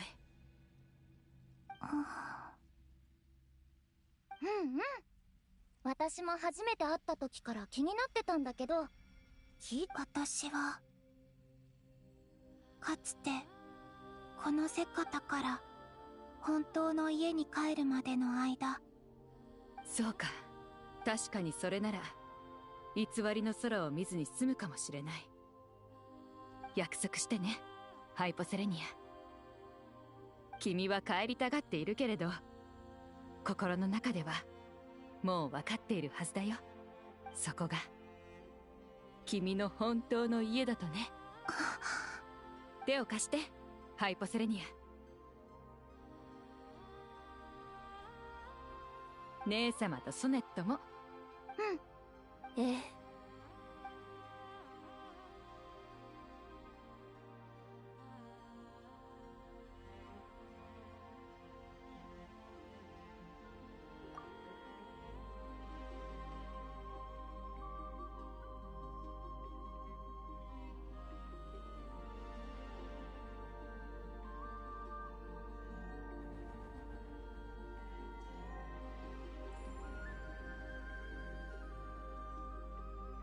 私たちはかつて終わることのない物語の歌だった。今度は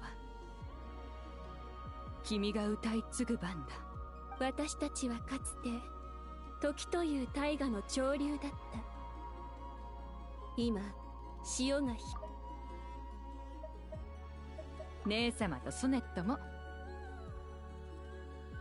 Okay, so Arya is the oldest, then Canon, then Sonnet. 私たちは狂気とひらめきの使者。今や嘘は消え去り、ここから私たちは太陽を待ち望む魂。君は微笑みかけてくれる。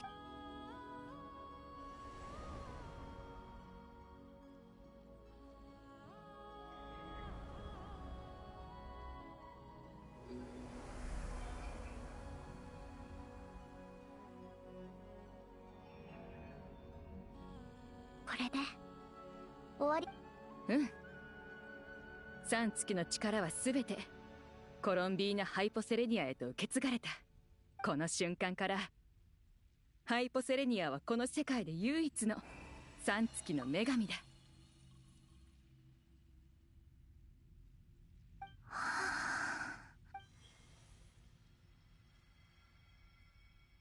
ありがとう。ありがとう、姉様。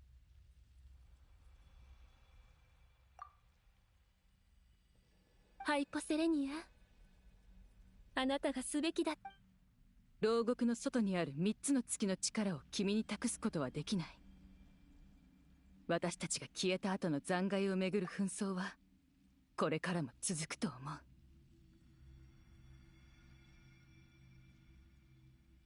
かってる。姉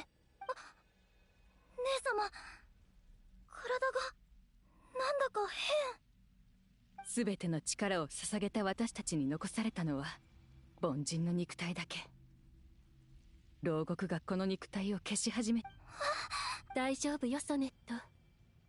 これは誰でもどんな神様でもいつかはたどり着くゴールなの。私とカノンがずっとそばにいるから。私たちの最後の願いだ。ハイポセレニア、3月の力を使って力を失った私たちが最後の時間は。分かった。Like dumping them on the moon or dumping them on Teva? ソネット、絶対にアビスに屈しないで、怖がらないでと伝えたい。Okay, yeah, so she is the Crimson でも、 Veil. なんでもない。ソネットみたいな姉様がいて嬉しかった。ハイポセレニア、ありがとう。怖くないよ。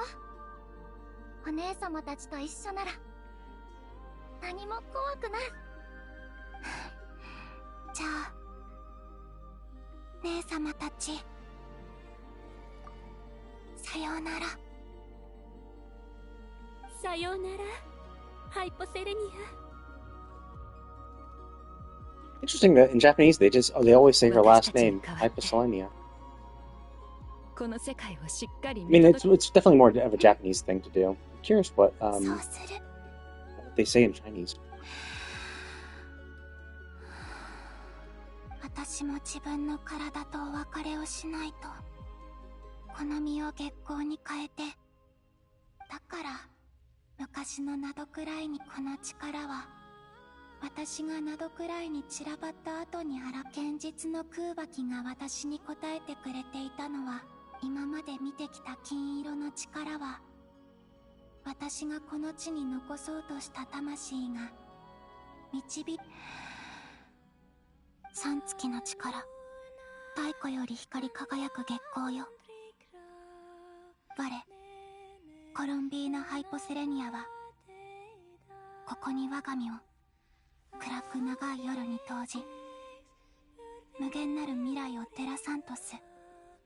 この大地と共に、月下の生きとし生ける者たちと共に、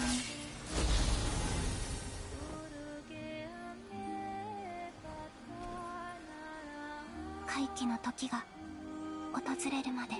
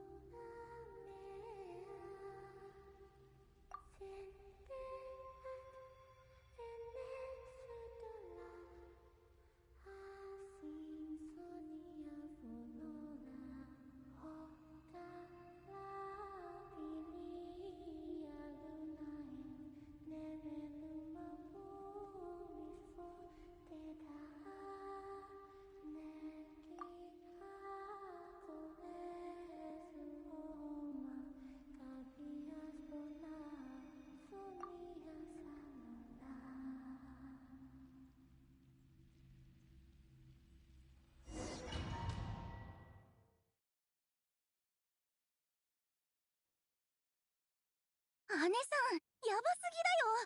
こんなの人間技じゃないって。これは見える？にってことだけじゃなく、驚きですね。ネフェルさん、世界、それともラウマさんの医学は時の流れさえも打ち負かせるほど。冗談はよしてくれ。思うにコロンビーナさんが儀式でネフェルが大きな負担を受けることを見据えて力を残し、真実を覗き見る者は過酷な代償を払うものだが、私たちの思った通りだったね。目はずっと閉じてたけど、ちゃんと私たちを見てた。私たちは異なる時空にいながら同じ。あいつ今どうしてるのかな。必ず連れ戻すから。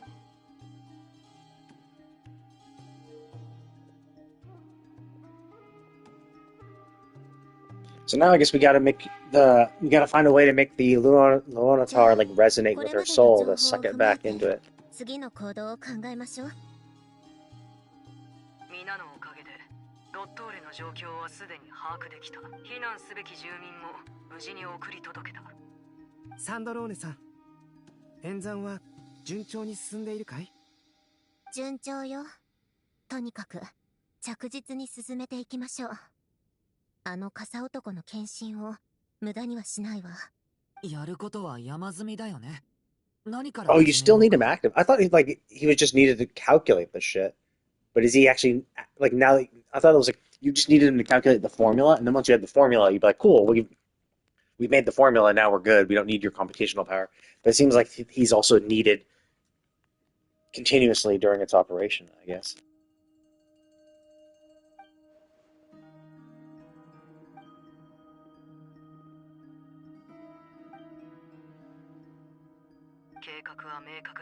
So I'm curious if we get our new costume and passive after we beat the boss, or is it like part of like is it going to be some like big monumental thing, like so Columbina's going to come back like mid-fight and like to protect us, and in that protection like we get that passive and maybe a new outfit and hopefully a new sword. I'd love if we upgraded to a 5-star weapon.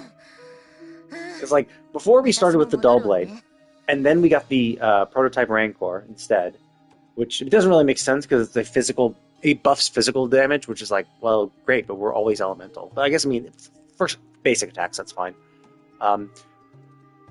So the thought is that maybe at some point, since they clearly did upgrade our weapon, it could be that we're going to get another weapon upgrade to a different, a 5-star version. Either a brand new one, right? A weapon that we can't currently equip, like that it's not currently a playable weapon, or they're just going to say, okay, fuck it, you have the Aquila Favonia now, or whatever, It would make sense if we had the Skyward Blade, because I think even with our new outfit, I think it would still fit with the color scheme, and it just generally looks pretty cool.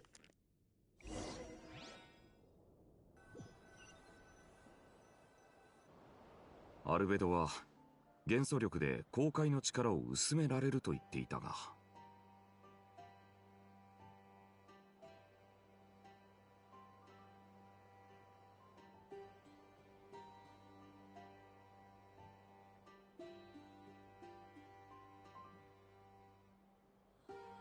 何から取り掛かればいいんだ？これって図書館にある上級元素論みたいな本に載ってる話じゃないか。お悩みのようね。急に知らない世界に放り込まれて普通で。でも魔女界を訪ね。俺がただ強がっていただけで普通に緊張するし。あら、そうなの？ごめんなさいね。あなたは本当に強いわ。でも今と比べりゃ昔はまだマシだった。崖っぷちでもモンドなら助けを求めれば、こんな貧弱な戦いは初めてだ。And then it's also kind of weird, like, where is Venti? Wasn't Venti, like, Venti was here. Wasn't, like, Venti part of, like, the reason why Nodcry is the way it is? Like, wasn't Venti's power that, like, knocked it off of, like, time and space or whatever? Or, like, he did something. He meant, during the summer event, they did mention some aspect of what he did. So I would surprised he didn't pop up for this. But I mean, I get it, right? Like, they did mention that the 7 gods are going to have to protect their own place from any potential corruption. 確かにそうね。参っちまうな。プレッシャーを感じないで。テイワットはこれまで何度もそんな言い方はやめてくれ。俺の誕生なんて大したことないだろ。そんなことないわ。人の誕生というのは残らず尊いものよ。天の使いはずっとそう信じている。だったら若輩者。やっぱりそう来る。アリスさんが先を見越してわざわざお前を。それは私がすごい。もちろんもちろん、今どうにかしようとしている元素の防御だが、ルリンの巡回報告によればドットーレは着々と征服地を広げている。だから俺たちの目的はこれらの措置で彼の進行を完全に止めることじゃなく、サンドローネの嬢ちゃんの演算に間違いがなければ、いや術式はすでに完成してる。そのコロンビーナが戻ってくるまでの間、防御を築くのを。いや、彼が本当にここを攻めてきた時、俺たちはみんな戦う。だから。What do you mean you were an angel once? Isn't she still? I mean, isn't she still an angel? お前にみんなを守ってもらいたいんだ。Or is it just a title change? Because like it's not like she changed who she is. へえ。以前三種階段で交わした。もともとはモンドを守ってもらうって話だったかな。思っていたより早くその日が来た。今使わないともうちゃんと。騎士の願いは実を言うとアリスとみんなをよかった。本当によかった。ありがとう。長い間出番がなかったから、私も何かすごいことを成し遂げてみたくて。例えば私は天の使いの祝福があなたの望む地へと届きますように。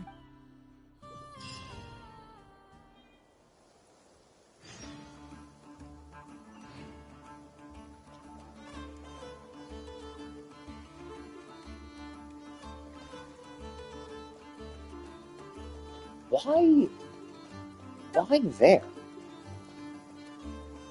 Like, I get it centered around the tower, and that's where she did it from. But, like, this is pretty small. And, like, it's pretty small. Like, you'd think it'd be at least around, not the entirety of Nasha Town. Oh, there's Dern right there. Okay, well, I need to go to the bathroom, and my water's also empty, so I'm going to get refill on that, and then I will continue.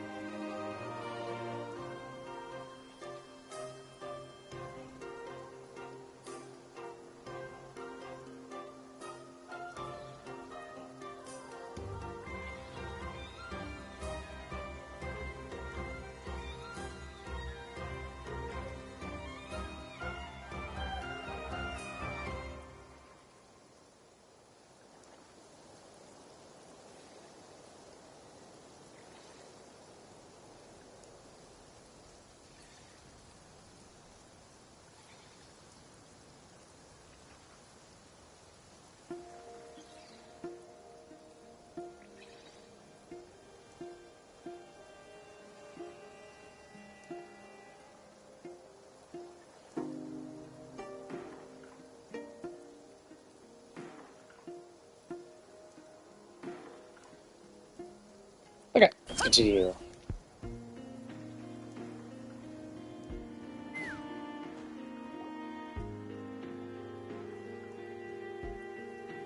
あら、来たのね。サンドローネ、調子はどうだ？あなたたちは私の傑作を一番最初に見ることになる人間とフライムになるかもしれないわ。おい、ほら、瞬きせず。なんだこれ、見た。このメーターは術式の進捗を直感的に示してくれているの。今はまだ一番重要な連結を組み上げ、プロセスが完了したらあなたの元へ届ける。届ける？演算結果だけなら。バカね。これは単なる計算式じゃなくて、まあこれ以上言ってもわからん。このデータを共有しておくわね。ニコが作った通信ルート。はい。お前すごいな。 Oh, interesting. So this is... So it's probably going to be, we're going to have to, like, do a bunch of shit. So it's going to be like, oh, we're going to... Oh no, Doctor has now started to fight us or something like that. So we're going to have to, like, fight while watching that continuously go up. And then, like, in the middle of the fight, like, it's going to be like a phase 1 type fight where we're going to get our ass handed to us. And then that will get to 100% just as, you know, as we're getting beaten down. And then Columbina pops up. And then Shane gives us a nice new outfit and a nice new weapon, hopefully, and a nice new passive. あなたに伝えることはこれで全部よ。ファデュイではこういった監督は叱責には含まれ、今術式が Oh shit, I better check my, I want to check my stats real quick. 私の第二の目となって。 Second I can. Oh cool, I can check my stats. Cool, cool. What are my stats? Where's me? Okay, there we go. Okay, so here's all my stats. Just gonna screenshot that. Nothing to sneeze at. In fact, this will give me even more attack. So it's like, oh no, I only have 1900 attack. If I put myself in my team, I keep myself. Why would I? I guess she's a shielder. I mean, realistically, I'll probably use her more than I'll use myself. But yeah, so. Oh, I can't choose my party phone. Okay, well, whatever. Oh, yeah, because this is considered an instance area, because when I look at these, okay. But yeah, so I only had 1900 attack. If I was on the field, if I was able to have my character in the field, my stats would be even higher. My attack would be higher because of my sword.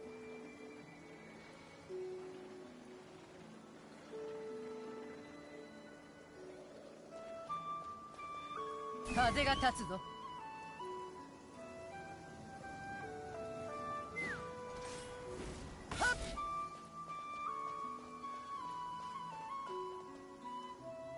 何を見てるんだい、英月さん。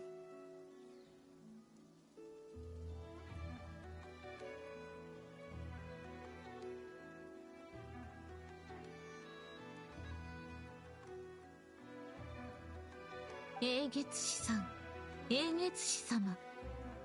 そなたはいろんな呼び方で私を呼ぶな。いけないかい？全部あんたのことじゃないか。英月師さん、英月師様。英月師さん、英月師様。そなたはいろんなだが私はそなたをネフェルと呼ぶことにしていた。それが私の名前なんだから別におかしくないだろ。何も付け加えずに名前をそのまま呼ぶということだ。どういうことだい？私たちの関係が良くなってきた証かもしれぬな。美しい錯覚だね。ネフェル、ラウマー。パイモン、旅人。どうだ？準備は順調か？心配してもらわなくても。私も皆のそうだ。少し検査。ふむ、二人とも大丈夫そうで。どういたしまして。大丈夫だ。それなら安心だ。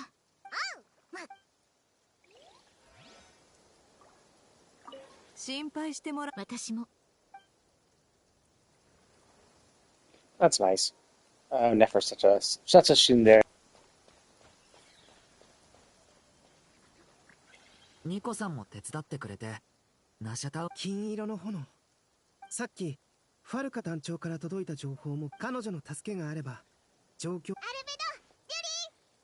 ド、旅人、ちゃんと休めたかい？なら安心だ。計画通り、ナシャタ・ドットーレのエネルギー領域は着々と広がってきてるけど、僕たちは何度も共に戦って今回もきっとそうなるよ。ドットーレのエネルギー、僕たちは今回もきっと。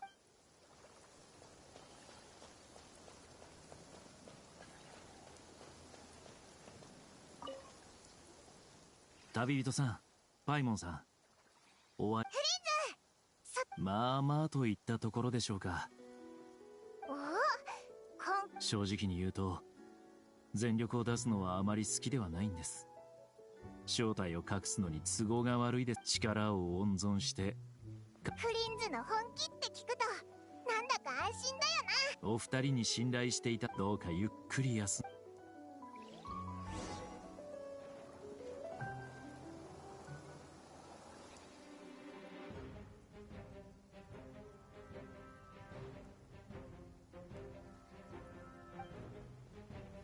来たね。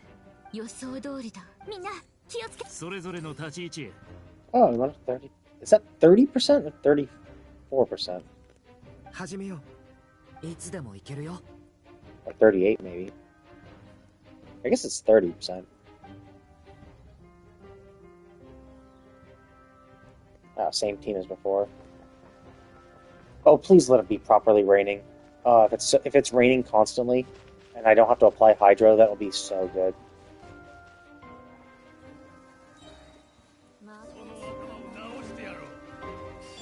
目を閉じて足元を救われますよ。押しづけにはっふっさあはっやふっせいとささはっとふっやさふっふっほらさはっ暗闇は怖いですか。はっせいとやや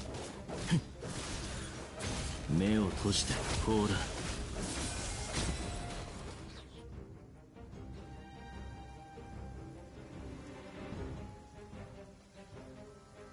I still don't know how to use them. I thought using the skill again would give an... 迷えるものよ。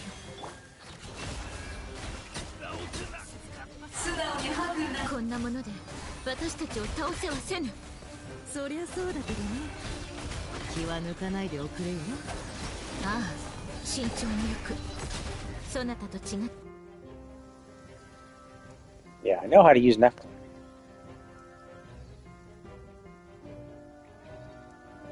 That's an interesting combat. 疑似妖怪、今こそ誕生の時。運命の変わり目。危ない。創世の術。思ったより手こずらなんだ。当然だ。当然？つまり僕。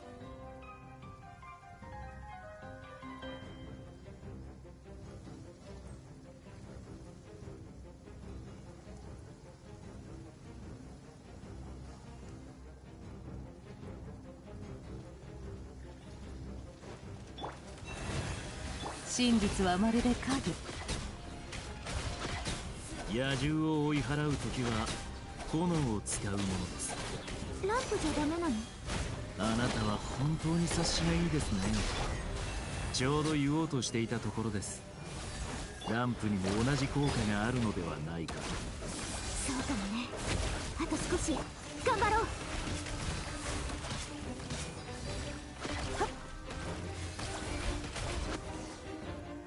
Jesus fucking Christ, that was annoying. Fucking, I mean, it's cool that I can get my free lunar blooms all the time. It's really fucking annoying when they put a fucking ice enemy in there, where they'll constantly freeze me. 私からすれば喜ばしいことだ。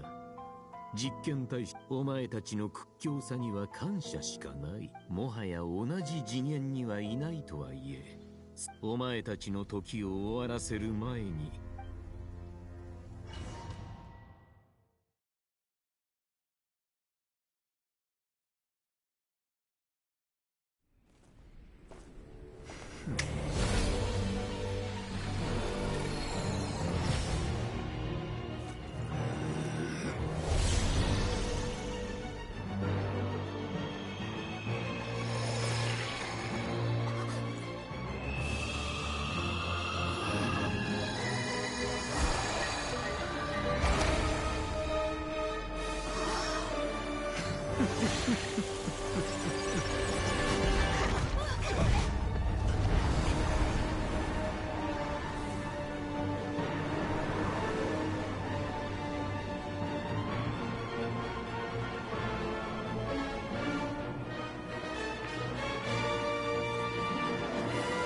実験を開始する。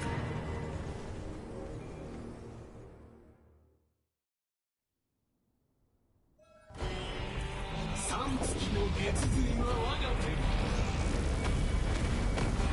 落ちよ技術。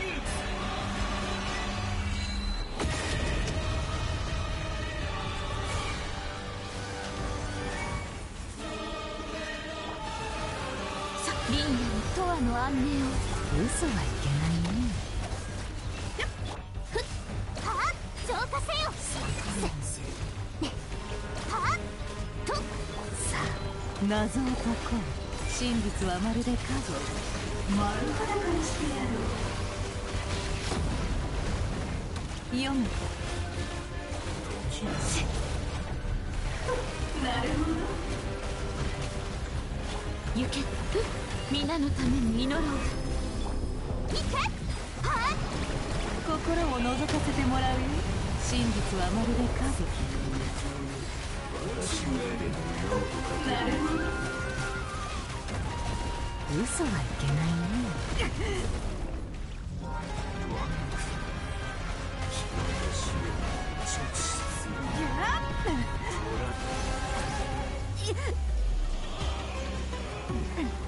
まるで手のひらの上のアリだ。おや、ここは未知の結界の中でしょうか。この空間構造、ドットーレは僕たちをここに閉じ込めるつもりのようですね。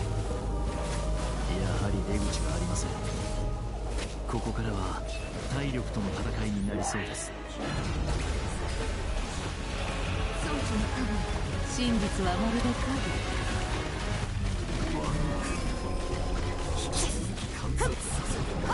嘘はいけないね。私のレベルルズよ。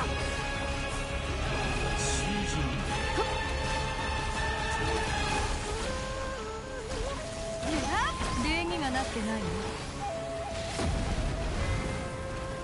真実はまるで影。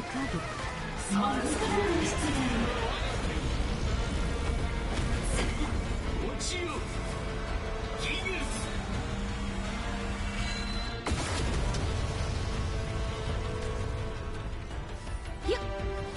行け。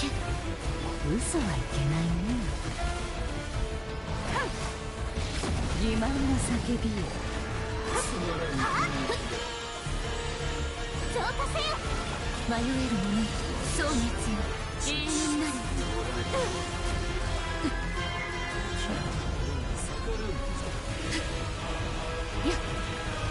真実はまるで影。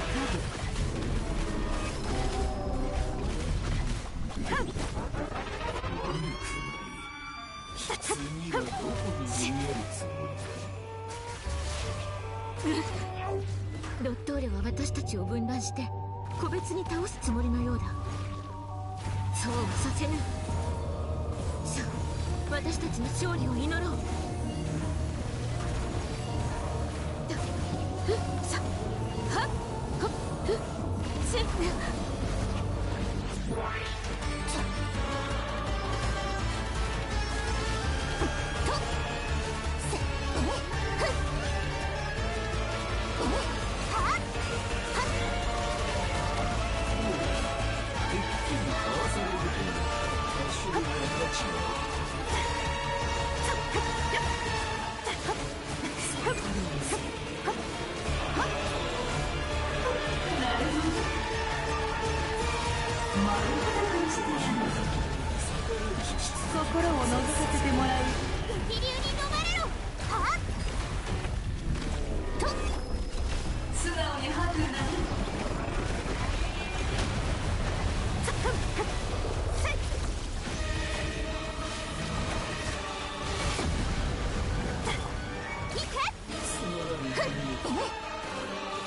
嘘はいけないね。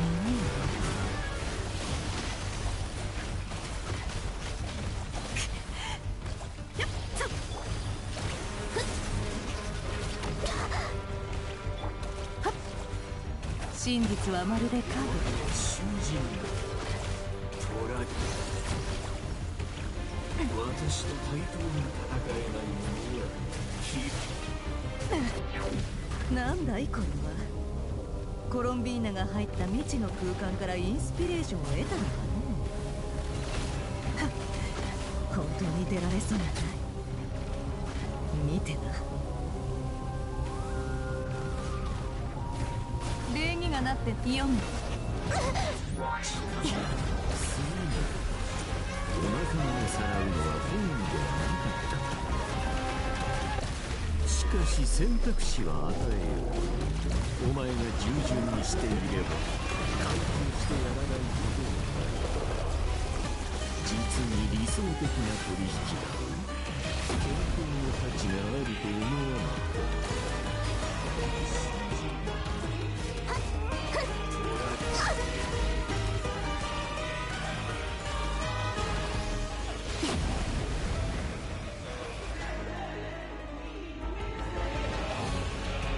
たちが必死にあがこうと小細工をしているのは分かっていた。だ、当ててみようか。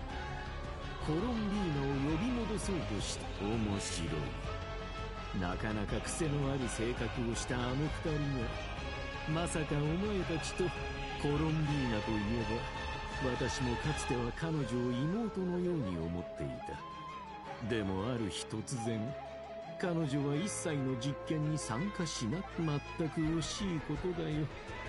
妹が。あなたには彼女の家族になる資格なんてない。それは否定できん。こんなに多くの人間が古臭い芝居に執着するなんて。そしてお前も本来ならば正解にたど。だが私は誠意ある男だ。もう一度チャンスをやろう。私と協力しないか。10秒間だけ1、2、3。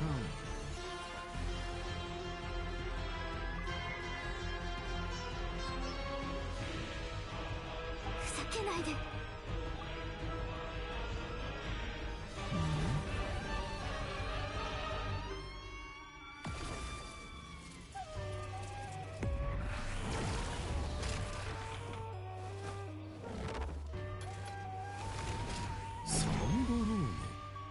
珍しいな。お前がこんな高いところに来るとは。相変わらず胸くその悪いやり方ね。誰もがあなたが与えるチャンスと。サンドローン、まだ術式がいい時に来た。ちょうど旅人と協力の話をしていたところなのだよ。こう思わざもったいない。言ったはずだ。全員に平等にチャンス。とんだたわごとね。上を片付けてからゆっくりとお前の術式を処理するつもりだったんだが。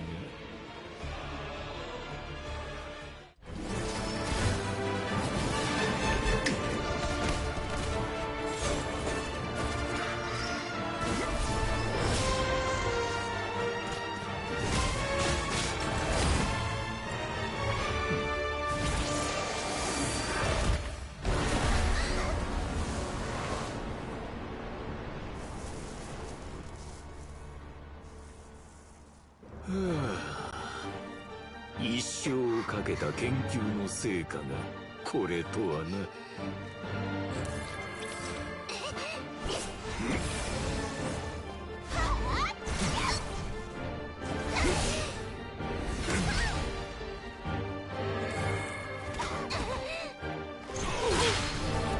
Where's all the Chino? 術式の演算が遅すぎるな。成功の鍵を他人に託すとは手段を選ばぬ非情さが足りない。それこそがお前の敗因だ。さてどちらから始めればいいかな。選ばないのか。委ねてくれるとはありがたい。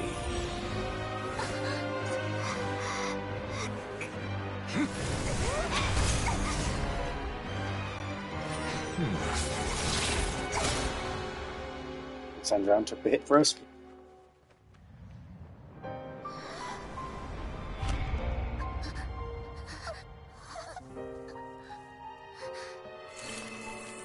Oh, 意外だが。同僚のよしみだ。言い残すことはあるか？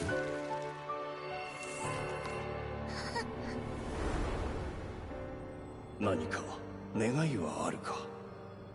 ないわ。あの頃も分かってた。望まないことだけは早く死んでドットーレ。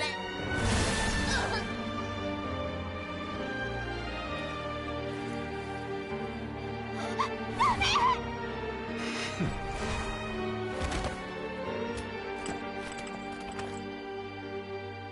お前たちの負けだ。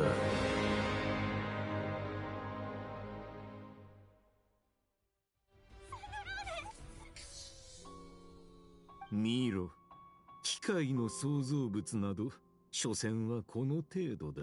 Oh, really? I thought we didn't really need her to actually do this. I thought like the process was already in place.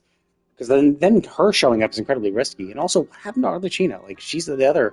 サンドローネがどれほど発明に心を奪われていても、彼女が死ねばここまで持ちこたえたのは素晴らしいことだがな。Shouldn't have been, yeah, because that's what Wanderer is supposed to be for. Where he's the one actually running it. So is that what she did? Is she's just there to make him think that he won by having the formula be, oh, the formula's destroyed, but in reality it's still running on in the Wanderer or in Scaramouche or Hat Guy. 先ほどはカウントが中断されたが、特別この力がいかほどのものか、お前はよく理解しているはずだ。なぜより完璧な私と話したくないと。では身のある話でもしよう。彼女に長所がないわけではない。膨大な情報から。だが彼女は決して他者を信用しようとしなかった。頑固で不器用なものを打ち倒す。ドットーレ、人は変わるものだとあなたは考えもしなかったんでしょう。変わる？どんな態度を取ろうと人を信用しようとしてな。お前から見てだが今のお前にまだ抵抗を続けるつもりか。お前たちはもう負けた。I'm surprised how is his body able to survive using this power? Right? Like he is a human body. Like ドットーレ。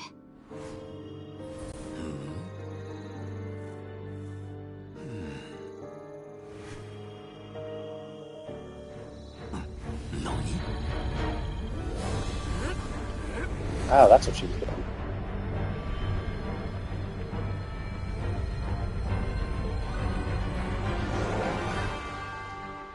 私の術式で 90% に達したら、あなたたちとコロンビーナをリンクさせるわ。そしたらそこまでの成果を旅人に届けてあげる。あとの 10% は何としても月を引きずり下ろしましょう。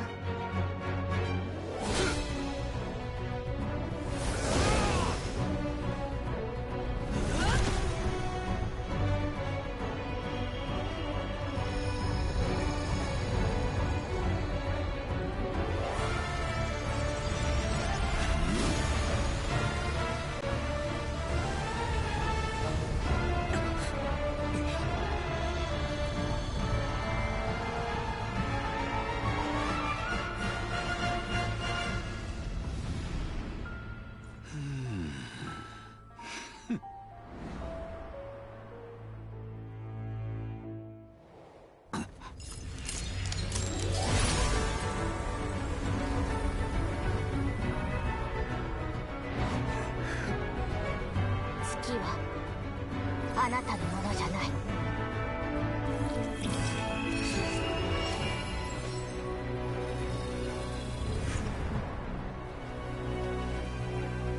Oh, it was running at him. 私の体は月光となって I thought that guy was. I thought it was. I mean, I know I saw him there, but I thought he was still running. 未来の仲間たちへの伝言にする。そして3つの月の力を蒼月の中に隠すの。私の体と魂と力が再び一つになるまで。その時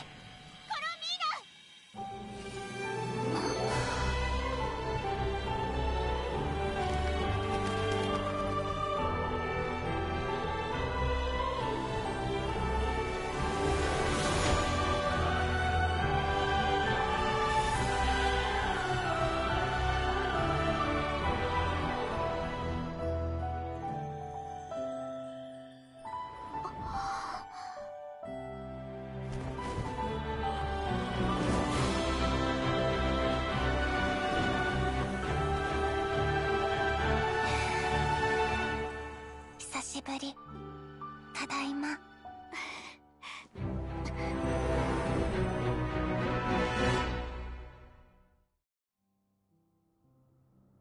目の前の戦いに集中して旅人。なんとも感動的な再会の場面だ。弱者の慣れ合いほど見ていて不快なものはない。喜びに浸る時間は十分与えてやった。せいぜい抵抗を続けてみせる。そして溺れ死ぬが気をつけてコロンビーナ。彼は空間を操れる。分かってる。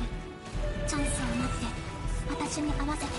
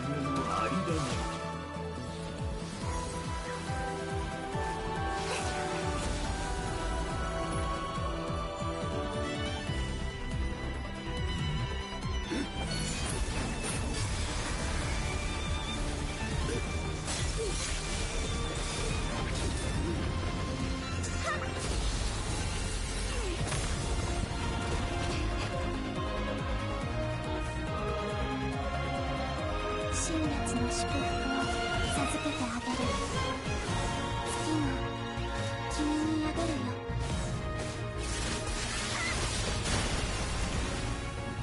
よくも私の計画の邪魔をしてくれたな。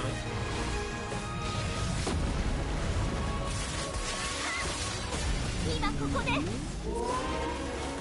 誰も寒い夜に苦しまずに済む。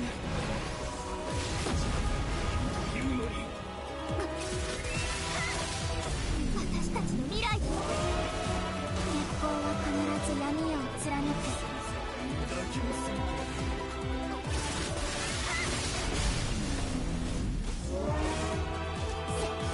あ、月のごとき永遠の安らぎを。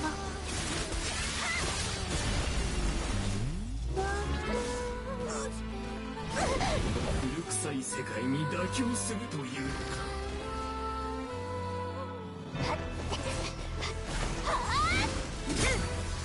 なんと浅はかな。この運命に甘んじているのか。Fuck you, that's why.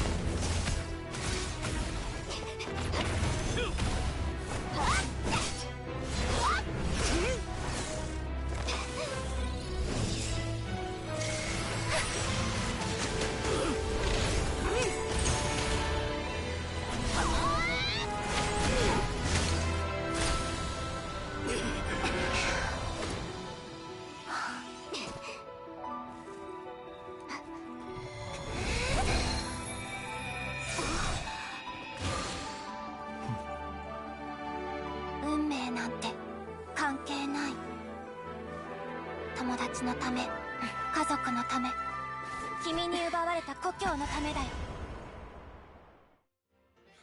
くだらん。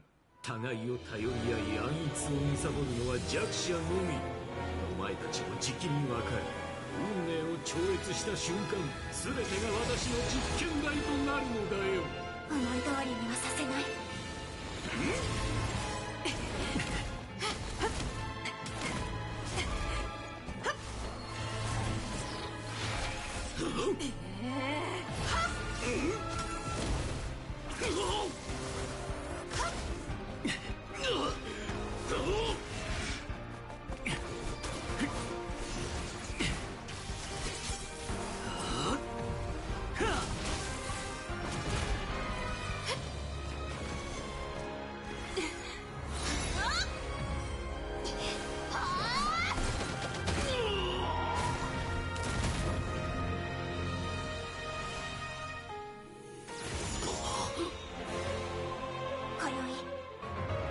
月が再び世界を照らす。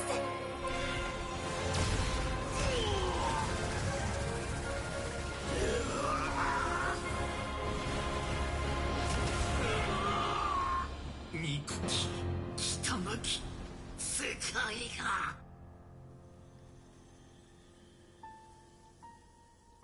So playable with Victoria does not seem likely. 違う。ここは私たちの家。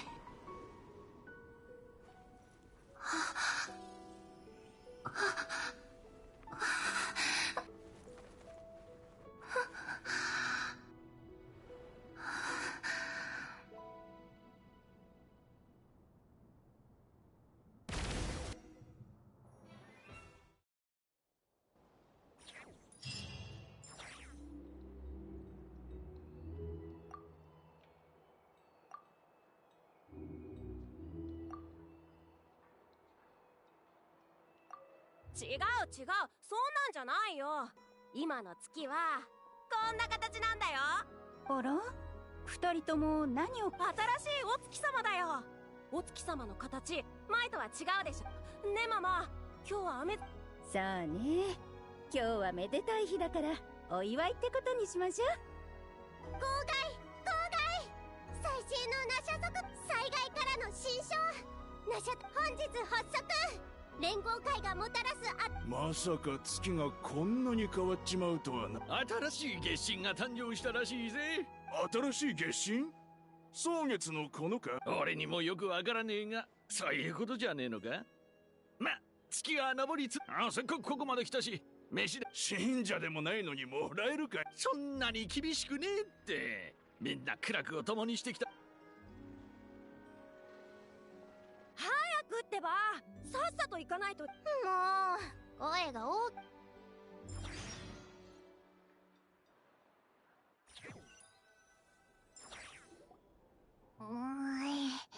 外がうるさい。いや、だいたい目が旅人はよく眠れたか？まだ悩んでるのか？わかってるぞ。ルオンノタルもコロンビーナの代わりオイラも。それでもお前はよくやったし、もっと自分のこと誇りに甘く見るなよ。オイラだ。そんな言葉が聞けるなんて。全部お前のせいだ。オイラがっぽり慰謝料もらうからな。お前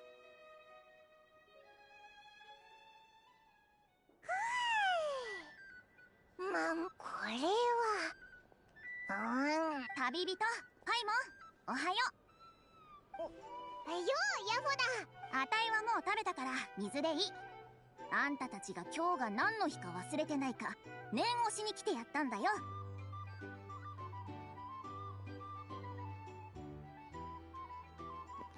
So yeah, now that I think about this is a very good example of how Wuthering Waves could never, right? Like, as you saw from Columbina's thing, right? You saw that, like, there was a lot of little things that happened that were basically, like, foreshadowing this thing, where it's like, oh, hey, you know this thing that happened? Everyone was, like, surprised how it happened, and it turns out it was because Columbina was going back in time, exerting her influence just barely, right? And you're like, oh, okay, cool, all that foreshadowing? Yeah, that foreshadowing is happening like from patch 1, right? From the release of Nodcry, which is like 7.0 or whatever. I'm not sure what we are. And I think this is 7.3, right? 7.2. So 3 patches in, right? 0, 1, and then now 2. Whereas like Wuthering Waves can only ever plan like 1 patch ahead. They're like, yeah, we can maybe put some, we can put a foreshadowing thing that happens in this patch that will pay off in the next patch, and that's it. It's just because they don't ever think far enough ahead, and their writing is just generally not great. And like they can do epic scenes. Like obviously we had a big epic scene there. Yeah, Wuthering Waves can do that, but just that. That's the only thing that they can do. Is just big epic scenes, and just cannot tie it together with shit, or provide a compelling, consistent narrative of the world.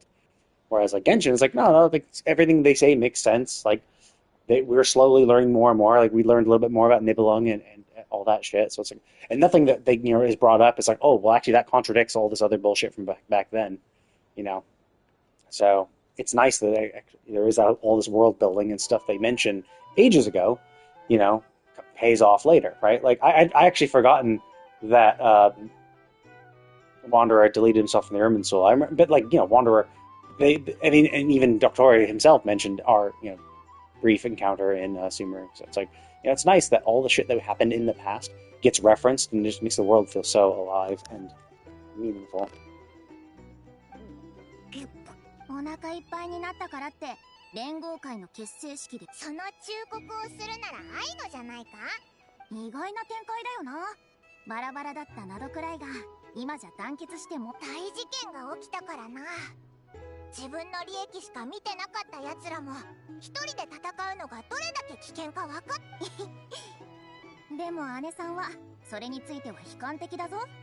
じゃあなんであいつは非分の館の代表として。そうだな、団結なんて現実になる。まああたいは嬉しいけどな。などくらいのみんなが前よりも大きな家族みたいになった気。おう、そうだな、みんなもそう思ってると思うぜ。復興に追われて目の回るような2週間だった。みんなの生活はそのうち元に戻っていくん。もう行くのか。まずは広場をブラブラして。なるほどな。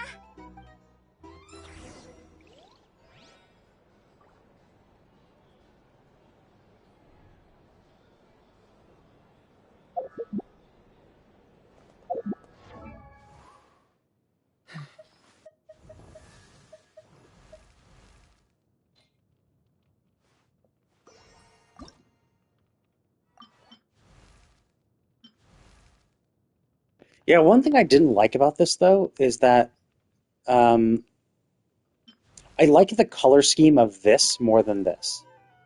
Like I like the blue and whites. I don't like the brown, and that's what's kind of that's what I find kind of disappointing. Like I'll probably still use this,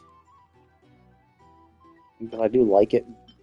Like I think the details are nice, but basically the thing is that the way the travelers were is that her outfit was blue and white. The boy traveler is basically this color scheme. They swapped color palettes, so she gets a new outfit with the color palette of original Aether, and Aether gets a new outfit with the color palette of original Lilumine, which is annoying because I like this color palette more. So it does suck that our better, more intricate outfit is on a worse color palette, but it definitely is more detailed and shit.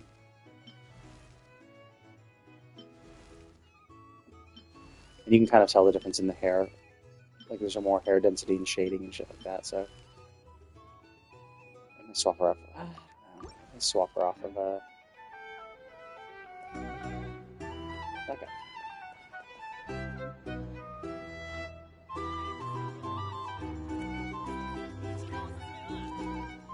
やっぱり人生にはちょっとした刺激が必要よね。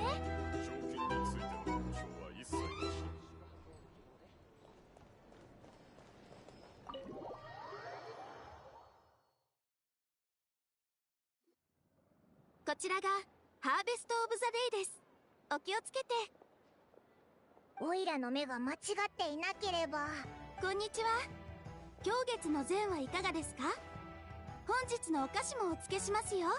しばらく見ないうちにイネファ愛のまで。何言ってんの。あんなことがあった後ですから。ラウマさんも愛のたちはカチャカチャ車掛け工房の仲間らしく、卵とヒーターの力でその言葉を実現させてみせるんだから。イネファ愛の、また素晴らしいことですね。もし愛のが本日のお菓子を我慢できたら、私からも特別なご褒美をあげますよ。それはやだ。あっさり断られちゃったな。もうだって愛のも大変なんだよ。ママ、行きたいなら行きなさい。ロボットのお姉さん、一緒に写真撮ってくれない？お姉さんがずっと守っててくれたから。もちろん。イネファはすごいけど、そのイネファ、でもあの時僕のお菓子横取りしたよね。あちらへ移動しませんか？写真をありがとう。フリンズさんの方が適任なのでは。坊ちゃまはご自身を過小評価していいえ、そんなことはありません。僕はナシャタウンにはあまり来ないので、各勢力の方々と人付き合いは段階を踏んでいくものでしょう。それを考えてもフリンズさんの方が僕よりずっと先に進んで。いいえ、そうでもありませんよ。ご存知の通り、誠実で正直で人の世話を焼くのが得意でフリンズさんだってその。おや、僕を買いかぶため息ばかりついていないで、坊ちゃま。もっと自信を持ってください。だからこそマスターライトキーパーのニキータ。フリンズさんを説得しようと思ったら喉がカラカラに水を持ちわかりました。なかなか豪華な顔ぶれですよ。蒼月の子の英月氏に非分の館のオーナーボイニッチ商会、彼らとの付き合いは。そうですね。こういうこれもライトキーパーとしての責務を果たすため。素晴らしい心がけです。すでに光 The beacons are lit. Rohan's calling for aid? 超えるまであと一歩というところ No, Gondor's calling for aid. Rohan will answer. 互いに助け合い、故郷を楽園へと作り変える。これはナドクライにとって初めての、そしてはい、そうですね。知り合いの姿。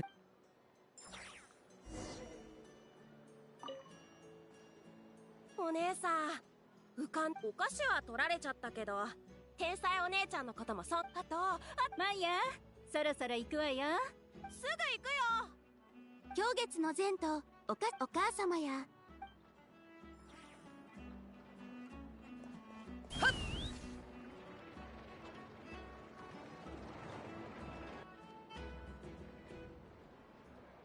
おお、もうみんな来てたんだな。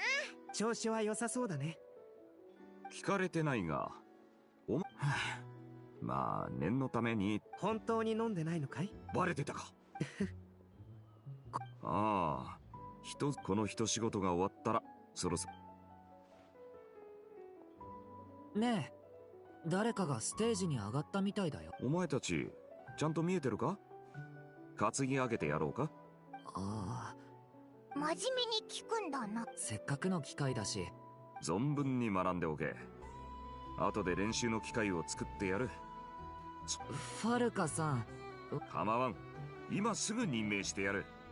考えてみるといい。これも勉強だ。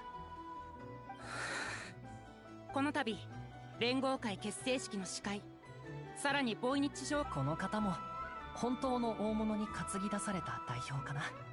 我々は昨日の最悪と苦難を乗り越え、始まった。案の定愛のは居眠りしちゃってるし。あれ、姉さんまで眠そうな顔。ナドクライは我々の故郷であり、我々がその身を預ける巨大な船です。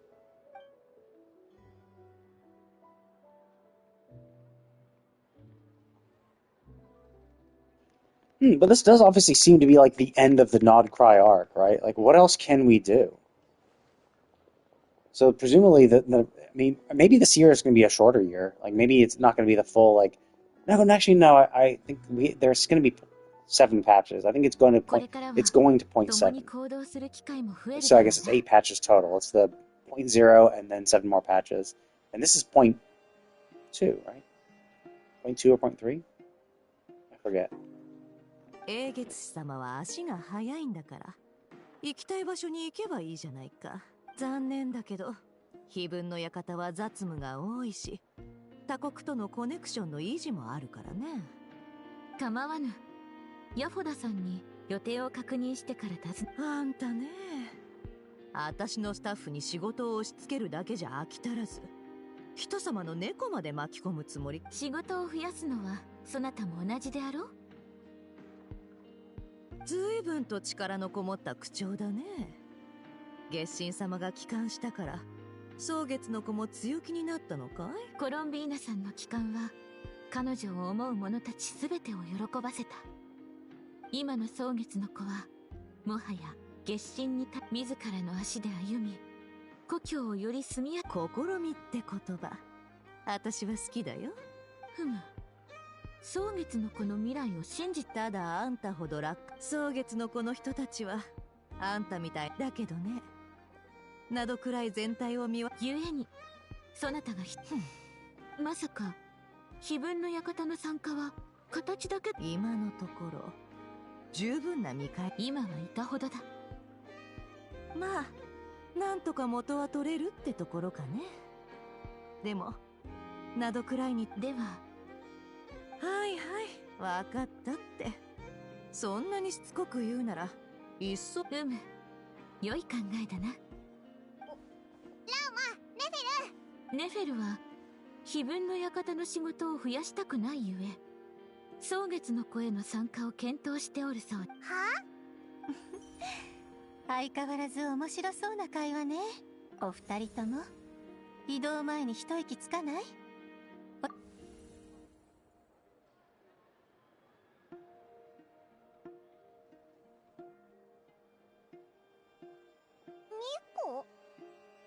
こにいるんだ？あら、残念そうな声。でもね、どんな変化があったとしても外見だから、あなたも表面的なことじゃない。Yeah, like I imagine, because like presumably he actually did open a rift in the sky, and that was his fake moon beyond the sky. And so, well, actually, no, I guess that was the frost moon itself. So, like, that obviously probably fucked up shit. And then bringing the moon down inside is probably going to change a bunch of shit too. なんか嫌な。今のところ単なる定期連絡だと思ってちょうだい。私たちのなんだよ。でも絆を深めるな。まるでオイラたちが独り言を言いな。そうね。ちょうどアリスから連絡があったわ。みんなヘトヘトだけど、今回の災害による混乱でテイワットは状況が落ち着いたら改めて。私はカサッチの意見に賛成ね。静かなる炎が。私も草加の戦いの後、などくらいの地に力の変化が起きたことを知っていたけど、これからは観測しつつ、これは責務だから。そうね、天の使いのまあやっ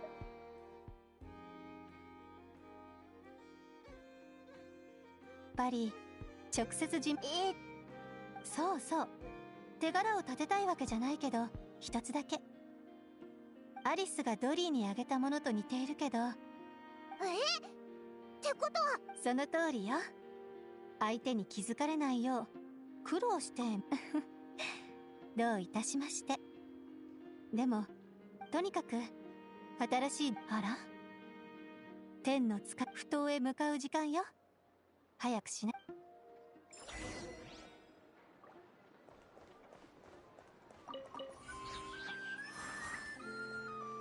風が立つぞ。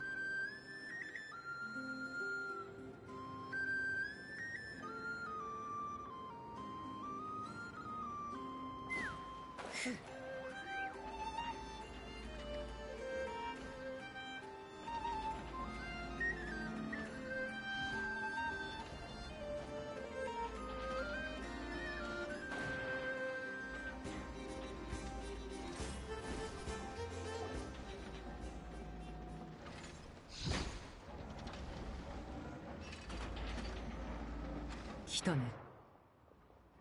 あれ、カサッチもいたのか？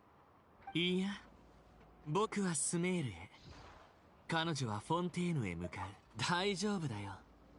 サンドローネはいつも不機嫌だけど、重要な計算と。君は私たちのことを人を見る目があるだけじゃない。そう願おう。いずれにせよ今回の。いや、あの不可能に近い術式を完成させ、戦局を変え。私たちでさえ知らなかった。サンドローネがドットーレを欺くため、彼女は自分の体内に。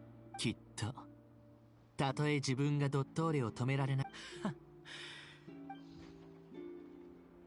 ああ、私がフォンテーヌに戻るのはサンドローネから随分前に頼まれていたことを果たす。I thought like maybe they were just like saying that and then she's gonna like pop up live. 彼女とプロニアのコアをフォンテーヌ最後の手続きを担当する人員も手配し、書き物などの遺品については一任されている。だからハウスをそのうちの一冊を預かってもらえないだろうか。後ほどフラッグシップに届けさせよう。 I mean, we're here. Just give it to me. サンドローネから本当に遺言になってしまった。そう願いたいところだがわからない。I see. So is this a method to like restart her, perhaps? Because supposedly there is a leak that she is going to be a playable character later. So I mean, I guess that could be it. That could be one patch is we get a lead on a method to fix her, and we go around trying to do so. .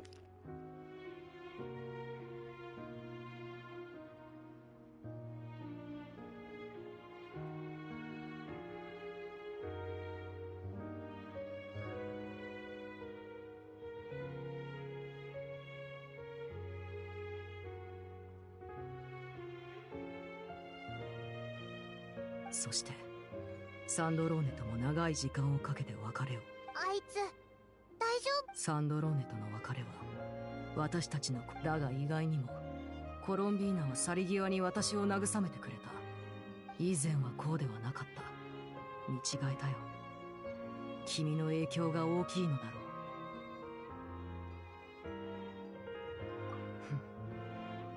う。コロンビーナの追跡など所詮は博士が月の女神の力を追い求めるための口実でしかなかったという。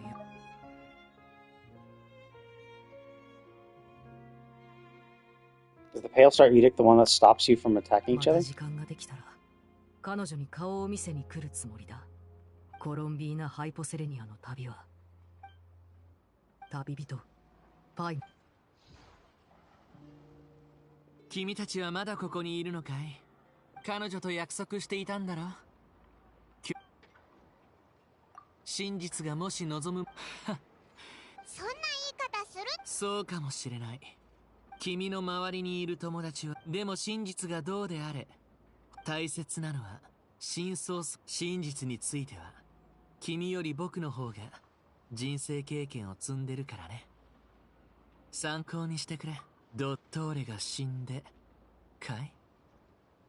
ああ、少しはね。でもすっきりしたわけじゃない。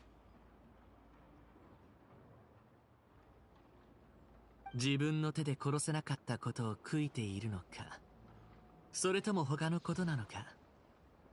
胸の使いがとりあえず僕はスメールに戻ってドットーレが今回そして過去に残した様々な問題を解決するためクラクサナリデビのサポートをしていくつもりだ。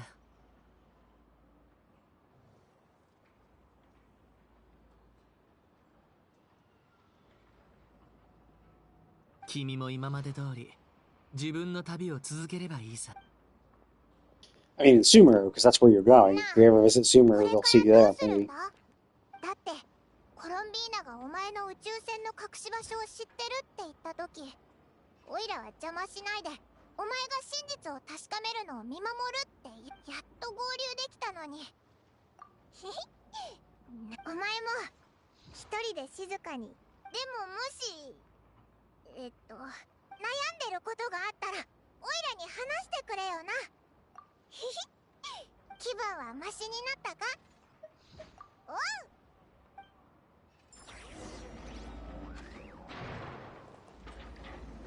I could stop now, actually, and just do all the shit later. But now, let's just finish it up.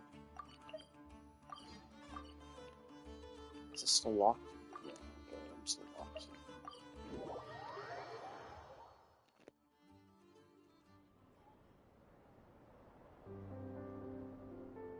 コロンビーナ、オイラたち来たぞ。なんか新鮮だよな。オイラ、うっかり。これからも私に会いたくなったら、ただこの件が片付いたら私も少し変わってみたくて。年配の方々はでも子供たちは平気み。次の期月の夜が来る頃には嘘の月薪なんて小細工がなくてもみんなと一緒に遊べるようになってるかもしれない。きっとそうだぜ。みんなもっとお前を知れば。最初は私のことふわっとしてるとか言ってたのにね。それは最初の頃の話だろ。冗談だよ。みんなが私を連れ戻してくれたんでしょ。今の私は私を育ててくれた大地にしっかりと立っている。このひひ、ならよかったぜ。ありがとう。もうなくしたりさて、準備はいい？お兄ちゃん、あの時やっと。じゃあトンネルを開くね。これ一体どこに続いてるんだ？私と旅人の。覚えてる？最初に会った時月の話をしたでしょ。でも月の影の中にいる間に分かったの。私が生まれる前の物語は実は遥か見ても3月の力を得てそれって君の宇宙船ずっと空にある蒼月に隠されてたの。あの皇天の主で。テンリットってわからない。君の宇宙船にはテイワットが受け入れられない。I see. So basically, I did read somewhere that they were like, oh, our brother found us at our ship, and then we were trying to escape, and that's when the Heavenly Principles found us, and that's when that was the initial cutscene. Which makes no sense, right? It doesn't make any sense whatsoever, because the girl with the key to our cryogenic sleeping pod went up to our brother, and then that's why our brother abandoned Conria during its time of crisis to come double check on the ship. So he was there at the ship where we were, found us sleeping inside the ship. And so even if he woke us up, right, and that's what started us, our mad escape, why the fuck would we have left the ship? If the ship, the only way to escape would have been in the ship. So why would we be flying through the sky, the Teyvat sky, and then get accosted by the Heavenly Principles, right? It makes no sense. So that hasn't fully been explained yet. But the idea, if that's kind of the timeline of when it happened, is that when we were accosted by the Heavenly Principles after the Conrian time, it could be that's once we both got captured, they might have taken our ship and just kicked it out into space, maybe. せっかく勇気を月まで行ってしまって、もう後も。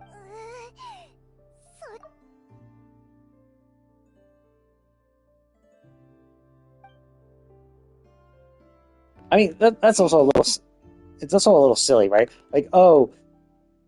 Perhaps it is incompatible with Teyvat or something that cannot be known. It's our ship was on Teyvat for a while, right? Our ship was here for a bit, because our brother had to have left and mingle with the Conrian people for a bit while we were in our sleep pod. So our ship was just chilling in Nod Cry for a while. So clearly, it's not something so incompatible that we can't do that shit. But I'm just going to go back and real quick, and I'll be right back, and I'll continue.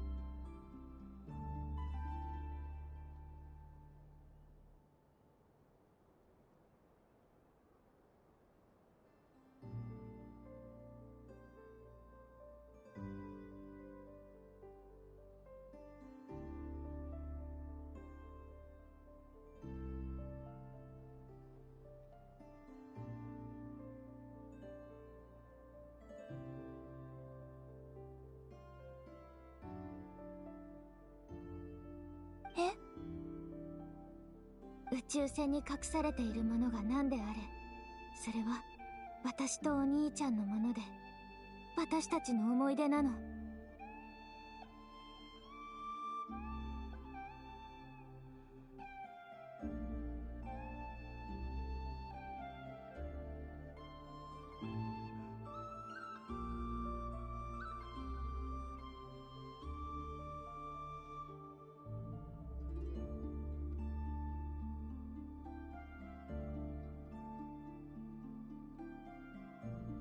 私が知るべきかどうかを決められるのは私だけだよ。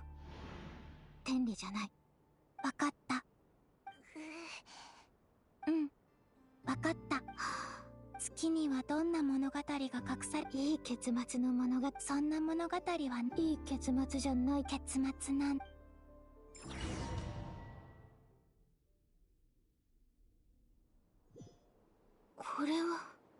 れはテイワットと蒼月の間に私が作り上げたトンネル。月は私たちから遠く離れてるから少し時間がかかるかも。Oh, is that how we're gonna get our outfit? Or is our outfit gonna be in the ship?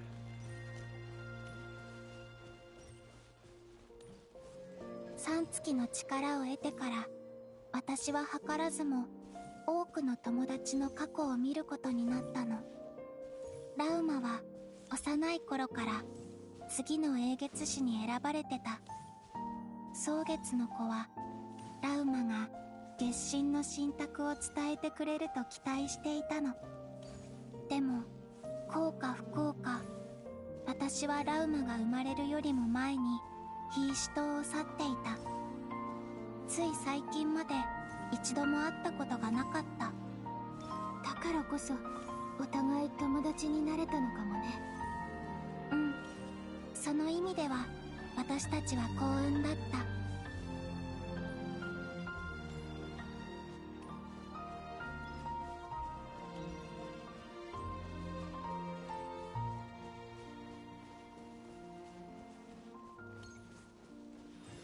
それとあの魔女ミコさん、後になって知ったんだけど、彼女は月の三女神がまだ存在していた頃からテイワットに暮らしてたみたい。天の使いと月神の仲は昔から良かったから、私たちの関係もその友好の伝統を受け継いでるって言えるのかもしれないね。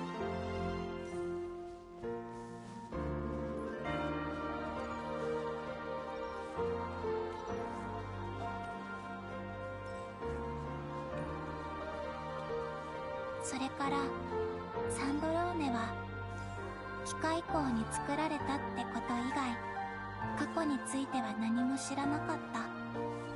ファデュイに来る前も彼女は決して幸せとは言えない日々を過ごしてたみたい。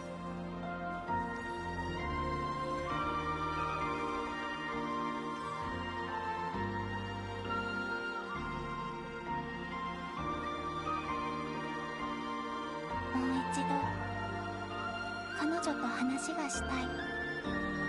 たとえどんな悪態をつかれても。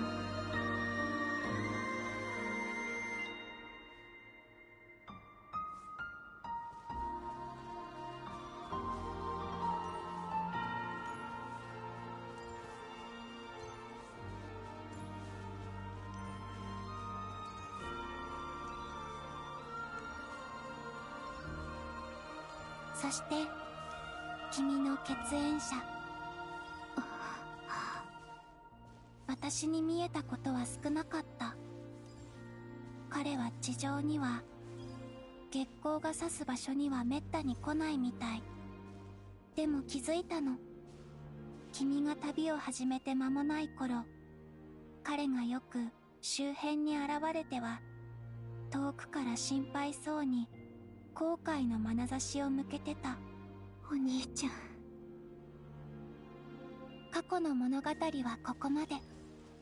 友達のプライバシーをこれ以上話すわけにはいかないから、月光に私たちを運んでもらおう。もう月まであと少しだから。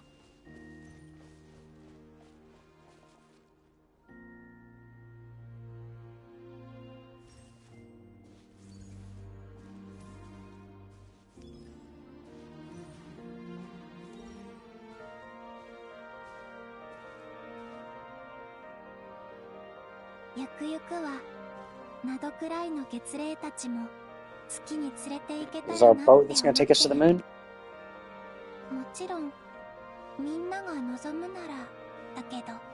他の友達も月に招待するの？もちろん。でもその前にもう一つの家を整理しないと。ずいぶん長いことお客さんは迎えてなかったからね。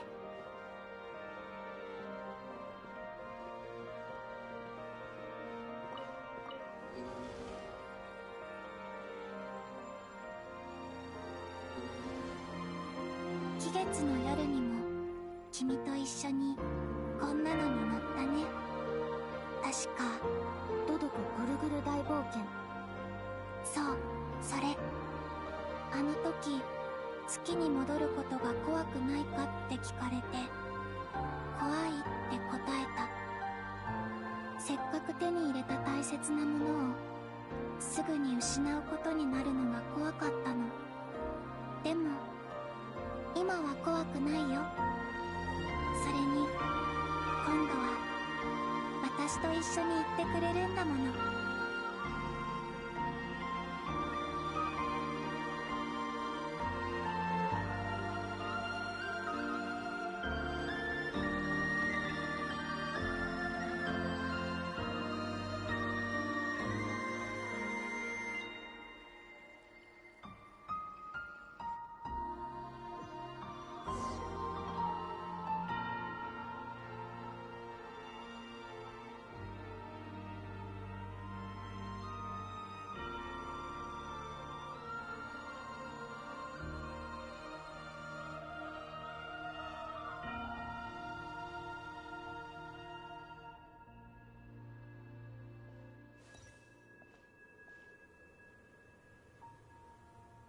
ここだよ。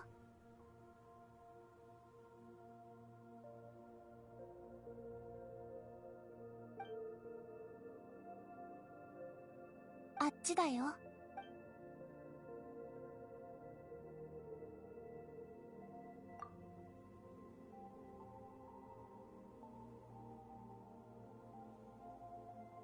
They just threw it up here? Cool.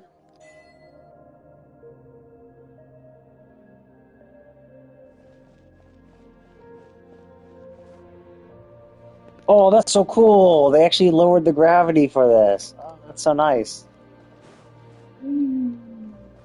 I think the jump is a little... I don't know, is that how a moon jump works? But I do like that they did that extra touch.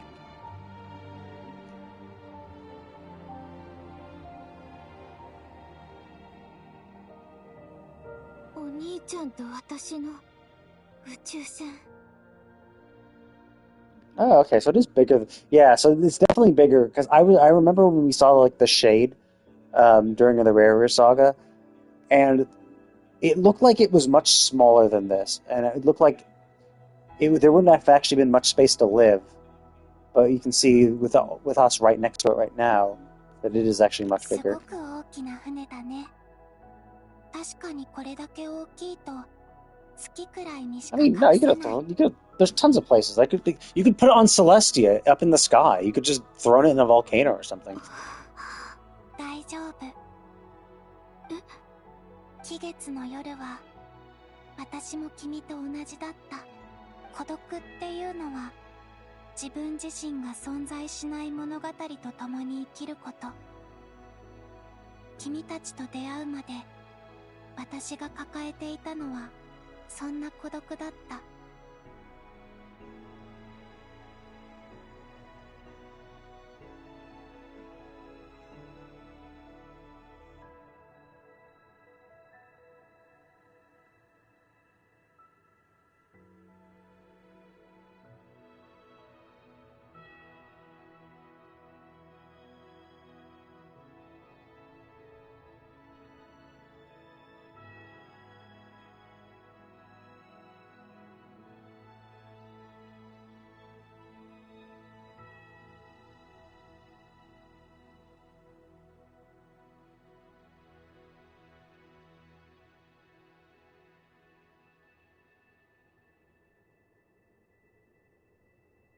でもあの夜を境に孤独の意味は、君たちと出会ってからの人生。コロンビーナ。言って。なくしてしまった人 See, 生 I の don't get かけらを拾い like 集 what め could に。 possibly be on our ship. 信じて。 Although that is the kind of the thing is that we don't really know what the we look actually much bigger compared to the ship now, but we don't really know what there is about this ship, right? Like, because like the cutscene only ever showed us flying through the air before we get attached by the heavenly principles, right? And then we woke up and we were looking for our brother. So it's hard for us to tell. Do we have like amnesia? Do we not like remember what happened before we arrived on Teyvat? Like, do we not know any? This is the only thing because like we have mentioned that like we've gone with our brother flying around space and like that's kind of what we did. So it seems like we do have our memory. But we never really mention anything about it, right? We don't really talk about other planets. We don't do anything else about it. But the main point, the main reason I bring this up is because it doesn't seem like we're missing any memories, right? The main issue the main thing we don't know is what happened. Like, why did our brother leave the ship to go with Conria? And if they were the one guiding us away and flying through the thing, trying to escape something, then like, why did that happen? Like, so. And that's what our brother could tell us. And then maybe what they were doing in the meantime. I just don't see what the ship could tell us.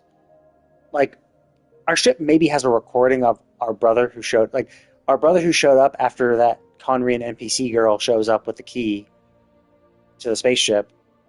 It might be like, it might have a hologram of him like showing up and checking on us maybe and having us escape perhaps. But like, we were awake during that. Like, we would at least remember.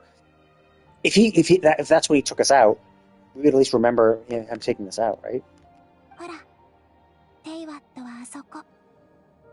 みんなもいるよ。 Kind of curious what those glowing things is. Is that Mondstadt? Like right there, is that glowing bit? Is that where Mondstadt is? Because like you can see there's all the ice up there, so that could be Mondstadt, and that could be. And then if you go down south, the thing directly south of that glowing patch in the middle of the planet, right next to the wing, that glowing patch could be Leeway, maybe. Yeah, let's just screenshot that too. Do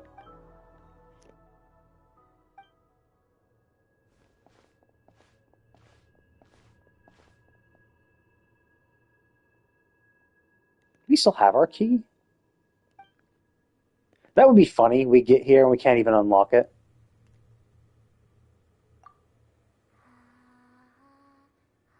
Yeah, so is that Leeway? Well, now it's hidden by Columbina's head.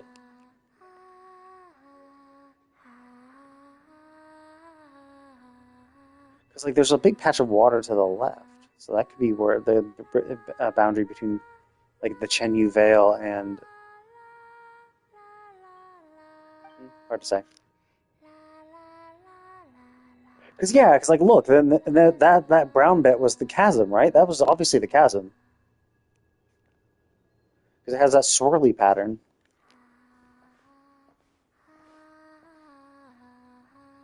Is that it? We like checked out. We're done. ちゃんと見えた？うん。どうして目を隠さなくなったの？帰ってきてからもっとこの世界を見てみたくなったの。前から気になってたから。月からテイワットはどんな風に見えるのかって。どう思う？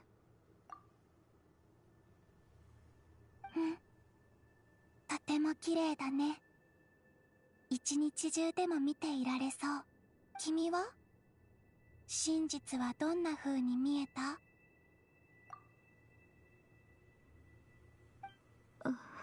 誰かの表情を見るのは久しぶり。でもずっと目を開けて。それはいいかな。I mean, my guess is that we just didn't learn much, and that's why we're neither happy nor sad. Is that we didn't really get much information from it. 見るのは本当に。See, like that brown bit right there, that's the chasm. Because like, so my assumption was that glowing thing there was Leeway, on the middle right of the screen is Liyue, and then the top right of the screen is Mondstadt, and then because directly west of Liyue, the harbor town, would be the chasm, and that has the swirly patterns of the chasm, so that could be it. And then that would be Chenyu Vale in that general area, and that maybe is a connector between Fontaine, perhaps.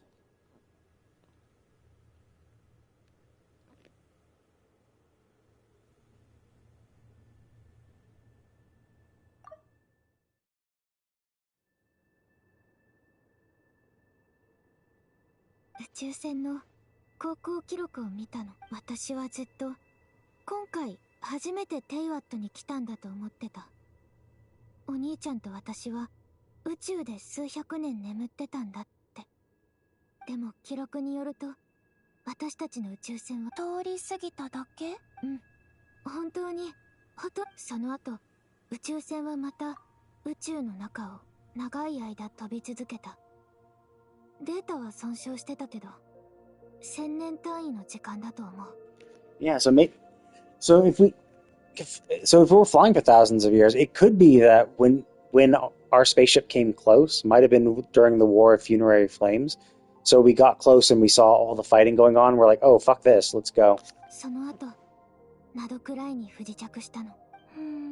お兄ちゃんは宇宙船の外で私を。お兄ちゃんはもうずっと前に宇宙船を降りてたの。テイワットを通過したあの。Oh, that's interesting. That's an interesting idea.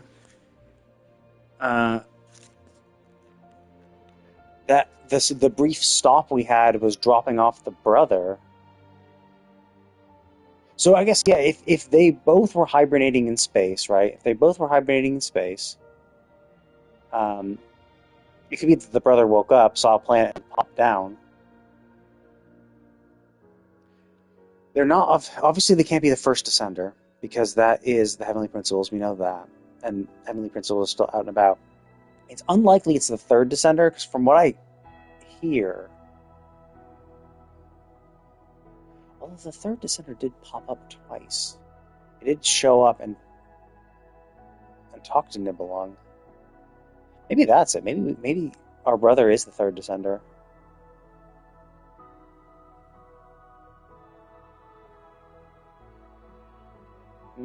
Interesting.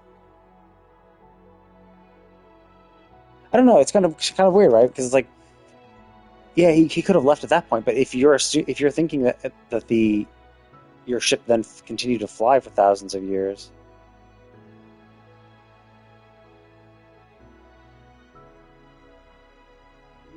Yeah, whatever. Presumably we're gonna have to might learn more in this cutscene, or we're gonna learn more from our brother.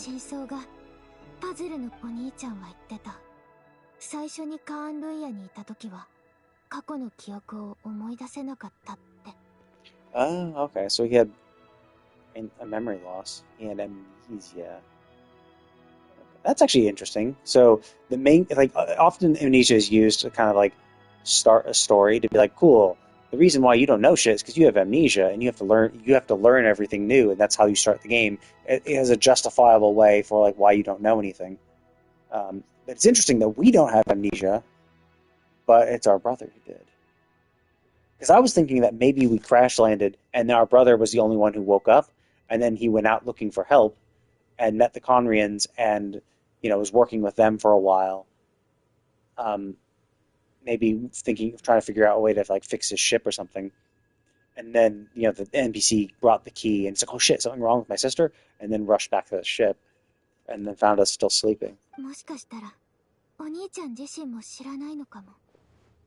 ほら、ここに座って。考え込んだ後、ぼーっとするのにぴったりな場所だから。あ、そうだ、もう一つ。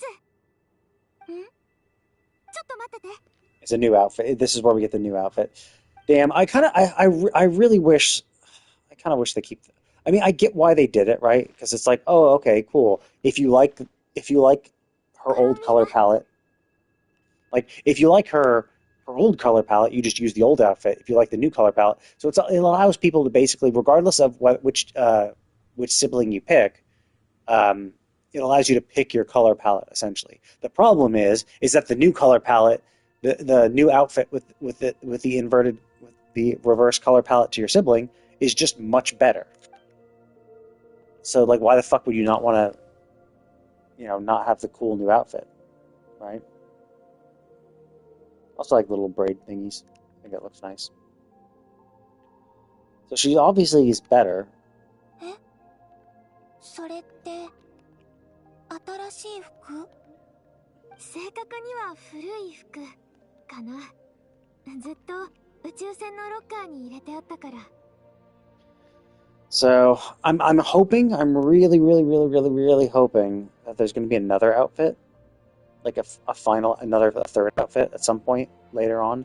I mean, I'm not holding out much hope, but I do kind of hope that maybe at the end of the story, like when the story has been told, we get a final outfit. Perhaps. I just don't like this color. I don't like brown. Brown's ugly. Brown, like it's brown. I mean, gold. The gold's okay, I guess, but the brown is just like. Ugh. お兄ちゃんとお揃いなの。昔からお兄ちゃんはこっちの服の方が好きみたいだった。Oh, so that's the rationale behind it. Whether basically, regardless of which sibling you pick, it's like, oh yeah, this is the other outfit we had. That's a matching pair. Oh, I see. Yes. So there's yeah. So this is the set. The two of them had a matching set, right? Obviously, that's why the color palette's inverted. Basically, the color palette is the same as your brother. So the brother likes the brown one, and that's why that's his base outfit that he's been wearing for 5 years. And we like the other one, and that's why we wore that. But now it's like, oh, okay, we're gonna wear the set outfit that we just never wore because we like the other colors better. 大して違いはないと思うけど。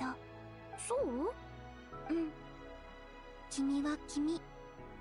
服を着替えたからって変わっコロンビーナらしい。I mean, not really. Most people would say that, right? Like, sure, like, I mean, there's definitely the idea that the outfit makes the man type thing, but it's like most people would be like, yeah, like I like you for you. I don't like you as I didn't become your friend because you have a cool outfit. 旅人、君にとってテイワットは家Actually, that is an interesting question. お兄ちゃんがいる場所こそが家。でも、これだけ長く旅をしてきて。I mean, no. Again, home is wherever your brother is, so that's where still it is. I mean, it's just because your home is elsewhere doesn't mean you can't. Oh, come on. This is what I find weird too, because haven't you been like fucking around with your brother like through all these other planets and stuff? Haven't you really done space exploration and seen a lot of planets? Although maybe the reason why you don't consider those home, maybe you never really spent this much time on any one planet. Maybe you just kind of popped in, zipped around, explored a bit, and then left. And this one, you're kind of like stuck on it for far longer than you ever have been. 変わったからって違うものになるわけじゃないと思う？ Not really. わからないけど。I mean, this is what's stupid, right? Because like, if the truth about Teyvat turned out to be, yeah, but who gives a shit, right? Like, it doesn't matter what the truth of Teyvat is. Like, you're not in love with the truth of Teyvat. You're not like, oh, I love Teyvat because of this metaphysical concept I have of Teyvat. No, you love Teyvat for the experiences you've had, the people you've met. And it's like, even if like Teyvat turned out to be a simulation, right? Like, if this is like the Matrix and we're all in a simulation, it's still like, you would still love it, right? You'd still love it for what it is. Although that was an interesting question posed in Expedition 33, because it was like, yeah, shit, we're all in a canvas. You know, everything is fake. Like nothing really matters. These people don't really exist. 私にとってテイワットで一番テイワットに生まれた頃、私は家を切望してた。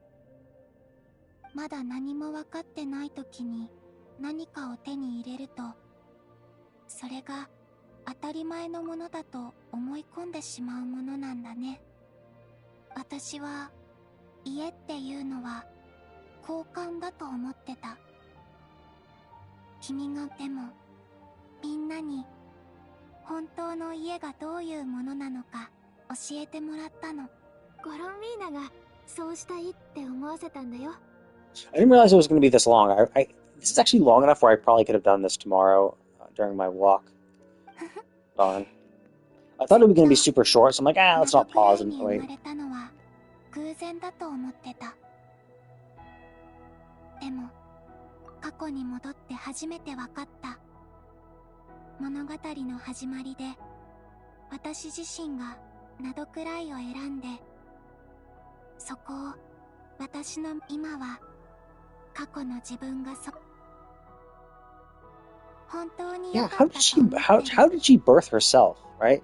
So she went back into the past and she turned her body into Kuvaki, which then inundated Not Cry. But then how was she born? You know, like, how did she make sure that she popped up, you know, at that point 500 years ago? きっとみんなもそう思ってるよ。だから今からまた同じことをしようと思う。同じこと？うん。後月の血髄はラウマに渡して。Oh, we didn't get the third one? Nice. Free moon marrow. Oh, I see. So is this the reason why we get that new passive? The new passive we get that gives us extra bonus power for every element we've unlocked is because of the moon marrow she's going to give us right now? Oh, I see. でもそれじゃああ、私が消えてしまうんじゃ。もう大丈夫だよ。蒼月は偽りの空で輝いてるし、私も三月の女神になったから。Sanski, which is quite literally three moon goddess. I think Trilune is a nice fancy way of saying it. 私が返したのはナドくらいが必要とするもの。そして家のために私が捧げたいものでもある。I'm also kind of curious. Like one of the reasons she was constantly losing power is because she had to expend power just to stay on Teyvat. But now that the moon is in the sky, isn't that like a generator of power? Like, because obviously the moons were there to like instill and uphold the laws of the world. So that would take energy to uphold, which means it has to generate energy. So even if she gives power back to Notcry, she still might have a big pile of energy, and she still might be generating more than she expends. そうそう。君の分もあるよ。私の？ Is it candy? うん。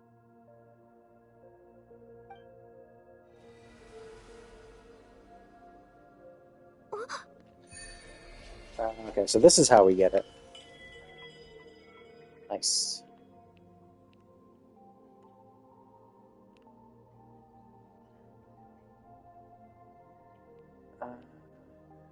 Oh, okay, so it's not... I knew there was this simple buff, like crit rate, which is awesome. Okay, it's crit. So, attacks from nearby who... 2... Oh, this is basically the same for everything, right?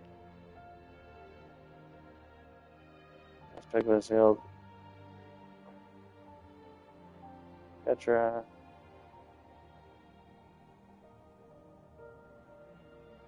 Oh, interesting. So basically, each one has its own special blade. Excuse me, defense. Energy recharge. Okay, so when parties use their bursts. And dealing thing. Oh, okay, and I think the abundance amulets are just free energy for the team. Mastery are created.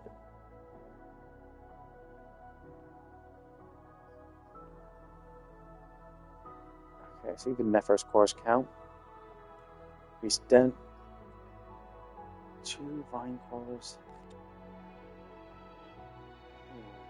Here's what a vine core is. Because like the biggest issue with dendro cores is they're kind of useless. Like they do very little damage. The main point is that you want to hit them with electro so that they become they turn into like dendro missiles. I'm curious. Although, actually, the cool thing about that, though, is because of the staggered explosion time, it means that you can trigger dendro damage off-field. So you obviously get... When I get it? Whenever their cores are created. So basically, it's just two extra instances of dendro damage placed far enough apart, the cooldowns are far enough apart, that you, that they'll always trigger a reaction if there's nothing else. Okay, so... Okay, HP increases or decreases.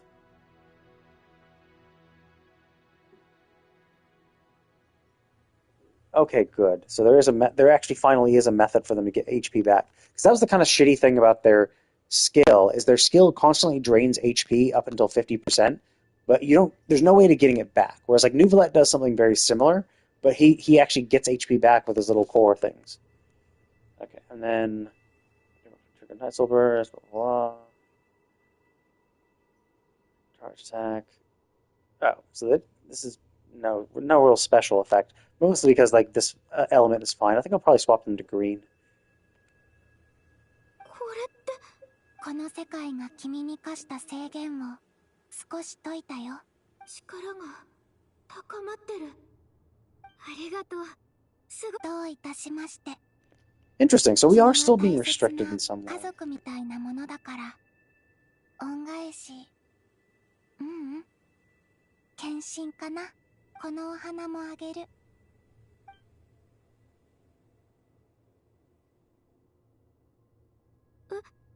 これは気月の花?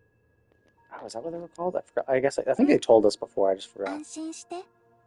などくらいの気月の花は。Yeah, because these were used like when she was low on power, they went gray. 努力して何かを得るのはこんなにいつだって遅くない。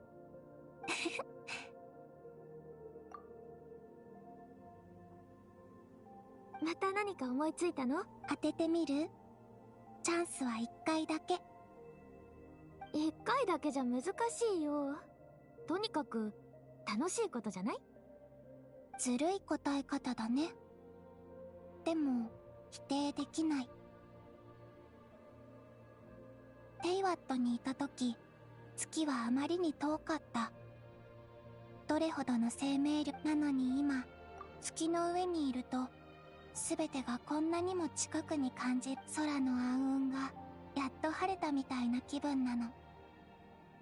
冬の夜を旅する人になって、今はまだ荷物はさほどないけど、これからの未来じゃあ次は何する？次？もう少しここにいさせて。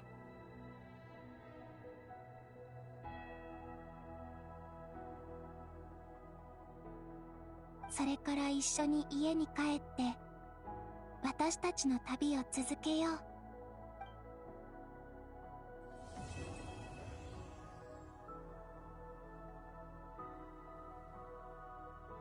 Okay, cool. この服懐かしいな。Really? Only a 4-star outfit we ever...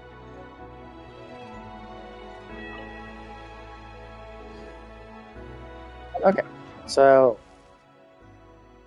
God, oh, yeah. I forgot. I was going to say, God damn, my power increased by a fuckload. I have 2300 attack. It's because I'm in the active party, so my weapon now gets a bonus. But yeah, so my crit rate went from 66 to 76. Your recharge went up, defense went up, to EM went up. It's actually pretty cool, because some of these bonuses are actually really helpful.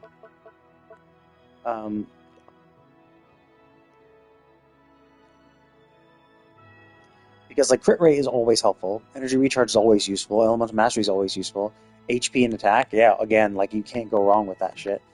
I'll have to double check once I'm off field, so I can see, because I had like 1900 attack, but I'm getting a bonus from this, which is also being increased even more because I'm getting a 20% attack, a 20% increase in HP. 20% increase in HP, which this sword will also turn a portion of that into attack. So I'll have to... Okay.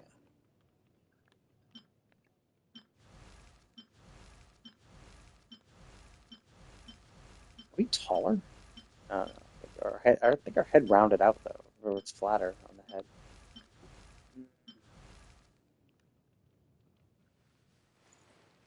I'm kind of curious what, I think the only parts that are going to change is the little thing, the gems on her knees, obviously the gems down there, the star, but the star above the gem, maybe the head pin too.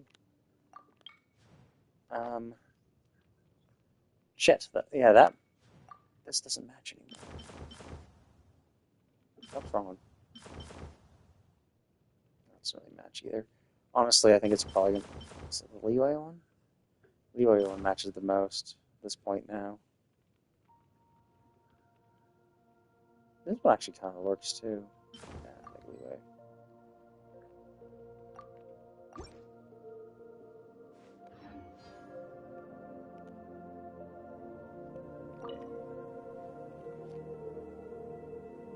旅は続いていく。君の旅も私の旅も、さっきも言ったけど、これは結末じゃない。これからもそうはならない。冷たくて鋭い感じかな。住んでいる女皇の印象のことだよ。スネージナヤの人々も自分たちの神がどんな力を持ってるのか知らなかった。もしかしたら女皇自身がその力を認めてないか受け入れてないのかもしれないね。Yeah, that is interesting too, is that she was used to like get some power, so I'm curious what that power was used for. It seems like it's different. I mean, who knows? Maybe Doctorius stole that power. That's why he was able to do so much, is that because he did use her for experiments, but they also did take power from her, and then when she was drained of all the power she needed, she left. But it could be that Doctorius stole some of it.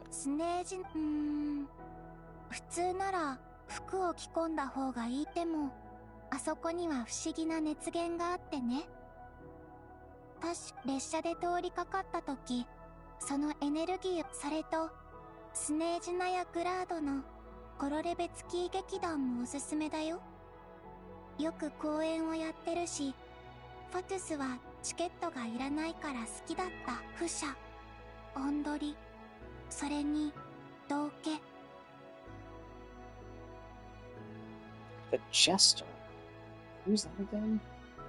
Rograter is Pierre. スネージナヤのことの多くはあの人たちが統括してる。でも音取りと不捨は表面上は穏やかだけどつまらないからいつもその場を離れてた。そういえば幻冬計画について話してた時、宿り木って言葉を聞いた気がする。That sounds familiar. So does, well, Mistletoe sounds familiar too, but it's also a common mythological term too. ナドくらいが落ち着いたらスネージナヤ以外の国々も見て回りたいと思ってる。君が出会った物語や人、いろいろ聞かせてくれた。どんな旅路が今の君を形作ったのか知りたいな。これからも時々空の月を見上げてみて。今の月はもう偽りの月、本当の月光を降らせて君と私をつないでくれる。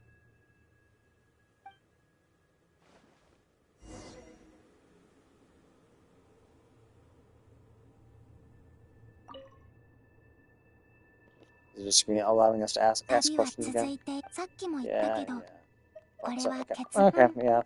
本当のI thought so, but you never know. Okay, let me go. Can I go back in the ship? Let me in the ship.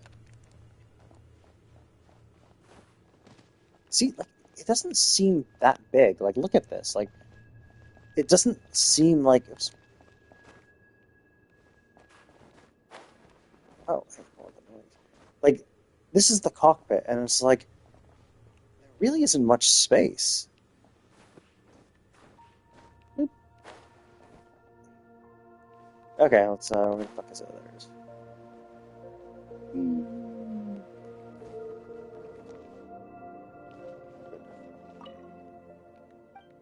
Yeah, sure, let's go.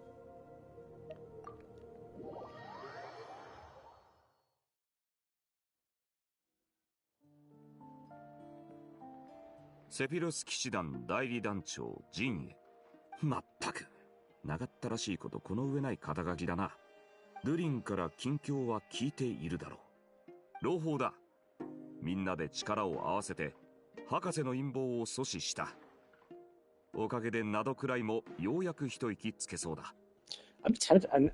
Yeah, now that I know that this guy's voiced by Sakata Gintoki, I'm really tempted to pull for him, even though I'm not going to because he's a dude. But like, it is the most tempted I am to pull on a guy. ファドゥイについては組織を離れた少女月神様のことだは数えないでいいと。今回召使いと傀儡に協力してもらった。敵を作るより味方を作る方がよほどいい。だが近いうちに、いや帰ると手紙に書いちまったらサプライズにならんな。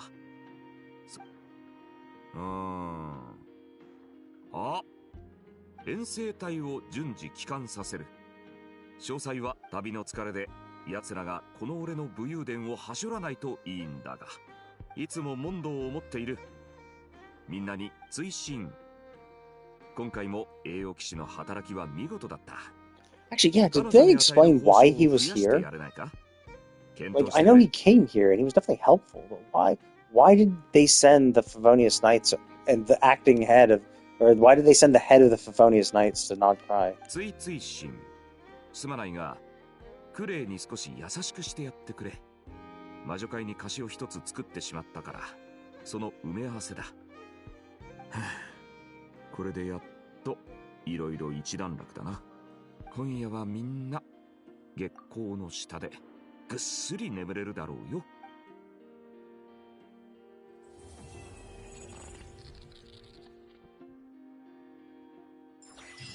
That was interesting, a little effect.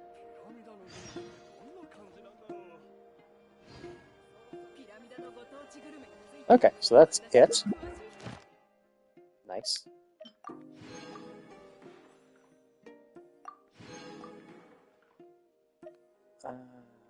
Moonlight Watcher. Gameplay mode or function? These are world quests. Was unexpected cash one of those? Yeah, okay.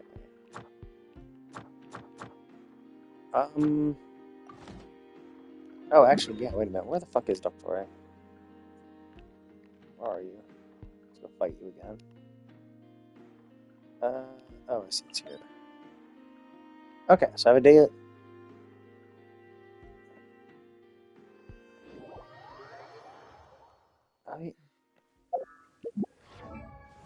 Oh, actually. What is. Yes, got that. Oh, yeah, I guess that means I don't get to have a, Oh, actually, yeah. Now that I'm not in the party. What are my stats? Wait, where the fuck am I? They're there. Wait, still only 1900? I thought I was at 1900 before. My defense isn't as high, though. Wait a minute, 183. Oh! I don't get any of my bonuses. I have to be on the field to get every single one of my bonuses. Shit. God damn it, I don't have a proper comparison then.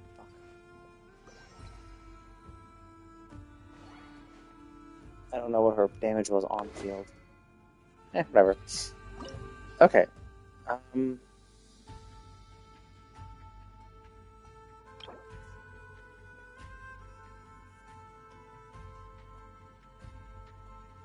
So buy these for a short time or face point for fine.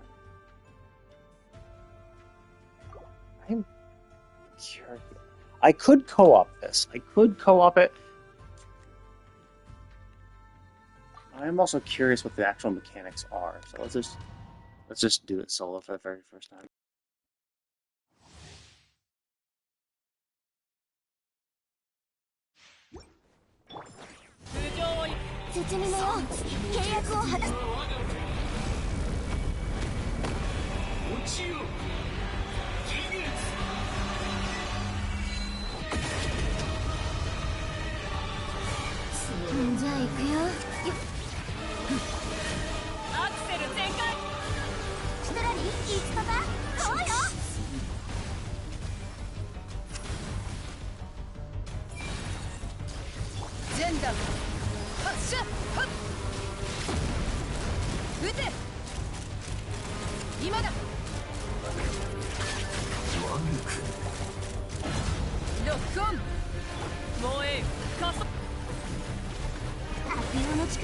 思い知りなさい。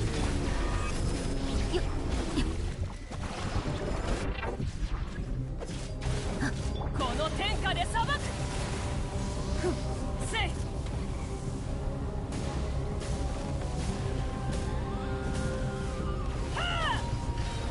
烈日よ。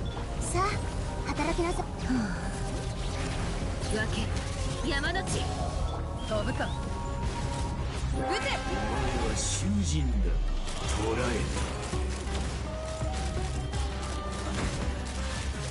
ロックオン。頭上をや。石煙に葬られよ。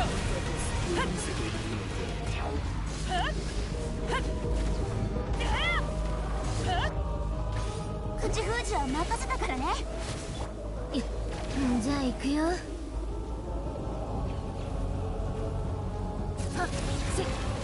風が立つぞ。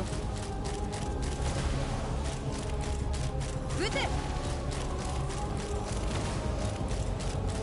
撃て。撃て。古臭い世界に妥協する Oh, と that's actually いう pretty の easy. か。 Also, I mean, I did choose a team that was pretty overpowered. I don't think those are either the ones that Columbina needs either. That's kind of annoying. I can swap. There are materials that allow you to change them out. But still, that was So that was interesting. So you can go in. I'm actually really curious what that's going to be like in co-op then. Like there were portals, like so, like I went in and I was just me, right? Like, if you do it in co-op, does everyone have to go into the portal? Like, will it fuck you over if you try to stay outside of the portal? Can I send? Oh, cool, I can. Nice, I got some extra materials. I got enough of a basement. Oh, actually, let's see. If I send.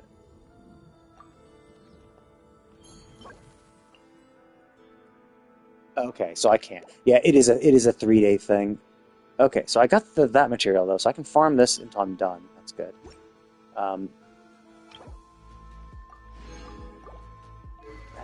how much health? Oh yeah, it's cool. This is exactly the amount of health I need. That is the max bonus that you can get for her talent.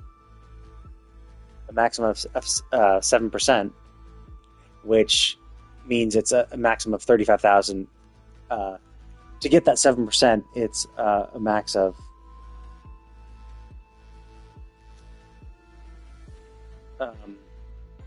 you need max HP of that much. Yeah. See, of the 3 materials, I got 3 materials, 2 of one of the other. So obviously that sucks. Hang on a second. Oh, I increased the bonus. I'm not too worried about it. Like, I'll just keep farming it. Like, this is not something like I could obviously convert all the materials into this right now, but it's not like I'll be able to max this out anyway. So, obviously, this is the one you need the least. No one gives really a shit about this. It's these 2 you really want to get, and realistically, it's probably this one. Actually, maybe not. Because the main reason why you might want to do this is for the lunar reaction damage bonus. That could be more worth it.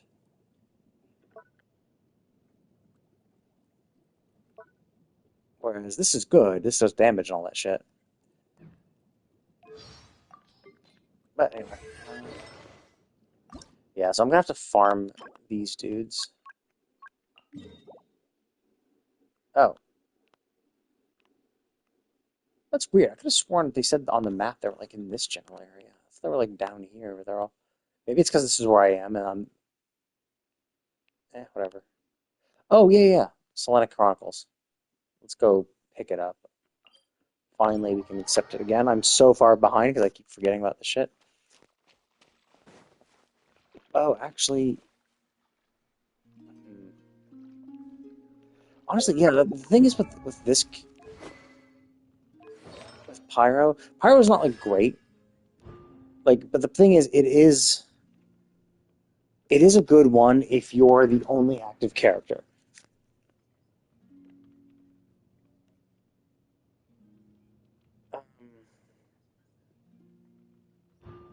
It's a good solo thing.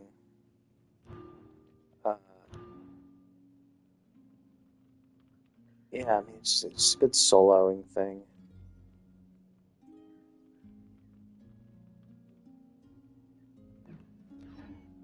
But realistically, I think, I don't know. I mean, I guess it kind of matches the color, so it's whatever.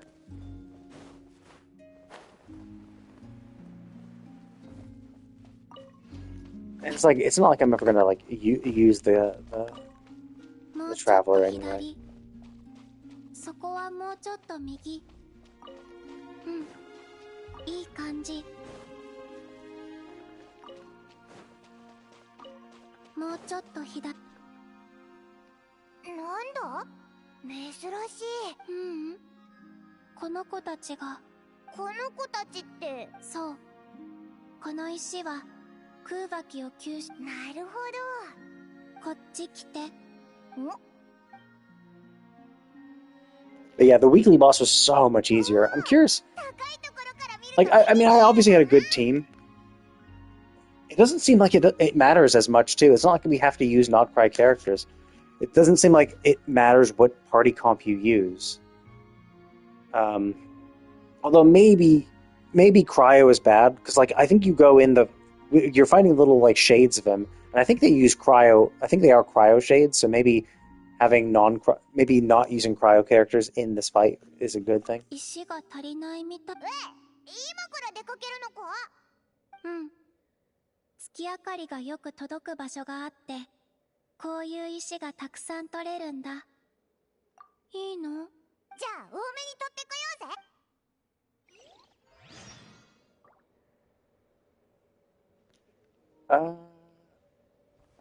Okay. Let me talk to the little dude.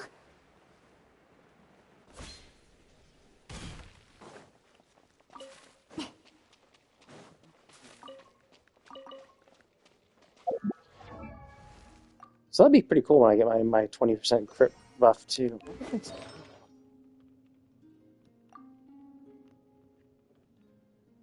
Oh yeah, because I can do Night Soul for this one.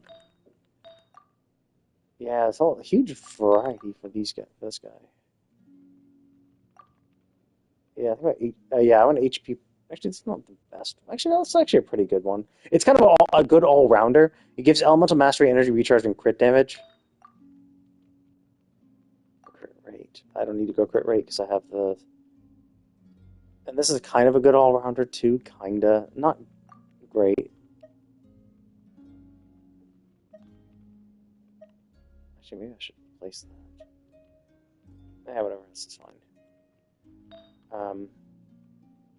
This could definitely be replaced, because this is trash. I mean, it's fine for the EM. That's why, basically, I picked this, because it gives EM, or ER, and attack. So it gives me good buffs. Realistically, I could go all Gladiators as well, but there are some other things. There are some, like... Depends on which unit I want. So it's like, I have the energy recharge, so I have my burst up no matter which element I'm using. I have decent EM, so like no matter what reaction, no matter what character I am, I still have a good elemental mastery to... Yeah, see, like, I haven't even unlocked this. I haven't even done this entire week. I guess I did 4 of them. But I just keep forgetting about this shit. And so I don't even have the first week done. And it just locks you into it, which is kind of annoying.